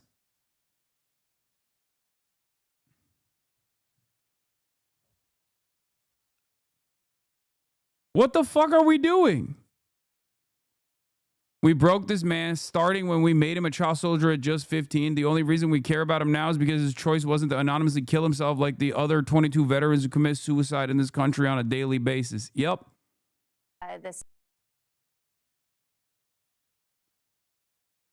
Yeah, if only they'd given him a lock for his gun case. Yeah, exactly. Which is what you can look forward to if you're a veteran with crippling PTSD and suicidal tendencies. You know, you won't get the adequate mental health treatment, of course, but they'll give you a free gun case, or not even a gun case, but a lock for a gun case that you have to purchase on your own, of course. But be sure to put a photo of your family in that gun case as well, so that that last second decision stops you dead in your tracks. The additional 30 seconds required to unlock the gun case can be a difference in life and death. It's true. That is literally the American VA's solution to 22 a day veteran suicides.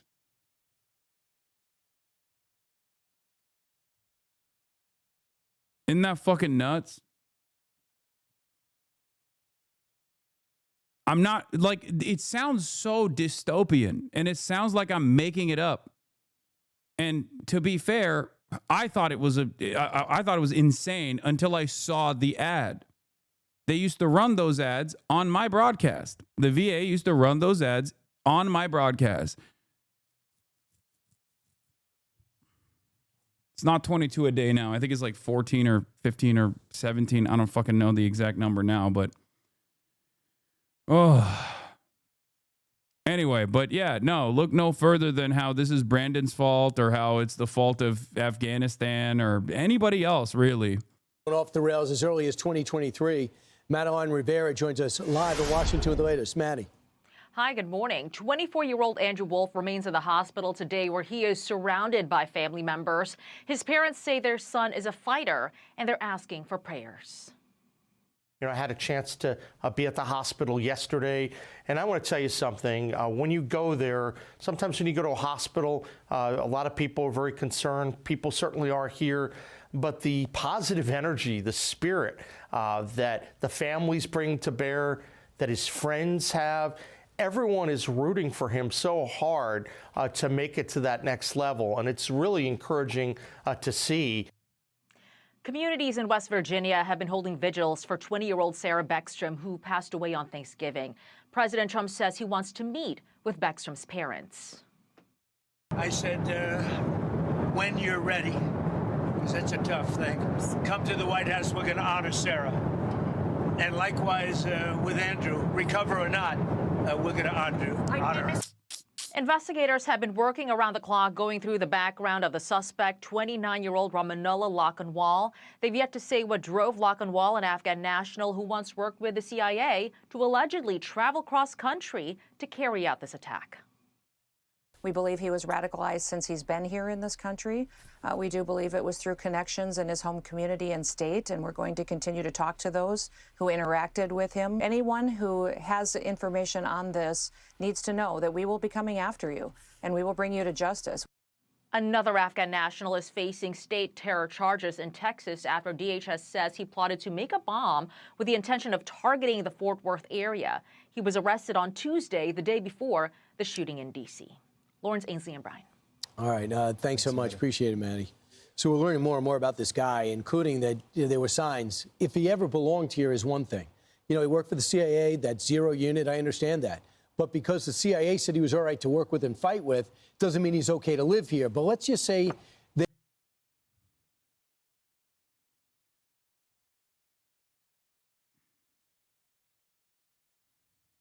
What? Yeah, why are we bringing these killers to U.S. On U.S. soil? They thought he was okay to live here because he worked with that unit. Well, by 2023, they say it became pretty clear that he was off the rails. He was depressed. He had no. Okay, well, it was the Trump administration that actually granted him asylum. So what the fuck are we talking about? Like, how do you make sense of that? Like, he was someone working within the CIA. I thought this was an example of the best kind of migrant, the best kind of asylum seeker, a guy who did a lot of contracted killing of civilians for us. Sure, he got a little depressed.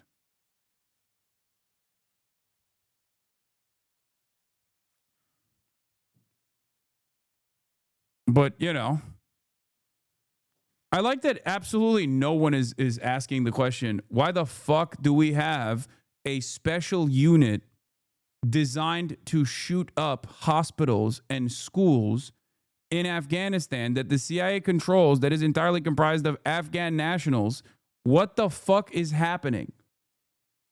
Let alone asking the question, why are we in Afghanistan? Why were we in Afghanistan? I thought we established that was dumb. Nope. Job. In fact, friends said, why were we working with 15-year-olds? Why was the CIA grooming 15-year-olds to make them murder monsters? Then they said he has 5 kids. They said when his wife would go and visit relatives, they said the kids would come to school with dirty clothes, then they'd be dirty clothes, unwashed, and hungry. And they reported this to the school, and to Health and Human Services, their local unit there, but there's no sense of anyone trying to close the circle to try to take action. But take action by what? Deporting him? He's not even saying take action by like offering mental health services. He's literally saying, why did nobody realize that he was depressed and therefore deport him immediately? I hope that at least the veterans, maybe the veterans in this community can understand it, but like I hope the veterans watching Fox News can at least, at least the ones that were in Afghanistan that have like some level of respect for the Afghan nationals that they worked alongside, that, they see the disdain that Fox News has for you as well. I know it's difficult for you to put yourself in the shoes of a brown guy, but that is what it is. I mean, he is literally saying like the way to deal with these fucking pesky vets is, take care of them, jail them ahead of time. Apprehend them, let God sort it out. They would realize this guy was off the rails back then. Well, so to your initial point about us working with him. And also, ironically enough, even if this is the argument, the Trump administration is responsible for allowing him to get asylum. So what are we talking about? In the CIA, I mean, this is very common. They're not sometimes the most model citizens that we work with, but we have a common enemy. And so we typically work with people that are in the inside. But to the point of when he came back home, okay, so they noticed that he's going crazy, and they realized that he's not showing up to his check-ins, which are required for him to be here. Why didn't anyone do anything? The whole point of a check-in is to keep tabs on the person. What is the process when the person doesn't do he ends up the getting check-in? asylum. Exactly. Even though he's off the rails, he gets asylum. What the hell happened? Kristi Noem said his vetting process all happened under Joe Biden. She described the screening of Afghans and other foreign nationals under Biden as inadequate. Now Trump has strengthened the vetting process for anyone coming over. Wait. That's not, they're just, what? But it happened under Trump. The confirmation came under Trump.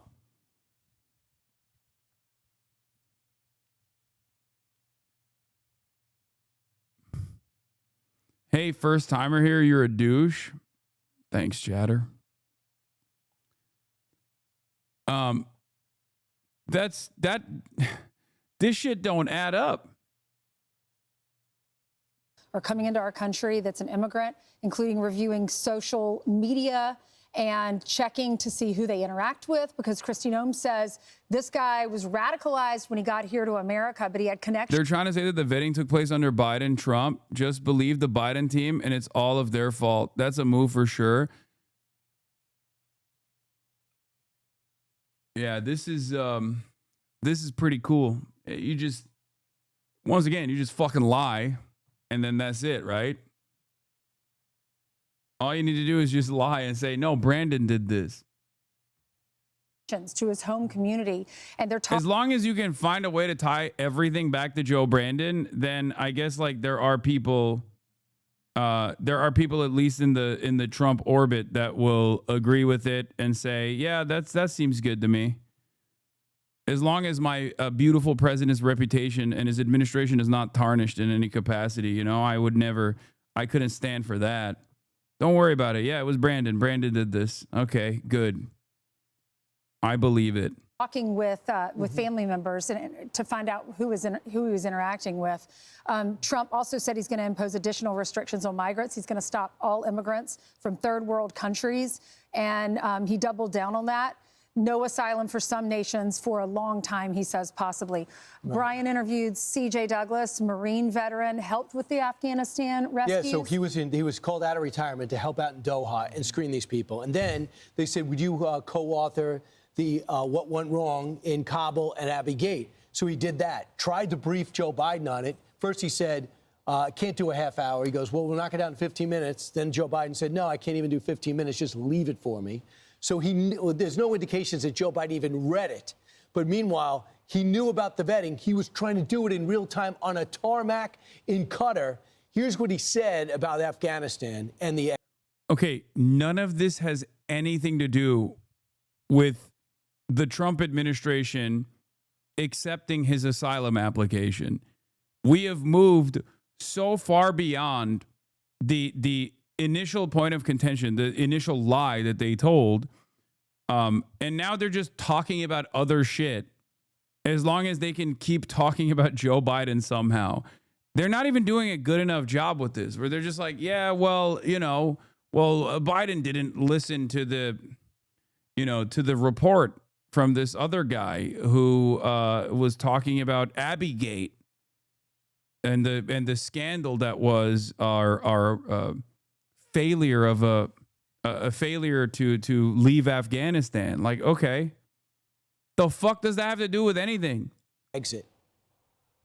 This still goes back to the Biden administration's failure to hold the Taliban to the conditions-based withdrawal. Because, as I've told you previously, I would rather fight them over there than have them here on our shores and have, American citizens have to be concerned about everyday life. I'm for the freezing, and what I would say is with that, what we need to do is look at how we are going to assist the current population we have, and then as well. So Secretary Noem now admits that there was no vetting failure under President Biden, despite repeating this endlessly and using it as a justification for shutting down all legal immigration of Afghan immigrants. National Guard shooting suspect radicalized in the U.S., Homeland Secretary says, as of today. Noem was DHS Secretary when his asylum application was approved in April. So if there was a vetting failure, it was by her department in April, not by Biden.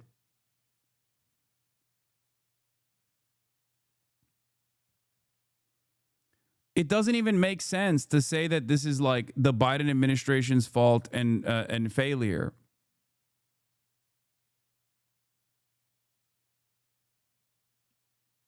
How does that even make any sense? You're the one, your admin is the one that actually vetted him. How we're going to tighten up the screening process for future people coming from third world countries that don't have the ability to screen people as they're coming. Quickly on. But they're not. It's not them that are screening. It's not only our government that participates in the screening process, but it was specifically this administration that approved this person's asylum application. Okay? And once again, it's not even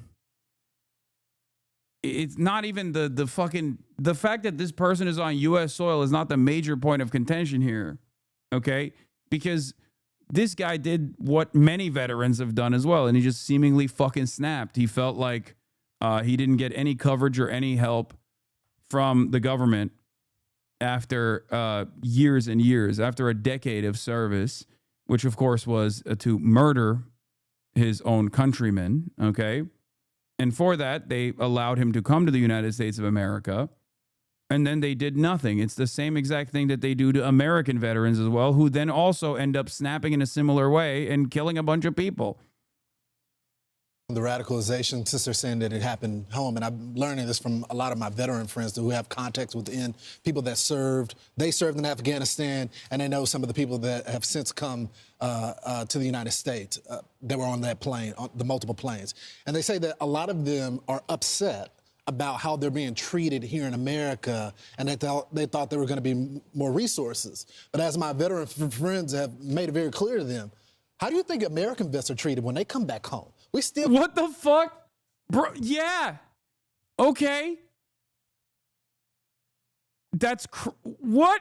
Are they doing the thing where they're like, oh, what about the homeless veterans? Whenever people talk... Dude, that's the point. They're trying to be like, well, we treat our own American veterans like shit. Of course we're going to treat Afghan veterans like shit. Okay, don't you think that nobody should be treated like shit? Hello? People that are in the middle of the street, they're not getting services and all that. So there's a vetting... Yeah, don't tell that to Brian Kilme, okay? Hey, don't remind Brian Kilme that there are homeless veterans on the streets. He's about to see red. Last time you brought up homelessness in front of Brian Kilme, he talked about how every single one of them should be murdered. So, you know, he's holding on. He's white knuckling. He's like, oh, don't bring up homeless veterans. I want to spit on them. I want to spit on them after I shoot them dead. I'm Brian Kilme. I'm Brian Kill 'em all. Component of this, and then people that are upset that they thought that they helped the United States when they were overseas, and they feel like they're not treated fairly. Our own veterans aren't treated fairly when they come back home. Many of them are on the streets and depressed and struggling with suicide as well. They don't understand our society. No, period. they don't. They don't understand that you get... Oh, yeah, they don't. Yeah, no, they don't understand our society, period. Oh, that's what it is. Okay, so what happens when, like, an American homegrown veteran snaps in a similar fashion? What then? What now? Do those guys not understand our society either? Because he just basically admitted that this is just a common meta. This is the common problem, which is what I've been saying all along. He's just like, Brian Kilme's like, but okay, you're talking about our lack of resources for our fucking veterans, but also I need to remind you, this man is Afghan, okay? He is different. He is from Afghan. He's from Afghanistan. Okay, so it's a different type of veteran. Your success is generated from yourself, right? And they don't understand our society at all. And there's got to be immediate action taken, because evidently they were handed 1.5 million people on this immigration asylum list for the Bidens go, yeah, we haven't even looked at this list yet. So they're here, 1.5 million, and we have not been able to screen a year in, not even a year into this administration. I'm Steve Ducey. I'm Brian Kilme. It is Election Day in Tennessee tomorrow. Oh, this is exciting news. Obviously, we got our girl Afton. You got another Barry Weiss mention in an Eli Valley post. For Weiss, the decline of American media is best exemplified by the rise of Nick Fuentes, a Nazi, Andrew Tate, a virulent misogynist, and Hasan Piker, a leftist streamer who pushes universal health care while playing video games.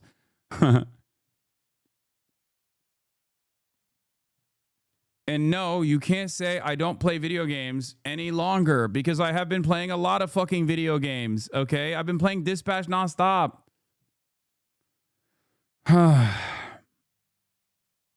Yeah, Nick Fuentes, Nazi, Tate, misogynist, Hasan, lies about gaming. Except I don't.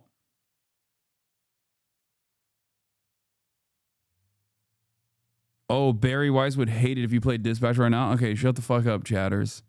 We got a lot of news to cover, okay? Come on. That shit is barely a game you're just reading. Oh my God. Oh my God. Is this the new meta? The games that I've played are not real video games? Is that what it is? Oh, by the way, Axios. Hakeem Jeffrey says he doesn't expect House Democrats to pursue the Pete Hegseth impeachment. Nice. I would hate for you to do something, anything really. Oh, also, wait, before we get into the Afton Bain thing, let's cover Jessica Tarkov. Yeah, it was definitely a hurried process. I did not see many Democrats even or people part of the administration who were defending the way that we exited this situation. And a lot of the concern was actually for people like this alleged murderer who had helped over the years. And you see veterans all over TV talking about how amazing the vast majority of these people are and that we were going to leave them to die if we did that. I think that looking at that program again and saying we can't repeat that is definitely important, but it's been disappointing to see President Trump or DHS Secretary Kristi Noem on the Sunday shows denying the fact that Donald Trump's administration granted him asylum in April of this year.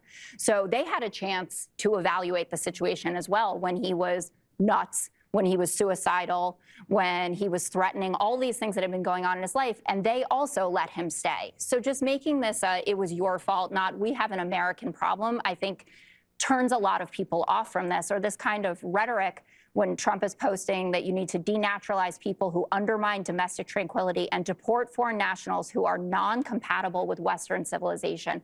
Back-to-back Fox clips. Chatter, are you new here? We watch more Fox News than your racist grandfather. I'm a Fox News watcher. I'm an avid Fox News watcher, so much so that I know the names of the hosts.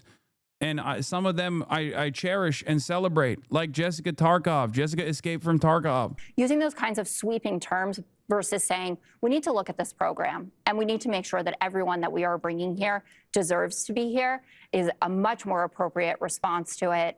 But, you know, I understand and was personally hugely upset by this and continue to be, and hope that, you know, the soldier who's fighting for his life can get through.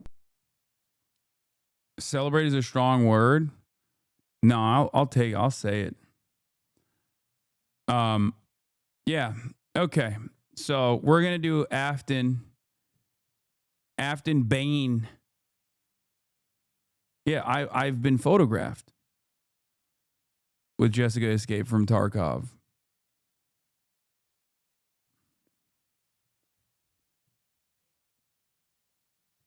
And yes, we're going to do WOKELAHOMA University. I briefly covered it yesterday, but we're going to do it again today. Tomorrow, a special election for Tennessee's 7th congressional district. This is a heavily Republican district. So why are Republicans having to spend so much money there?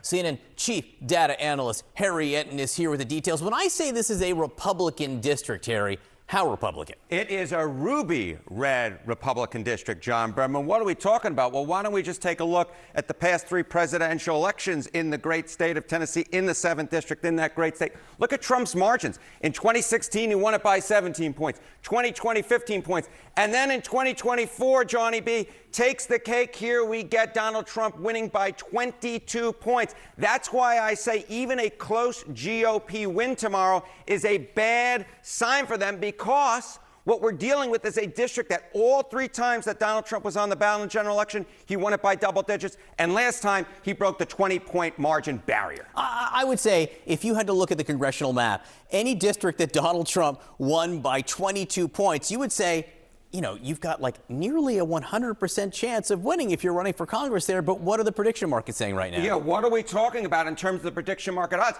Look, the Democrat has a 15% chance of winning in that race, okay? A 15% chance, which ain't nothing in a district that Donald Trump won by 22 points. But here, I think, is the key nugget on this side of the ledger, and that is a GOP win by under 10 points. There's a 68% chance of that. So there is a more than 2/3 chance that the Republican candidate, yes, they win, but they win by a significantly lower margin than Donald Trump. We're talking about double digits, smaller. We're talking about a huge shift to the left. We're talking about, when you add these two together, we're talking about a more than 80% chance that there is a clear double-digit shift to the left and a 15% chance the Democrat actually wins in a district that Donald Trump won by 22 points. That just shows you how bad the environment is for Republicans right now, that the Democrat has any sort of a chance in this district. Talk to me about what the special election has been showing so far. Yeah, okay, so you see this and you say, okay, this might just be a one-off in Tennessee. It's a December special election.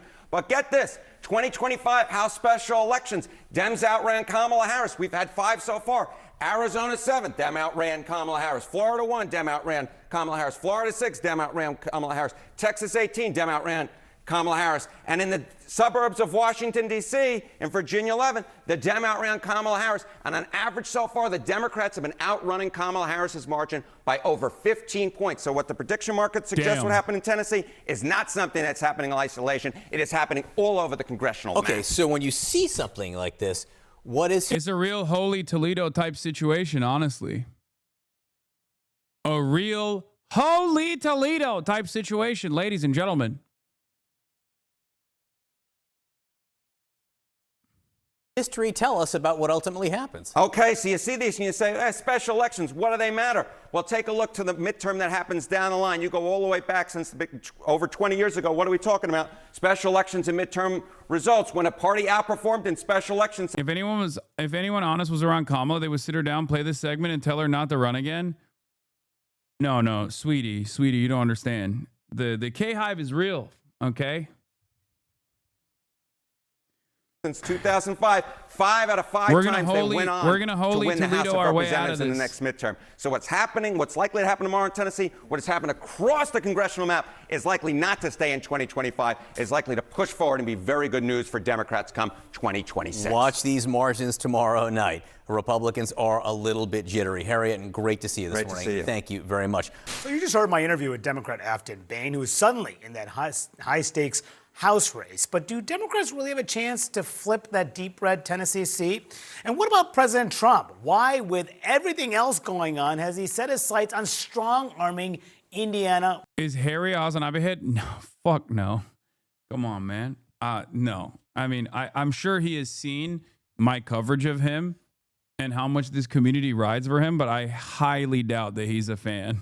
Republicans, my panel is back to answer those questions. So first on Afton Bain, I asked her about, would she vote to keep the government open? She didn't exactly say. She didn't say. She said she'd take into consideration her constituents' concerns. Asked if she thought ICE should be abolished. She's showing up at AOC tomorrow at a tele-rally. She wouldn't say directly. Wouldn't say if she would vote for Hakeem Jeffries as speaker. She's leaned very hard on the issues of affordability. It just speaks to the fine line she has to walk at this critical moment. Yeah, so she's pro-affordability, that's what I take. Right. But unwilling to really express opinions on other things. And yet, as you say, having AOC come in to appear with her, if she's trying to go for turnout of Democrats, seems to me she needs to be a little more forthright herself. And if she's trying to walk a line to attract independent-minded and maybe some Republican voters, she needs to speak out more, it seems to me. If for her to win this race would be a surprise. The fact that we're talking about the possibility she could win this race is a surprise, and whatever happens on Tuesday, a warning sign for Republicans. Yeah, I was curious if she was going to dive into, she has a progressive past, if she would really dive into it, embrace it, and say, this is who I am, I'm going to fight for this, because this is where the politics are. This is where she sees her district at this moment. Especially since this is who she's appearing with. Or she has appeared. These Democrats have helped her in this race so far. Al Gore, she mentioned, coming tomorrow as part of that tele-rally. Pramila Jayapal, who's the leader of the one of the leaders, past leader of the Congressional Progressive Caucus, appearing with Alexandria Ocasio-Cortez. And then Kamala Harris was out there recently, too, on a Get Out the Vote rally. These are people that not necessarily you'd consider, moderates. Yeah. I think she's trying to do two things. On one hand, she is trying to give the appearance that she will, and I think it's genuine. She wants to show voters, particularly in those rural areas, that she is prepared to be a congresswoman for all of her constituents, which means even if she's a progressive member of the state house, she wants them to believe that she will be open-minded and listen to their concerns and be prepared to moderate her stances if that's what the district is reflecting. But on the other hand, she has a election she's trying to win on Tuesday. Bro, I love that they still say shit like Kamala Harris, not a moderate. Yeah. I can't believe that Kamala Harris, the radical, is campaigning. When she didn't even actually endorse her. She was just there.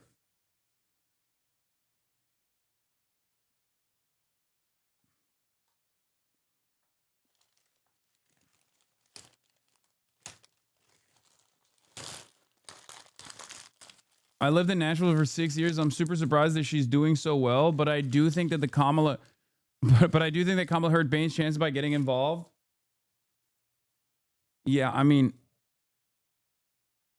I just don't.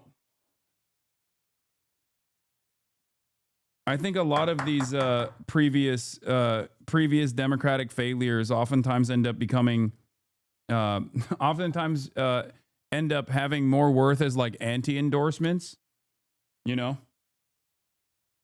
Like Hillary Clinton refusing to endorse Zohran Mamdani the day prior to the election, probably a good thing, you know?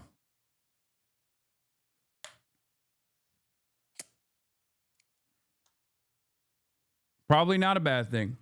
He did win. She has a 100% success rate in reverse endorsements, to be fair.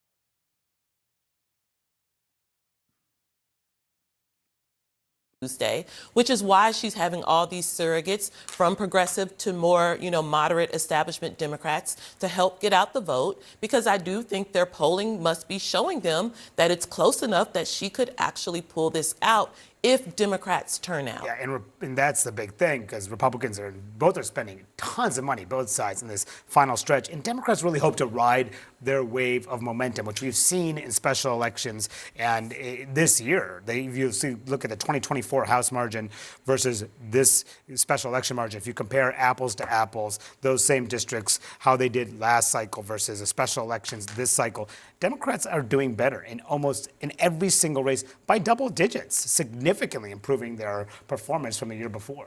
And I think this tells us what a godsend this affordability question is because this race encapsulates the dilemma that Democrats have. They know they need their base to come out, as you said, in these elections. What kind of election analysis is this? No, it's not a fucking godsend. It's just a reflection of how bad things have gotten.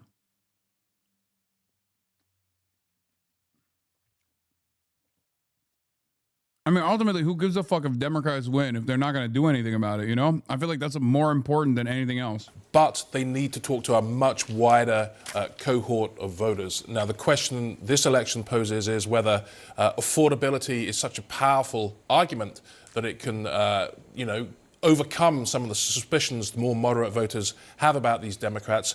And does it diffuse the normal MAGA attack lines, like this person's, very left-wing, they were for defund the police, et cetera, et cetera?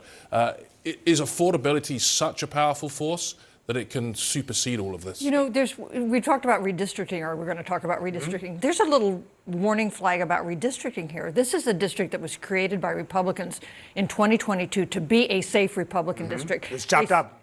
They chopped up Nashville into 3 different congressional districts in order to make it so. That's exactly what they're doing in states like Texas. And the warning sign is, by diluting these Republican districts, will they really run a risk of losing some seats that they thought were safe Republican seats? It's such a good point, because it's actually exactly what's happening in Indiana right now.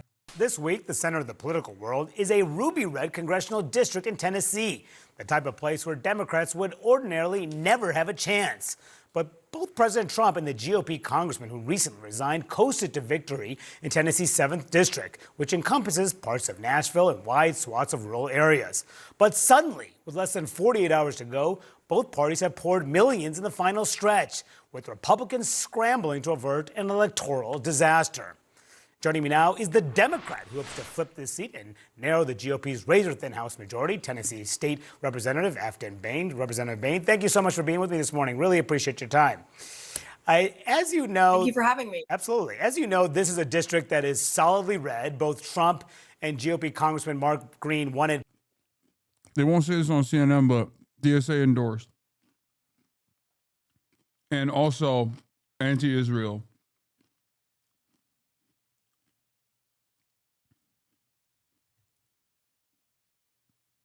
The biggest problem about this this situation is that, like, this was supposed to be a sleeper upset, but now it's very quickly elevated to national prominence, like the profile and the race itself.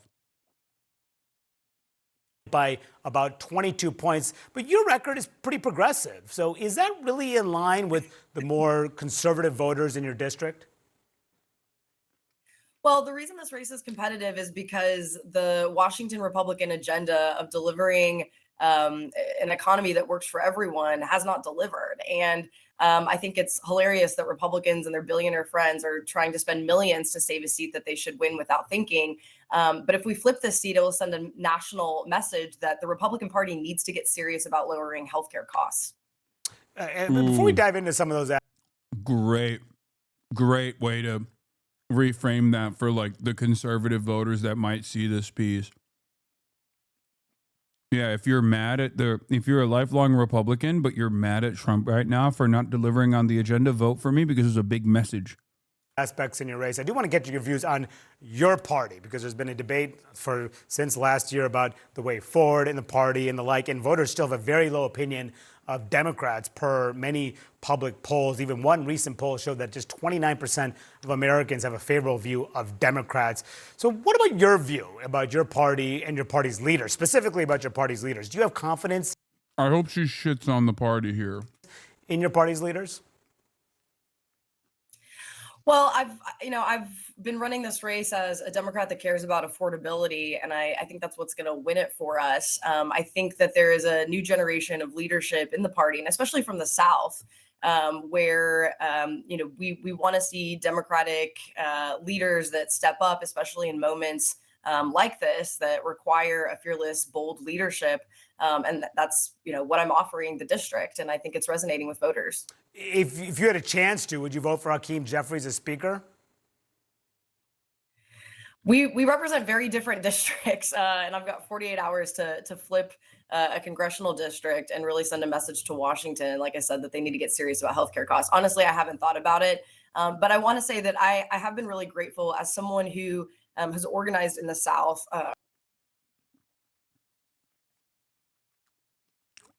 That sucks because she can't say no right now. Because he literally holds so much of the funding.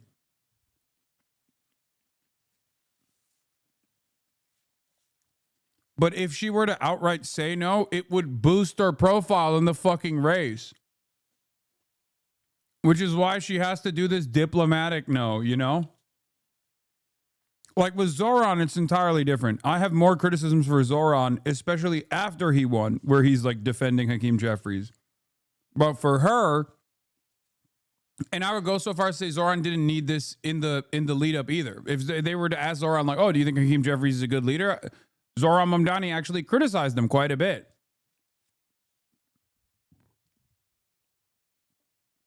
And it's really beneficial for her to be able to do that openly. But the problem is, because of the extraordinary amount of attention on this race now, she kind of is stuck because Hakeem Jeffries can't just like pull back from funding her campaign all of a sudden. Her entire life. I've been very grateful for the national support in this race. Tennessee is often a state that is overlooked and disinvested in, and to see national surrogates and national supporters providing monetary support and jumping in, it really means a lot to all of us. We welcome it all. Yeah, speaking of that, I mean, because we are seeing both sides sending these big name surrogates in these final hours. No, her district hates Hakeem Jeffries. The voters, dude, Hakeem Jeffries is nationally deeply unpopular. The reason why she can't fucking shit on Hakeem Jeffries is because he holds a lot of power within the Democratic Party right now. It would be tremendously beneficial. If Hakeem Jeffries was like a smarter politician and a better leader, he would literally let her shit all over him. But the reason why she's giving this diplomatic answer is because there's uncertainty. Clearly.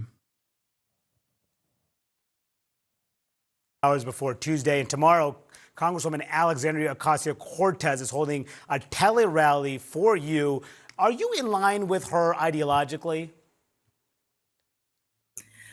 Like I said, I think that there is a strain of the Democratic Party that cares about holding corporations accountable and lowering costs for working families. And my politics are one in alignment of that. I've been, as a state legislator, I've worked to eliminate Tennessee's regressive grocery tax. As an organizer, I work to make healthcare more affordable in the state of Tennessee. And so I think those are the Democratic leaders and candidates that I really resonate with, are those that are trying to lower costs for working families. Yeah, because Trump has been calling you, quote, the AOC of Tennessee. So, I mean, aren't you just feeding? Yeah. AOC is another figure that probably isn't very popular in Tennessee, but has like decent approval nationally, I would say, as opposed to other high-profile Democrats who have really low approval ratings. I mean, the Democrats like AOC in Tennessee, but her district is not just Democrats, you know? Into that narrative by appearing with her? Like I said, we're really grateful for the support across the political spectrum. And if you and for your listeners, the Teletown Hall also features former Vice President Al Gore, who is a Tennessee legend. So I look at it as iconic that you have Democrats from all political stripes joining in on this moment and saying, we are standing up to what is happening in Washington, and we want to be part of the solution rather than the problem. Yeah, because some of those you're campaigning with, including AOC, have called for ICE to be abolished. You have been sharply critical of the. Oh my God, Manu! What are you doing? I can't tell if he's just trying to rat fuck her. Fuck. Dude, these guys have one speed, bro. What the fuck is going on? He's literally, are you working for the RNC rapid response team? What the fuck? He's literally designing these questions, perhaps in the worst way possible, so that they get instantly cut and posted on the rapid response networks. Holy shit.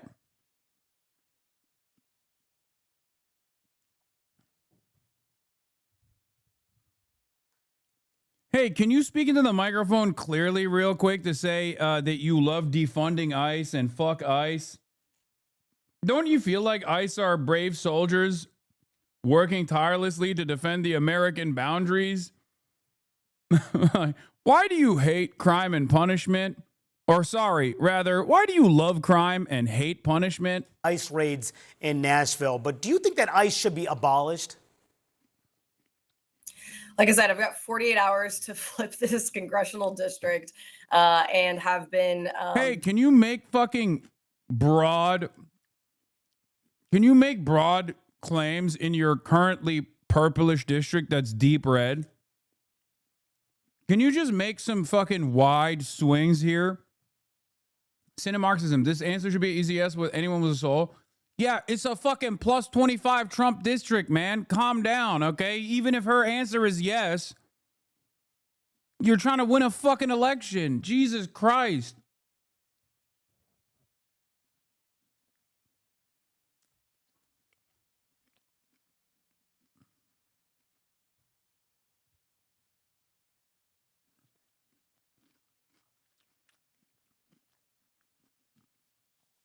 The person that you're talking about literally cheered on disrupting ICE activity interstate. What do you mean?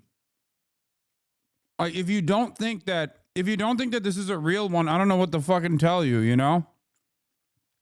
DSA endorsed openly talked about like disrupting ICE activity in her fucking neighborhood, celebrated that shit, and you're still like, no, obviously, if you have any good conscience in a fucking plus 25 Trump district that everyone is literally looking at, is like, wow, I can't believe it. I cannot fucking believe that this is even a point of contention. This is a competition at all. And you're over here being like, why isn't she saying that she wants to abolish the commodity form? Like, okay, I don't know. Maybe because she's trying to win a fucking election.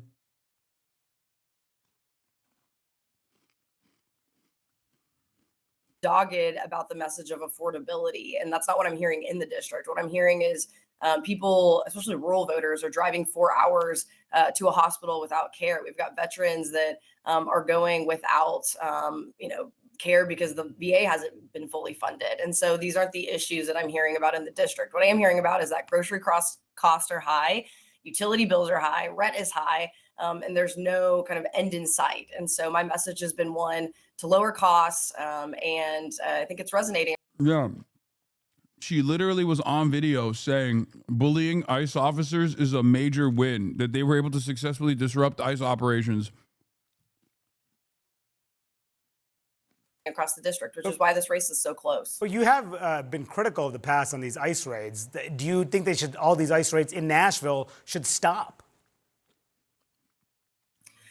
I mean, it's been hard. I'm in my district, I represent a Hispanic community, and I'm also a social worker. And so prior to that ICE incident, I was out knocking doors in my district, talking to Hispanic constituents who said that we are concerned about the overreach of our federal government. And so as a lawmaker, I represent 60,000 voters. As a congresswoman, I'll represent 400, 700,000 voters. And so I take into consideration the real issues that these voters and my constituents are living with. One of which is they don't want their federal government overreaching in their communities. Some of your past tweets have gotten attention, including in 2020 when you posted then a deleted. Manu! Shut the fuck up! Oh, brother! Oh my God!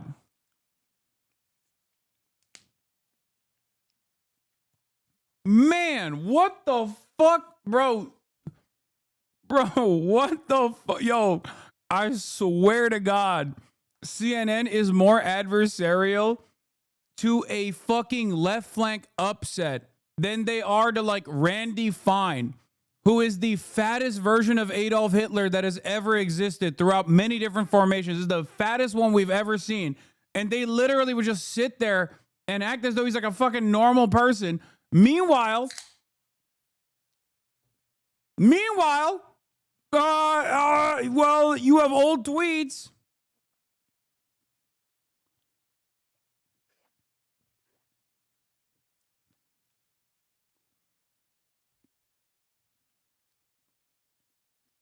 Why did you post old tweet? Why would you post? What were you posting at Peak Woke?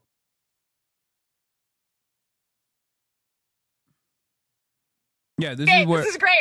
Yeah, this was awesome. We've got our girl squad and we're bullying the ICE vehicles and state troopers. So this is a win. Your favorite blonde state rep. Her phone's always at 1%. I think my superlative is most likely to always have her phone at 1%. So, Did you text that? no, I'm still here. Okay, so we're waiting for my phone to charge. Let me send this to Emily and the girl. There we go. Okay. Did he let them go? Oh, people. Us? Yeah, they think we were arrested. My live cut out. Yeah, well, it's because your girl can't keep her phone charged. So they're probably running our information. Nikki, tell us what's transpired tonight. So we found the ICE and the THP people. I did not put makeup on because this was not Okay, planned. then I'll put it back. No, I mean, you're it's good? fine. Okay. I've already seen it. Okay. We found the ICE and the THP people, and then we followed them to the gas station, and I took their spot at the gas station, so I think that made them a little upset. And then I tried to go in the gas station, go to the bathroom, but the gas station people would not let me go, even though I told told them I really had to. And then when I got out, they were leaving, so I left too. And then they pulled into another parking lot. And when I pulled into the other parking lot behind them, then they flicked their lights to pull us over and accused me of running a red light. So there we are. So here we are. Tomato, tomato. Help. Okay, why do you think that they came up to my side, the state trooper came up to my side of the window and not Nikki's window? Why do you think that happened? Also, she did not have to give her ID. Am I correct? I know I'm correct because I asked this earlier. So why do you think that... This is awesome and good, okay?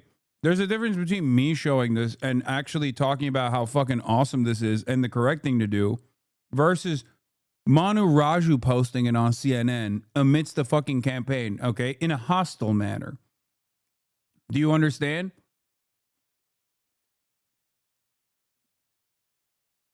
That's why she's not going to fucking answer the question of being like, well, what about your old tweets? She's not going to fucking answer that question on CNN the same way that she would in a situation like mine, with an audience like mine.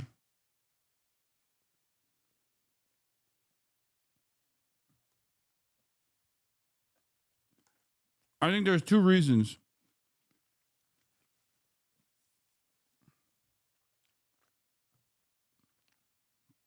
I think two reasons why CNN does this. One, because of Israel, obviously, like her position on Israel. And two, this once again is a major blow to the establishment Democrat narrative that Zoran's politics only works in New York City. New York City is not plus 25 Trump. The district that she is potentially going to win, inshallah, tomorrow, is all of a sudden DSA endorsements in Tennessee. If a DSA endorsed candidate in Tennessee that's anti-Israel fucking wins an impossible race like this, it's over. What can fucking Matt Iglesias write about? He will kill himself. Think about that. He literally has spent his entire life being like, this kind of politics only works in big cities. I mean, think about that. Think about Ezra Klein. What will Ezra Klein talk about? At least unlike Matty Iglesias, I think Ezra Klein will read the tea leaves and then, I don't know, try to restructure his abundance argument to be like, well, Afton Bain won because she's an abundist. But Matt Iglesias is so antagonistic to any sort of expression of left politics that he probably would kill himself if she wins.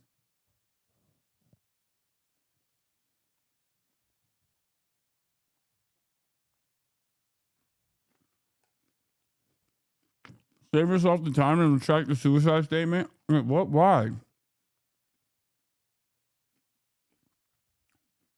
I didn't say he should.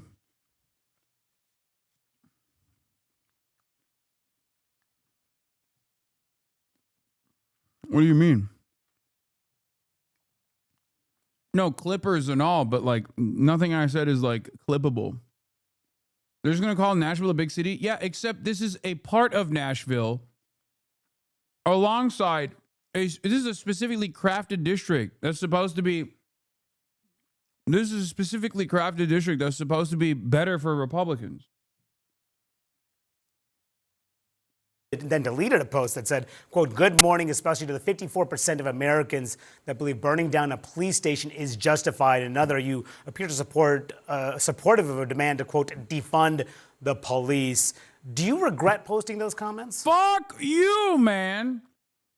Fuck you. This dude. Fuck you. Actually, fuck you. Fuck off. Fuck off. God damn, bro. CNN is so ass. Oh my God.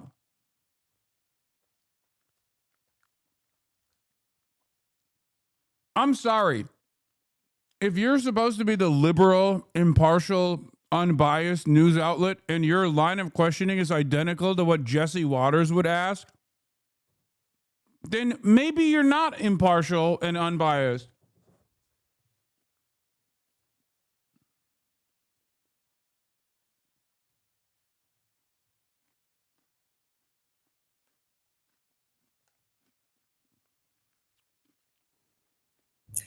Yeah, I said that during the George Floyd moment when the entire country was demanding accountability and safer policing. And what I've always believed is that communities need investment.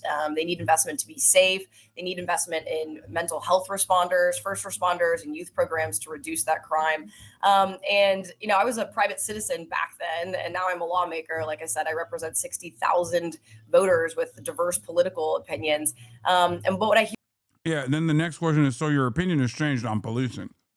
Your opinion has evolved, so why did you say it? Hear from families across the 7th district is that they want safe neighborhoods and they want to lower the cost of living, and that's where my priorities are. So should you not have posted those? Like I said, I'm a lawmaker now, and so Yeah, see, I called it. I knew exactly where he was going to go with that question.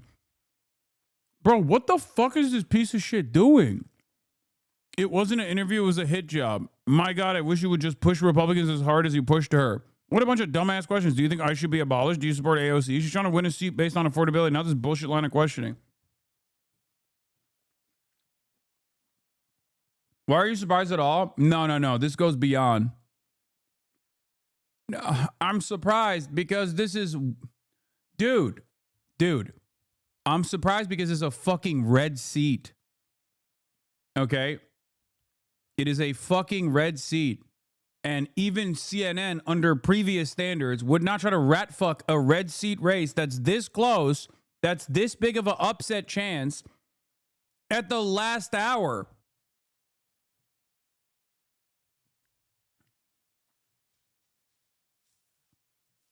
The line of questioning, no, not old CNN, no, in general. Okay, you guys need to understand something, okay? Doing this to Zoran is different than doing this to Afton Bain. Because even if Zoran loses, in the eyes of CNN, it's still like Andrew Cuomo victory, whatever. Who cares? This is, if Afton Bain loses, the drama goes away, right? The drama goes away from their perspective if they only care about like propaganda purposes, or if they only care about like the marketability of candidates and whatnot. This is a major upset. They're trying to put their hand on the scale and tilt it against Afton Bain, the underdog here. It goes beyond like, I mean, this is like aggressively ideological, I think.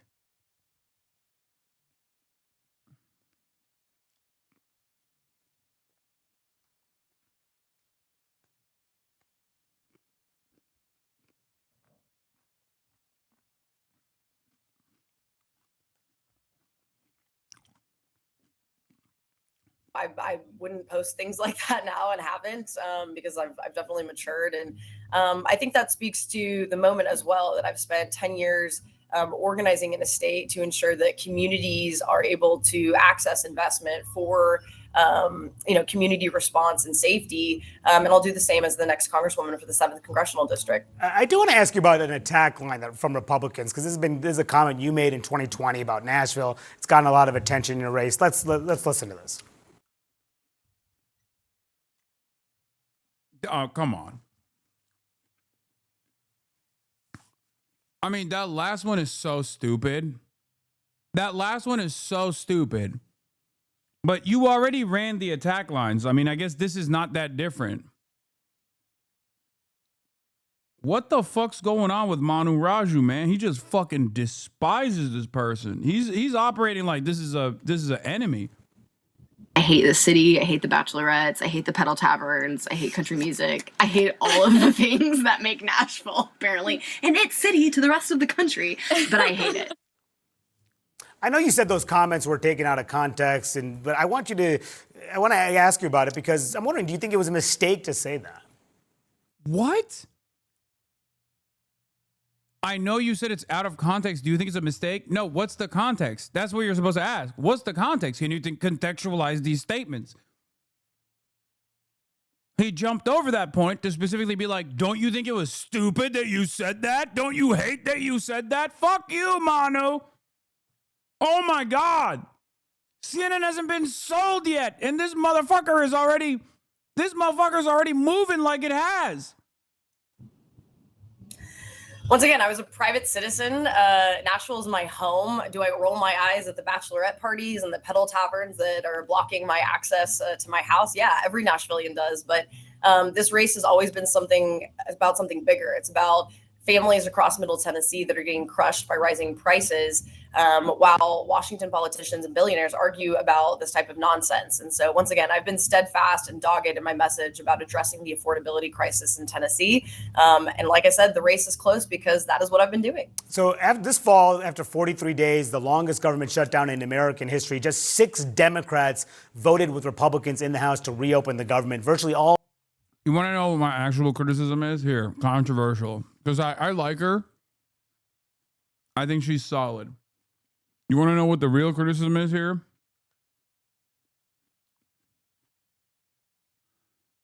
She's not saying how, at least in these interviews. And that's very important. Because Zoran didn't just say, oh, I'm going to solve affordability. He actually said what he was going to do specifically. He went to the public. He figured out what are some areas of improvement that we can immediately get across. This is a major issue. I think a lot of Democrats heard that Zoran won on affordability and are running like that. Now, I will say there is a little bit of policy there, at least where she says, oh, healthcare is a major problem. Affordability around healthcare is a major problem. And what she is doing kind of feels like to me of a, like, it almost sounds like she just read somebody else's homework and is just trying to recite it offhand. And I say this as someone who likes her, and I'm very excited for her to win. Yeah. Or as the gays would say, reheated nachos. Exactly. And we can't be doing that. Now, you might say there wasn't a lot of time for this campaign to be initiated. There wasn't a lot of time for this campaign to be implemented, where they could not have like locked in and locked down. Hasan explaining opportunism without wanting to start a fight in chat. No, I'm first of all, if I thought she was an opportunist, I would say it. I like her. She's a social worker. Automatically, if you're gonna have a judge and they've done public defender work, I'm always gonna like that. If you're gonna have a politician who comes from a background of being a public school teacher, part of the union, or a social worker, I'm always gonna like that. These are great jobs. These are exactly the type of jobs that that you want politicians to have had prior. Okay. Much better than a fucking lawyer, much better than a cop, much better than a veteran. No disrespect. But that's exactly what I like seeing. And I don't think that she is an opportunist in general. I'm simply stating that I think she had not a lot of time to put this shit together. And I'm sure they have policies, but I should be hearing some of them, especially when one of the best things that Zoran did. Public defender is a lawyer? No, look, I mean like a prosecutor. I apologize. Public defender background is different than, the prosecutor side. Or like a fucking corporate lawyer.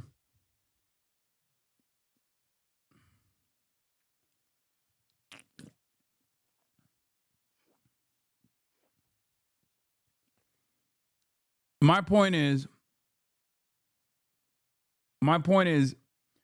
this is not only better,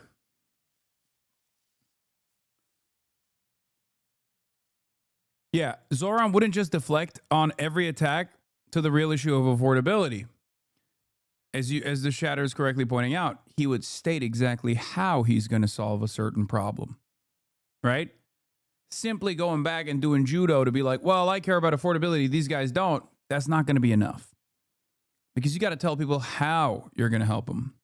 And I think the faster Democrats identify that, the better it is. Now, this is actually quite simple for left flank candidates in general, because there are pre-existing issues that they can lean into, right? Medicare for all is a great example of this. Nah, she's messing into Republicans. No, I don't think that's the case, because what I'm talking about is not, the policies are not ideological, especially at a time when the Democratic Party refuses to identify themselves with these policies. It's actually quite beneficial for you to just say, no, this is what I'm about. I'm about, like, I don't know what her district looks like, so I can't speak on it, but like maybe there's a public transit issue, or maybe there's an issue with like housing that is specific to that locality, specific to that district. But identifying that and saying that is going to be a key part of your policy making, a key part of your agenda, is absolutely what you're supposed to be doing. And like I said, if you're already a left flank candidate, regardless, you could just say Medicare for all. That's easy. That's easy buckets. Okay. That's easy money. So just simply saying I care about affordability and then leaving it that will come across as hollow. You cannot lean into people's capacity to believe without giving them something to get excited by. Okay? What? I 100% agree with you. She doesn't need the policies. No, you're dumb. No, you're dumb. You're dumb. You're dumb. You're dumb. I'm sorry. No. You want to win Republicans in a fucking plus 25 Republican district? It can't just be an anti-Trump pick. There is no reason to fucking rely on the anti-Trump pick in a plus 25 district. You're wrong. You have to sell. You have to sell why people should vote for you instead of the fucking pro-Trump person. Nah, I'm in Tennessee. You just don't understand the district. Oh my God. Oh my God. I don't need to understand the district. I don't need to understand the district. This is what I talk about professionally every fucking day. What do you mean? Your argument is, well, this district is different. You don't understand Tennessee. They really hate Trump there. Okay, it doesn't matter. Adding policies onto that is not going to harm you. No, you have to stand for something. You have to tell people what you're going to give them, okay? That's it.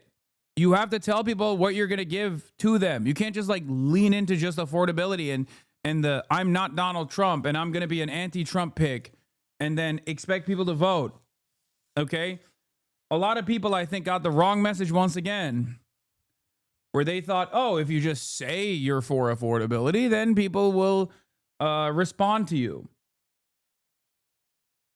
Okay, this really illustrates your argument. While she does have an actual page for Substack, it doesn't show. Feed kids, fix roads, fund hospitals. I mean, that's not bad. That's not bad. That's a good start.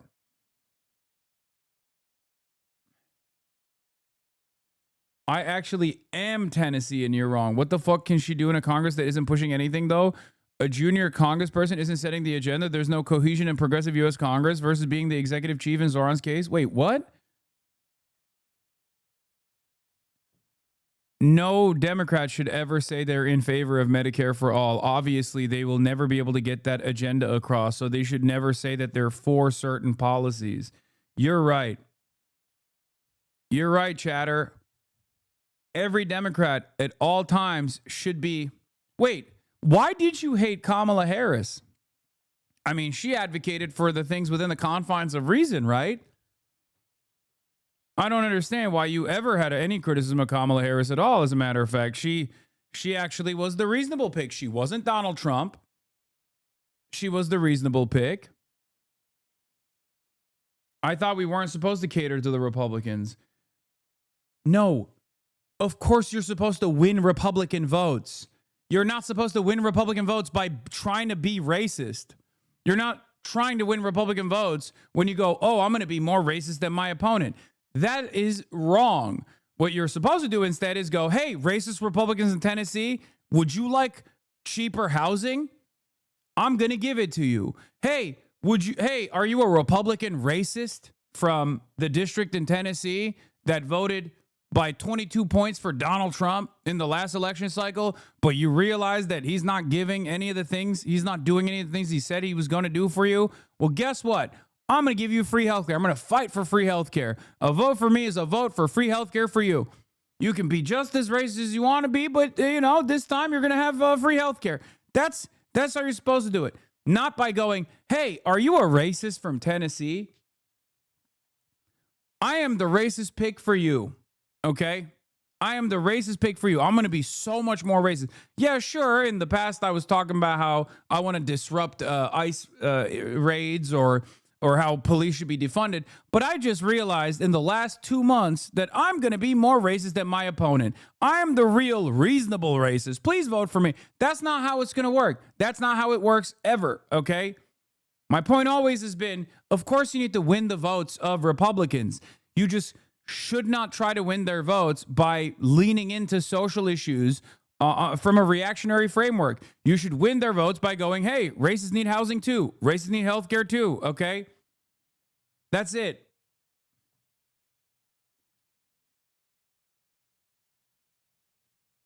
The other side of the story, of course, or the irony of this is that you can't even win racist votes by being racist. Kamala Harris lost. Kamala Harris was literally saying, I have a better anti-immigration agenda than Donald Trump. I'm a serious person.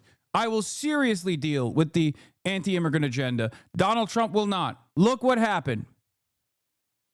Did it work? I'm going to build a better wall than Donald Trump. Oh, it turns out nobody fucking believed you and you look like an asshole. You look like a fucking liar.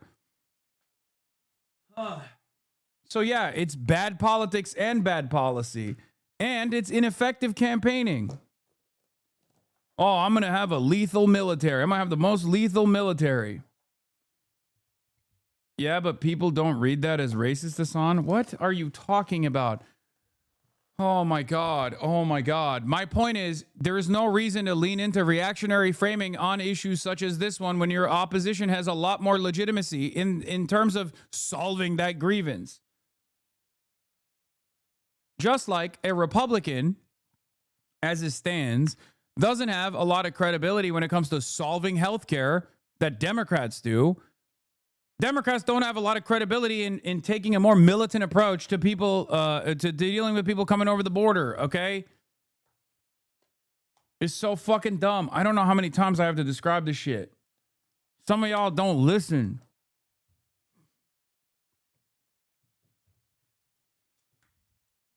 Yes, Ryan Fusay, thank you. Why would you vote for a new racist, an unproven racist, when you have a documented and experienced racist? If you're a single issue voter and your issue is racism, you're going to go with the experienced racist. Because he's already, he's already shown you what his opinions are. He's already shown you what his worldview looks like. He's already shown you that he is the guy. He is the fucking guy. Nobody wants the diet version when they could get the full strength soda. And also, the Zoran agenda is successful everywhere, for the record. It's not just successful in New York, it's successful everywhere. A new majority of voters, 63%, support a Medicare for All system that would eliminate most private insurance plans, replace premiums with higher taxes, guarantee health coverage for everyone, eliminate most out-of-pocket costs like copays and deductibles. We also find support for Medicare for All is resilient, even after voters hear opposing arguments that the plan would raise taxes and give the government too much control over health care. You understand?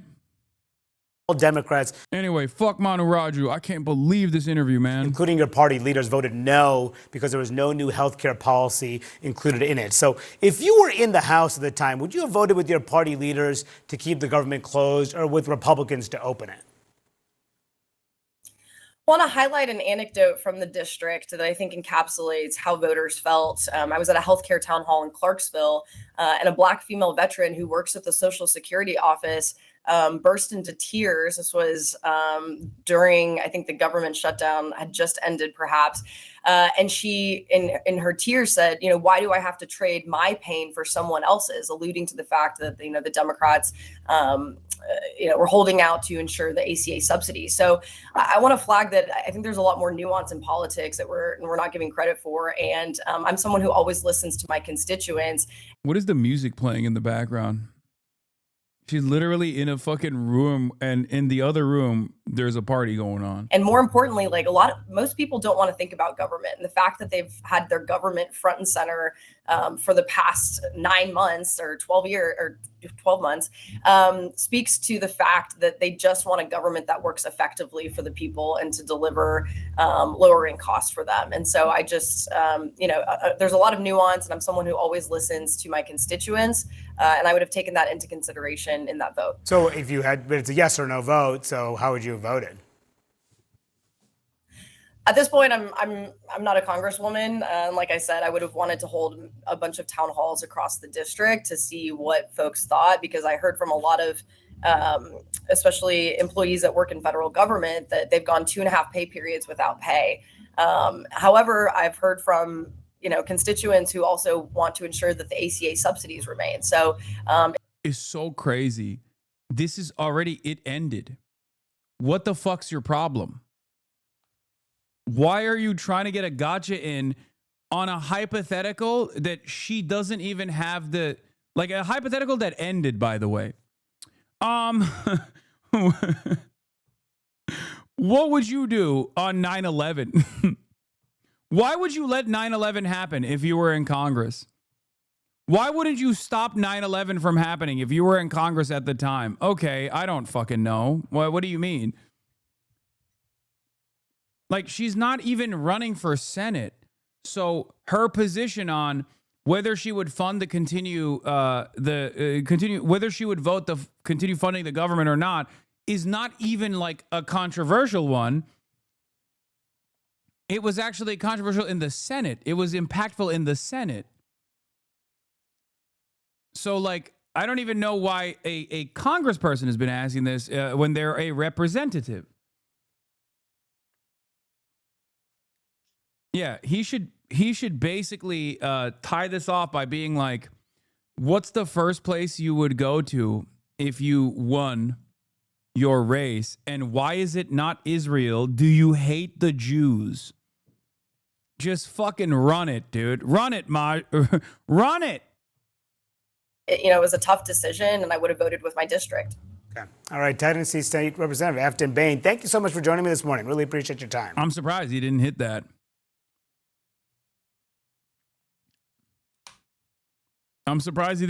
That's weird.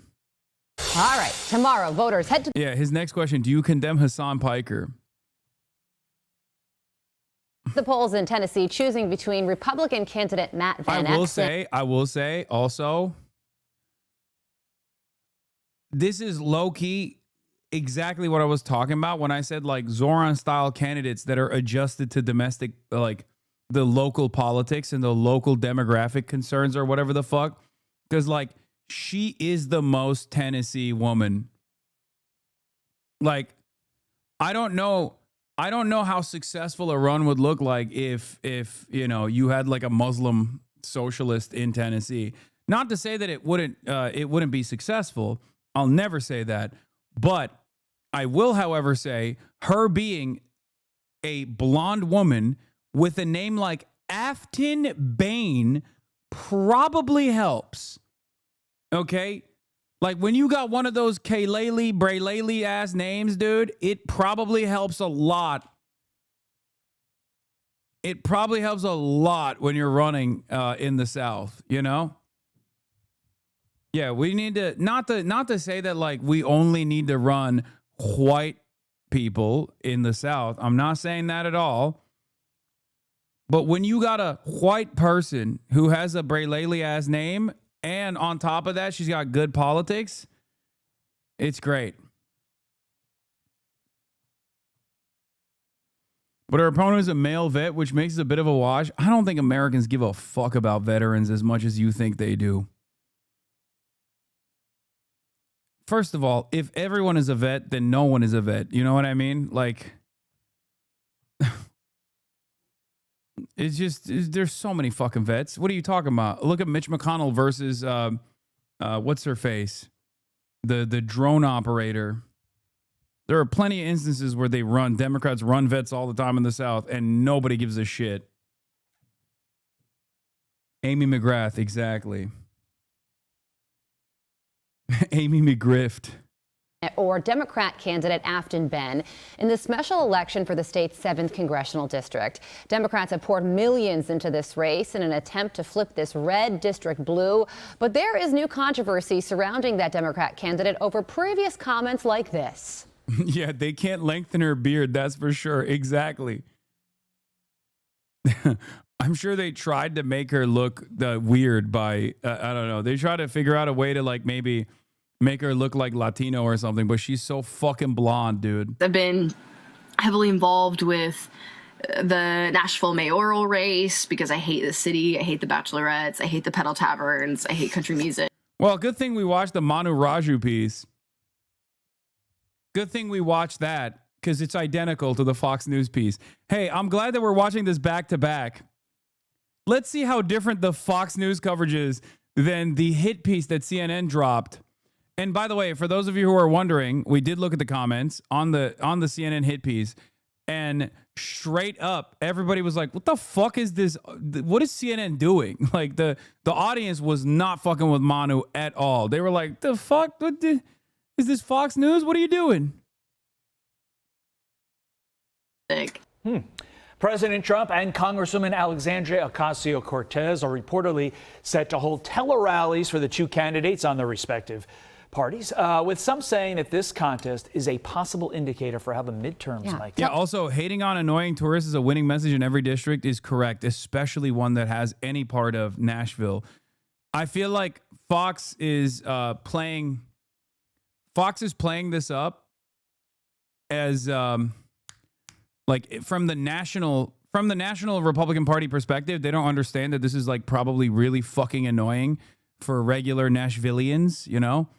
But they think like, oh, they'll hear that she said she hates country music. She's a woke libtard. Meanwhile, probably, first of all, everyone in Nashville is a woke libtard regardless, but that's besides the point. But it's like saying you don't like going to the fucking Abbey because it's all bachelorette parties. Okay? If someone says that about the Abbey, most gay people that have been to the Abbey that are from WeHo are going to be like, oh, this guy knows ball. Okay? They're not going to think you're being homophobic. If anything, it beefs up your support in the constituency. Or yeah, someone from New York saying they fucking despise Times Square. Yeah, maybe for like people who go and visit New York, Times Square is a wonderful experience. So they could present that as someone like hating New York, but it actually boosts your local cred. This man knows balls. Exactly. That's how you really feel, Afton. Republican National Committee Senior Advisor Danielle Alvarez joins us now. Danielle, good morning to you. Dude, what is... Fox News is operating on 240p we're talking about auto. Tennessee District 7. Is busted. It's an area that President Trump won by 22 points in 2024. And this race tomorrow is expected to be tighter than that. Is that raising any alarm bells within the administration? Oh, it's definitely raising fucking alarm bells within the admin. President Trump on Democrats' new left-wing lunatic Afton Bain. How the hell can you elect taxes? You want to raise your taxes on top of everything else. But she said two things above all else that bothered me. Number one, she hates Christianity. Number two, she hates country music. How the hell can you elect a person like that? So I just want to give my total support, and he's had it right from the beginning, to Matt Van Epps. He's going to be a fantastic congressman. He's going to represent you so well, and we'll keep our agenda going. And Yeah, I'm going Trump, to make a Trump call famously tonight a lover of country music. About 7 or 8 o'clock. I'm doing a tele-rally for him tonight. So if anybody wants to listen, basically I'll be saying the same things I just said. He's fantastic, and go get him and get out tomorrow morning. Get out and vote. and let's make it a sweeping victory. The whole world is watching Tennessee right now, and they're watching your district. The whole world. It's a big vote. It's going to show something, and it's got to show that the Republican Party is stronger than it's All right, ever been. President Trump live at the rally with Speaker Mike Johnson as this election is very important. Yeah, I'm telling you right now, and this is the right call. The fact that they have to fucking grovel and beg like this shows it's a Trump 22 district. Trump plus 22 district.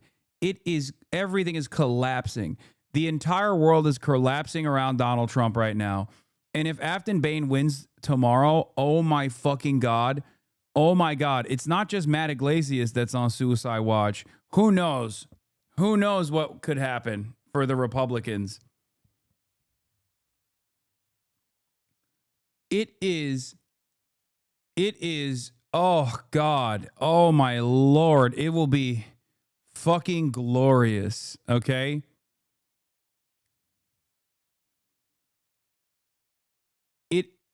Anyway, Adam Carlson reports, Bain is still definitely an underdog going into tomorrow. She has a shot at pulling off the upset, but she needs to pull an inside straight. To my eye, she needs pretty much all of these things to happen. Win 70% in Davidson County, home to 1/3 of Nashville. Squeeze out as many votes in Davidson County as possible, boosting his vote share to be more than 22% of the district that it was last November. Keep Montgomery County, home to Clarksville, within 5 points. Hold Van Epps to less than 65% in Nashville suburbs, Williamson, Robertson, Dixon, Cheatham, Hickman, ideally with weak relative turnout. Hold Van Epps to plus under 70% in rural counties, Humphrey, Stewart, Wayne, Decatur, Benton, Houston, Perry, ideally with weak relative turnout. Part of what makes this district so difficult for Bain and the Democrats is that the suburbs behave more like exurbs, politically speaking. They are blood red with basically no blue pockets. There's nowhere else for Dems to run up margins apart from Nashville and parts of Clarksville. Pretty much everywhere else is about limiting the degree of damage and praying for weak turnout. I'm by no means a Tennessee political expert. Volunteer state politicos, please tell me if I'm wrong on any of this stuff. Tennessee's gerrymandered to hell. I mean, the fact that like polling is showing incredibly well is still good, though. It's not necessarily that they will be red, okay? It's more so that do you want, it's going to be red regardless, but the areas that are deep red, hopefully they won't go out in large numbers because they're already pissed off, didn't know that there was an election happening. That's why we wanted this to be, that's why a lot of people wanted this to be like a sleeper hit. But of course that's gone now, right? Because if this race was not nationally prominent, then Afton Bain had a much larger chance of upset. But now that it's nationally relevant, Trump is literally doing a fucking teleconference. You know what I mean? He's trying to bring out as many voters as possible from those deep red areas. We want to make sure that those deep red areas don't turn out. They're like, ugh, I don't want to. I don't really give a shit. Fuck Donald Trump. I'm not going to go out and vote for the Democrat, but like I'm not going to reward Trump by going out and voting for him. He already won. He already got my vote, but he hasn't delivered on his promise. If he was actually delivering on his promise, maybe I'd think differently. Okay? It's going to have good turnout for a special, but it's going to be much lower than a presidential among Republicans. Dems are going to be supercharged. Oh, yeah. No, that's a given. Hi, everyone. Representative Afton Bain, the Democratic nominee for the 7th. Apparently, it's also slated to snow tomorrow, so that's good. Congressional special election. I am yet again out in Clarksville canvassing, whereas my opponent is behind the big pearly gates of a Williamson County mega mansion, meeting with the puppet masters and power brokers of the universe, whereas I'm talking to actual people out in the area. I humbly ask for your. If I were to talk to Republicans in Tennessee, I'd also bring up the fact that I get no AIPAC money on top of that, and do the thing that she did in the beginning of the CNN interview, which is like, listen, I'm going to be a representative for you no matter what your party affiliation is. And this is a real opportunity to tell Trump that you're upset with his agenda because he's too busy doing stuff overseas, right, with those fucking foreign nations and not busy enough at home. Donald Trump has left the Tennesseans behind, okay? We got real Tennessee-ass issues here, and Trump is not doing enough to solve them. He's over there giving $40 billion to Argentina. Your vote tomorrow. Polls open at 7 a.m. They will close at 7 p.m. If you're in line, stay in line. I know I've been living rent-free in the president's mind the past few days, and I'll just say, sir, you are the leader of the free world, and you're beefing with a 5 That's a good-ass line. Air Force One is never here. I like that. 5'4" blonde who had a Hot Girls Hit Curbs bumper sticker on her car. Come on. Guys, the reason they're coming after me so hard is because they don't Yeah, she is a Faillennial. Faillennials rise up. So is Zoran, though. have a plan to address what the rising cost of healthcare, the rising cost of groceries, and that's why they're coming after me. And you know what? Such is life. We've built a cavalry. We've got all the momentum on our side. We just need folks to show up. So as you are able, phone bank, text, call your second cousin who lives in Decatur County. Make sure they have a plan to vote tomorrow. Weather's going to be icy, but that's okay because every single election I've won, the weather has been treacherous, and I'll take my chances. So honored to run for this seat. Humbly ask for your vote. Let's go out and win this. Let's shock the country and let's shock the nation and send a message to Washington. Let's shock the world. What if she brought up the Jews instead of foreign nations? Yeah, there's no reason to say those sorts of things. The fuck are you talking about? Yeah, what if she was like, hey, I love Nick Fuentes, instead of whatever the fuck she's been doing so far that has actually made this a close race?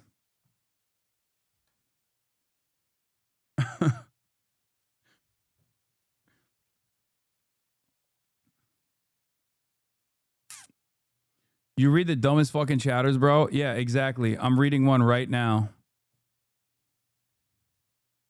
What do you have to say to that?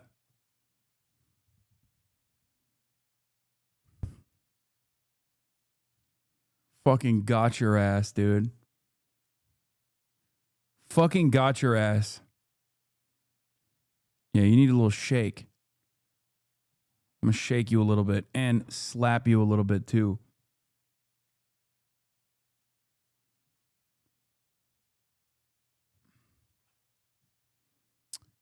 But yeah, it's crazy that Donald Trump is truth posting here. It's fucking crazy.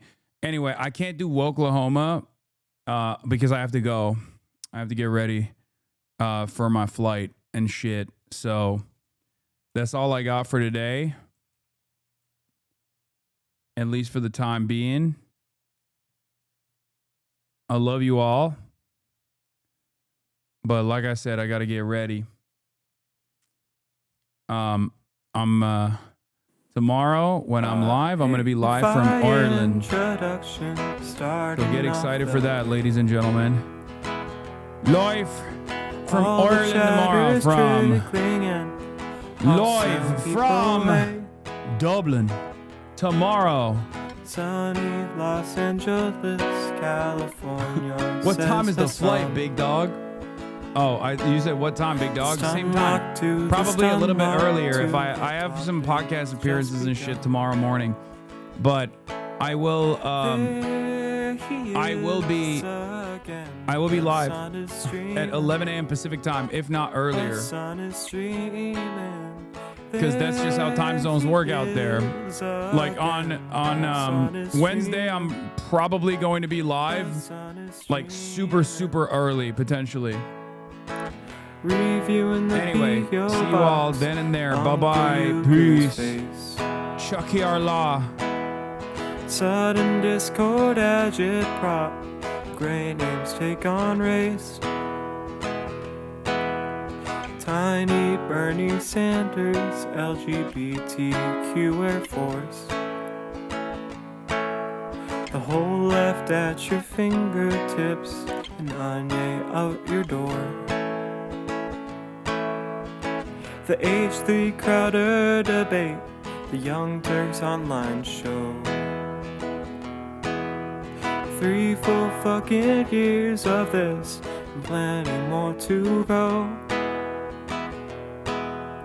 90-day fiancé talks of champagne bourgeoisie.